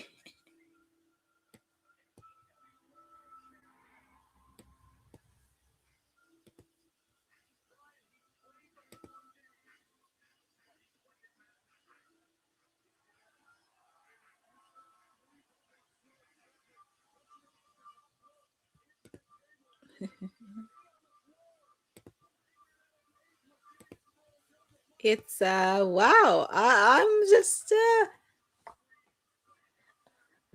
well, it's gonna be very interesting how this is gonna look, and also with the fact too, he is facing off against Bandino January 14th at Maximum Carnage. It's gonna be very interesting how his title reign's gonna look like, and also I can understand why they didn't have Swerve or Hangman take the pin, because there's a lot of story to tell. And they might as well put it. It's very interesting. Like, why did they put it on Joe? They could have let Hangman retain it and let him lose at World's End. But I guess there's going to be a lot more layers to this. And also with the fact, too, you got Will Ospreay coming back in 2026. It's going to be very interesting how the Owen Hart Cup men's tournament is going to look like, the participants. And I'm sure also it's going to be very interesting to see. I'm sure he's going to have a celebration on New Year's Eve. Lord, I'm very curious how the press scrum is going to look like. Thank God I'm not at that media scrum. Because, oh my goodness. Well, we have a new AEW World Heavyweight Champion in MJF. And we're going to hear from him on New Year's Eve. My God. Well, that concludes AEW World End. It was a very good, solid show from top to bottom. We've seen a lot of highs. I know, right? Folks, thank God I did not. I know. I just said to myself, I feel bad for anybody that's at that media scrum. Oh boy, thank God I'm not there. But yeah, that concludes AEW World End. We've seen a lot of highs, we've seen a lot of lows, but the pacing was good, and it ended 6 minutes after midnight, which I will say. I was very happy to see that. Just a quick rundown. Congratulations to Jon Moxley being the new Continental Classic champion. Sort of congratulations to that scumbag MJF. He's the new AEW World Heavyweight Champion. Definitely congratulations to the Babes of Wrath on retaining the AEW Women's Tag Team Championship match. Match of the night for me was definitely Kyle Fletcher. I know it was Okada and Jon Moxley, but match of the night. Well, actually, I have two matches of the night. Two matches of the night were definitely Kyle Fletcher taking on Jon Moxley, and also Moxley taking on Okada during the Continental Classic, because there was just a lot of layers to this. If you've been following, yes, that was my favorite part too. Two of my favorite people on my clientele did it.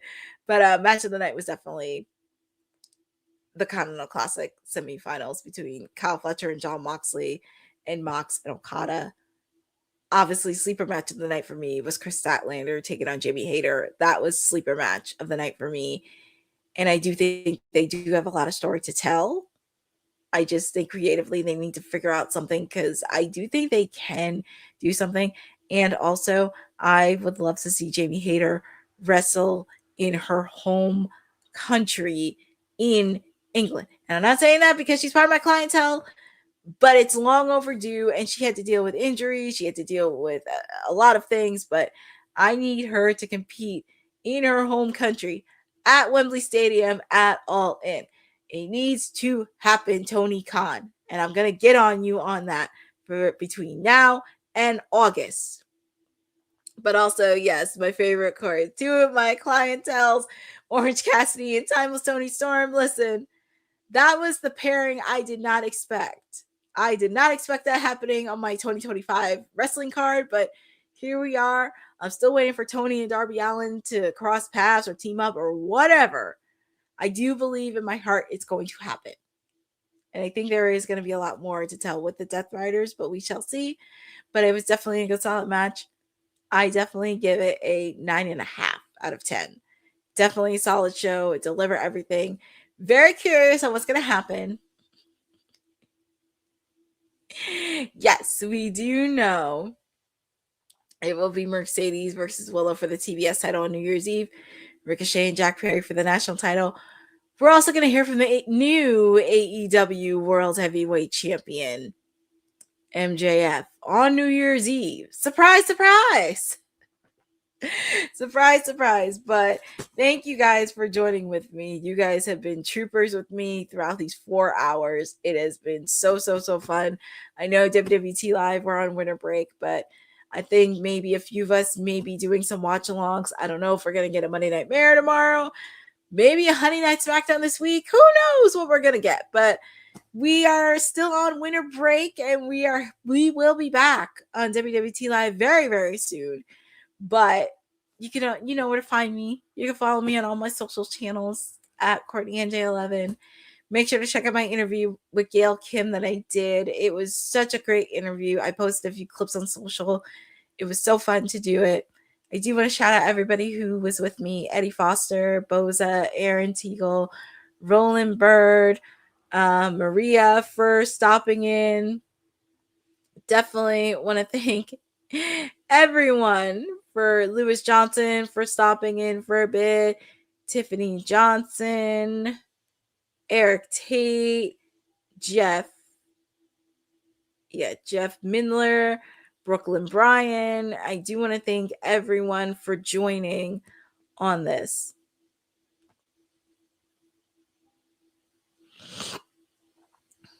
Yes, so I definitely want to thank everyone for this because it was a fun night. It was definitely a fun night. Not sure, but you.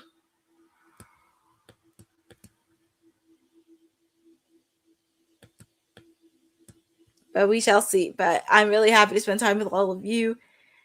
But yeah, you'll see me back New Year's Eve on Wednesday night because we're definitely doing AEW Dynamite Live. But thank you guys for joining with me. Thank you for supporting Women's Wrestling Talk and on this platform. Make sure to follow all my cohorts on all their social channels because they are doing amazing things. But thank you for supporting Women's Wrestling Talk, the #1 women's wrestling network on the planet. Have a great evening, and I will see you on Wednesday. Thanks for joining WWT. Don't forget to like us on all social media platforms at WW Talk Pod.